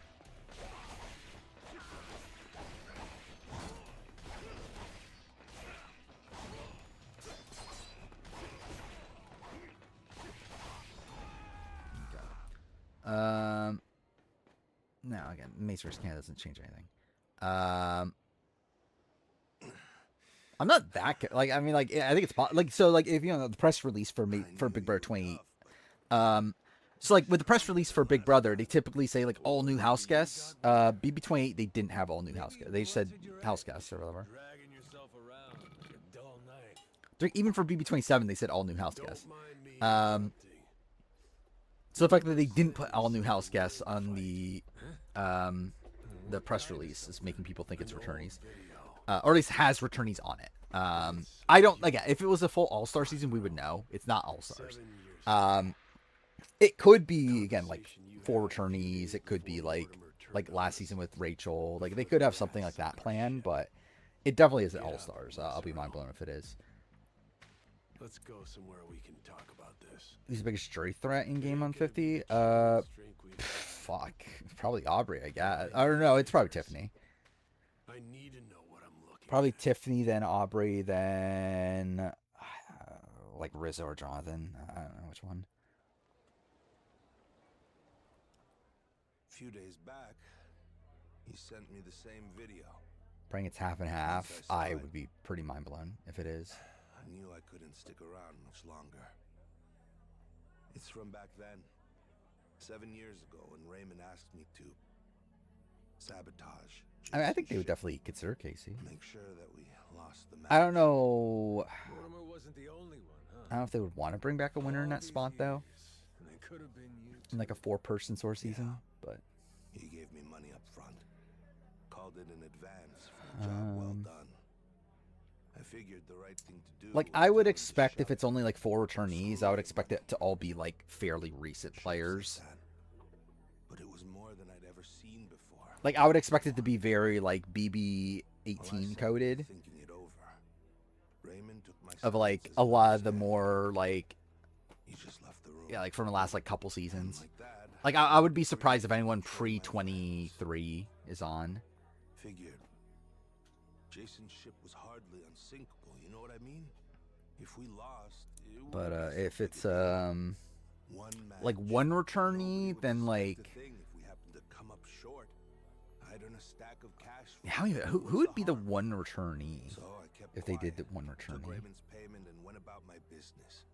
Yeah, maybe like, maybe they still would go About very 5 days recent later, and do I like realized how Keanu or stupid I was Tucker. being. Call it conscience?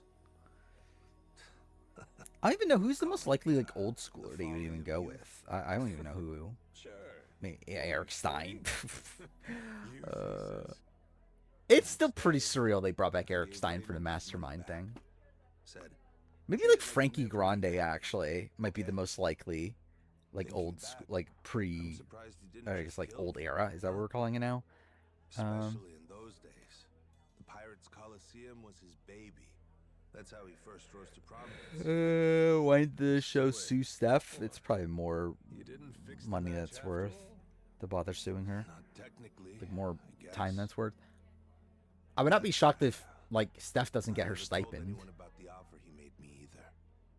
Jason deserved to hear it from me. I don't know if Jesse wants to come back for a full blown If season. he had known, Actually, then again, didn't he say he would? I think he If did I'd say he would. known, I might not have But tried also, this I don't know if they're gonna bring back Jesse I again may as be the the one time, shortest like guy, as the but one I think returnee kids again. to realize law doesn't stop Um, at trying to buy off just one member of the crew. Now, who's to say? Oh yeah, I forgot she is on the ballot. Yeah, so maybe, I guess they just don't give a shit then. Could have saved the ship. Oh yeah, I forgot about that. Yeah, the floor, like cast whatever got announced. To that damn island. So yeah, Victor from Ace vs 14's on it, which is very random. because of those 5 days. I don't think they bring No, back I had hesitated. Vince and Morgan. The treasure hunter who showed me the ropes, who treated me like a brother. I'll be I had pretty to think surprised. about Like, it. I don't think Vince is on So B20. what if I'll I be was pretty too mind blown. afraid to do it? Morgan, I think, is Closer to a possible, closer. but I also would not be like And after expecting it. that, Mortimer Like, I think turned on us. Keanu's more likely than Morgan. Jason lost everything, and there was no going back. If he knew, I could have done something to prevent. Where's it all. Diane Henry now? Didn't. I know she's like married with He'd kids. never forgive me. I don't know what she's doing outside that. I was scared, you know? Scared of losing my friend. Keanu did the challenge, yeah, but like that's done already. How Like was Bailey right? did the challenge like right This before she won sure Big ain't our Brother. chummiest drink. Kinda thought running into him again on Rich Island might have been Yeah, I'm expecting Vince to not be too prominent in the a online bad community. habit I got. Tend to interpret things however. Dude, this fucking music's playing. Really? I thought I could keep my secrets buried. Pick up with Jason where we left off, like the old days. Tidy shows with random Maybe contestants fate from actually other cuts you a break shows. sometimes. Yeah, I don't know. I think I think the floor is just kind of like whatever because it's However like long it took, it's just I like a appreciate trivia you show. coming clean, Masaru. I think things like 99 to beat and like stuff like that. It's like, okay, I don't know if we need this. I don't have it in me to serve on the same ship. Also, I get why they would bring back these Gotta sort of do the people. right This is thing. like, why Give not? your share. It's just like easy Jason, exposure hey, for the show. Like, What the hell's the matter with you? The air's like there's like increase the chance of like someone will watch your show because you have someone from like Survivor or Big Brother on it. What? Stop and think. This Mortimer prick. Why do you think Which he old sent school you Big that shit Brother after all winner this time? would do the worst in the modern day? Made it obvious Maggie, he's trying probably, to blackmail the guy? or Will, maybe. I don't know. Will or Maggie? Probably Maggie actually might do worse than. I don't know. Mortimer to go fuck himself if he's Maybe out the Will. big guns. Walking away meant knowing that his secret would finally be out. Even then, your boy stayed true. That's What Mortimer's BB28 has one Survivor player and it's J Maya? Well, then they did the right thing. Well, speak up, Masaru. Yeah. Boogie. I mean, like I only took modern, by like I mean, like time. current Who's gonna book Boogie. it after Like, so that? what were we Yeah, like? What is the like? Is it like everybody the else player saw from the it. time but playing in Modern Big Brother, or is it If like the you- player now playing in Modern If Big you all Brother? hadn't found me just Player now, now, maybe yeah, probably Boogie. never Player would at the see time, I would Boogie. say Will is Masaru. worse than Boogie. You. Good for us. And now we got the whole Because at least story Boogie out is in like the competent in open. competitions and Ain't everything. no reason for you to run. He's never gonna sell us out after this whole ordeal. Besides, we're better off with a world-class chef. Oh, the glass. Dude, I forgot about that. That Apollo was on Beast Game Season 2, and he was not really on it. With the Goromaru, with my life. How about the I don't know if you know this, but Sammy was on Beast Game Season 2, and he lost because he fell. I'm sorry, but He was on it, and then he was it not just on it. isn't that easy for me. Maybe someday I'll forgive him, but not now. Not before push comes fully to shove. Oh, I forgot. Yeah, no family visit. We didn't talk about that. Yeah, so Jason, Jared that Fields is a happened. liar. Can't believe it. I'll never ask for your forgiveness. But even still, It is funny that I already have like so many things planned for the spoiler video, I'll try to earn it. the history spoiler video, which like I'm probably not making for another like 6 months or something at this rate. But like, I'd love to sail with you again. still. Very least until I can claim my share of the treasure. I just realized I forgot to watch the just chopped. can't Oh, did quit that come on out? that. I didn't even know that started. This is Masaru you're talking I'm not about, opposed to a after Frankie all. return. I'll be fine with that. Dude, how long is this Push come to cutscene? shove now? Like, I was literally planning on ending like when this cutscene's done, but like it's just going on and on and on. All said and done, you and I have put an awful lot of time and money into finding this treasure. Kind of guy would I'm I not shocked be? that Gordon Ramsay shows got renewed. It's like, what else do they have at Fox? Thanks for that, Noah. And I'm sorry for what I put your dad. I mean, like, I just think like every show's trying to do the traders thing of like, I think traders obviously found a lot of success with like bringing all these other people in. So I think like just every other show under their sun's trying to do it now. After all the time he's made us waste, we owe Mortimer an ass kicking. Let's make it one for the history books. And Frankie turned down All Stars, from what I understand.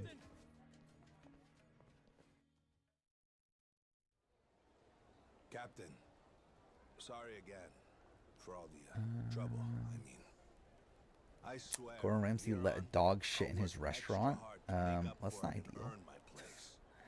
Feels like Was I've Sue brought Smay a better years of Survivor strength. player or Beast Games player? I mean, she made it 4 further on years, Survivor, so. That's what I'm talking about. That's it?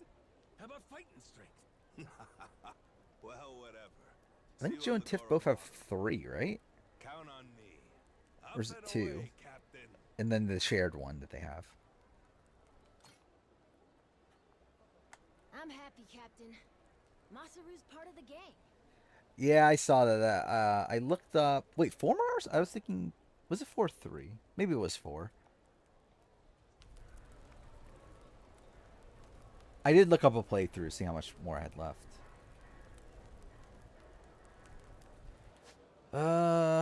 I'm probably done for now. It's fucking 3:30, and I'm fucking brain dead at this point. I was hoping that would be the end of chapter 4, but I guess not. And again, I believe the end of chapter 4 means I only have 2 hours left. But I don't know. Yeah, I'll finish this game at some point in my life. What we got going on for next stream? Nothing, right? Like, obviously, it'll be right before the 50 finale, but 50's done, so who fucking cares about that? No shows going on, right? I'll hopefully be done with the re-edit of the 50 video by then. Genuinely, I'm probably gonna take next week a bit slow. Like obviously I'll have to make the the player ranking, the 50 player ranking, but I'll say that I'll probably kind of just chill a bit more next week. Once I'm done the remove video. Like I'll probably start prepping things. I'll probably do channel art. I do need to make some videos for June. I don't know what I'm making for June, but I guess for that's also part of the thing. I need to schedule some shit. Well, we'll see. I'm debating on like how much live stream stuff I should do. Because I actually do think it's like not a horrible idea to just like do more like live stream content I could put on the main channel, but I just don't know what to do though. Outside the power rankings, but we're already doing that, and there's nothing that's there for like another month and a half. So I don't know. Whatever. We'll see. But yeah. Again, between now and next year, really all I think it will be probably like wrapping up the room mill stuff. And yeah, I mean that's generally just kind of it. 2 season. What were we talking about? Oh, Joe. I don't think he. Yeah, he can only tie it, right? Which like even then it doesn't seem like he's going to because like the rumors that Aubrey wins final immunity. I could never see Joe winning final 5 immunity though. But yeah. So yeah, next stream I think we'll focus on work on the player ranking. Like I always say, I'll try to do 2 batches of it, but again, maybe I'll try. Actually, I haven't done survival rules in a while. I generally forgot about that. I don't think I've done survival rules in like over a week at this point, right? So I guess maybe we'll do next stream. I don't know. Yeah. Oh yeah, reality TV grid too. Yeah, I forgot about that too. Oh well. Well, that's like, yeah, I mean, that's not even one I can go back and play the old ones, right? So, like, that's just, yeah, literally, oh, well. Sporkle, or Survival, I can literally play the old ones. So, it's, yeah, we'll catch up on those eventually. We'll get Jonas first try someday in my life. No, I didn't watch the new Leica movie trailer. Probably won't. That's something I actually, now that I'm done with the remove video and all that stuff, I do want to start watching other shit. I still like I haven't watched One Piece in like a week at this point. Like I'm still like towards the beginning of Whole Cake, but I want to get back to that. I did want to watch The Boys. I know season 5's almost done now, so that's something. I forgot what else. Also, I did want to start playing games again. I probably won't between now and next stream. I don't think it might not be until after next stream. I'll probably start playing games again when, when I'm done with the remote, like everything remote video related. So, yeah, probably it probably won't be until after next stream. If not, like maybe Saturday, but I kind of doubt that. Yeah, I knew about that. I looked up The Boys finale. It's on the same day as Survivor 50. Time to watch Bad Girls Club season 6, obviously. Yeah, I'm probably just never actually at this point. I think it's probably just never coming. Next show? What show are we talking about? Like reality show? Like, I don't know. Like Big Brother? Yeah, I don't know. This probably, I know Perfect Match started today, but I don't give a shit. I've now started 50 review. I will sometime next week probably. At this point, like when 50 ends. But yeah, that's the next big project to work on. Which, yeah, probably won't be out like until sometime in June. Oh yeah, I forgot. I did want to watch Sort of Quebec too. God damn it. Yeah.